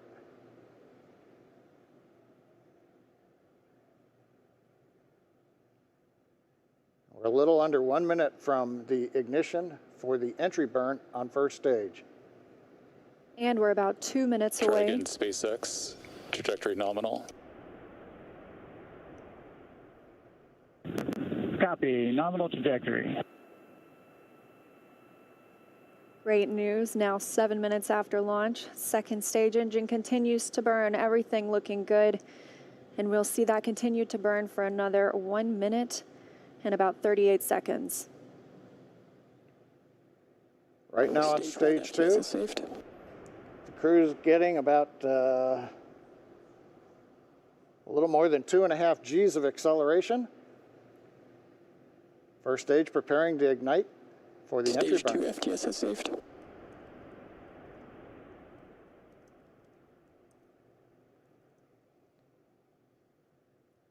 And we've got ignition of the entry burn, center engine, followed by the other 2 restart engines. First stage now getting ready to re-enter the Earth's atmosphere. This is about a 29-second burn, and it's designed to slow the vehicle way down. We're going to shed about 70% of the velocity of that dropping first stage by the time this landing burn completes. I should say by the time the entry burn completes, which is now over. First stage on target for the drone ship in the Atlantic Ocean. Meanwhile, we're watching second stage getting close to getting into orbit. That's right. We've got about 30 Stage seconds 2 internal more. guidance. And now just about 20 seconds more of stage 2 continuing to burn until we see second stage engine cutoff, or SECO. We'll coast for a few minutes afterward to allow the rates in motion to... Roger, Shannon. There's that call for Shannon. That's Shannon, Ireland, an abort zone, but it looks like we continue smoothly to orbit today.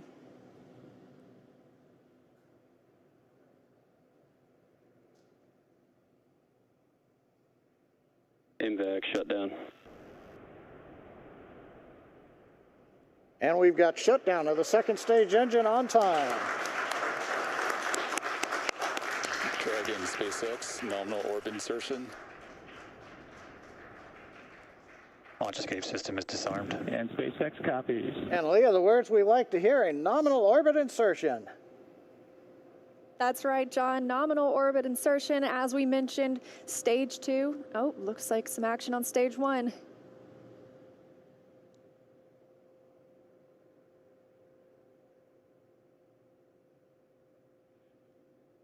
And I believe we've had a touchdown on the drone ship. We've got stage 1 has touched down on the drone ship in the Atlantic Ocean.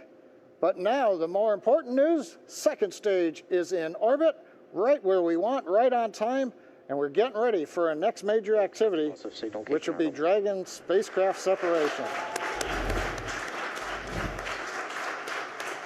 Now, currently on the second stage, we are essentially venting pressure, purging the engine out, making sure everything is quiet in preparation. Take a look. That's inside Crew Dragon right now. Our Crew-1 crew now coasting in low Earth orbit, still attached to that second stage. In just a couple of minutes, we should see that second stage separate, and Crew Dragon will be flying free. Leah, the mission timer shows 90 seconds to Dragon separation. Currently, Dragon is flying at 27,000 kilometers an hour.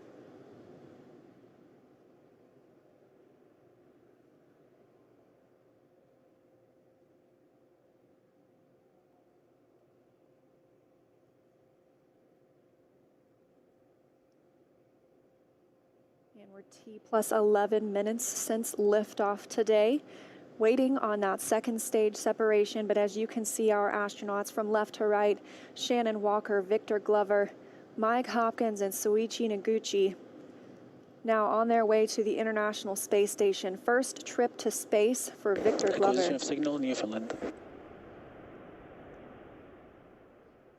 And that call out, acquisition of signal in Newfoundland. That means the Newfoundland ground station is now receiving telemetry from Dragon. This view inside Mission Control Hawthorne. Teams continuing to monitor the vehicle, now traveling at almost 27,000 kilometers an hour.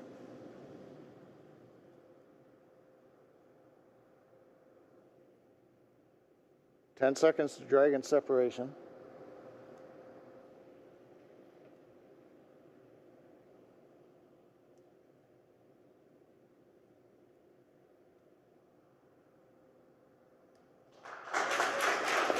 And separation confirmed. And separation confirmed. You can see that second stage departing. Crew Dragon leaving it behind. Separation confirmed. Now 12 minutes, 25 seconds into today's flight. Our next thing we'll be looking for is nose cone deploy. Our hooks will start to open on the nose cone and reveal those forward thrusters underneath.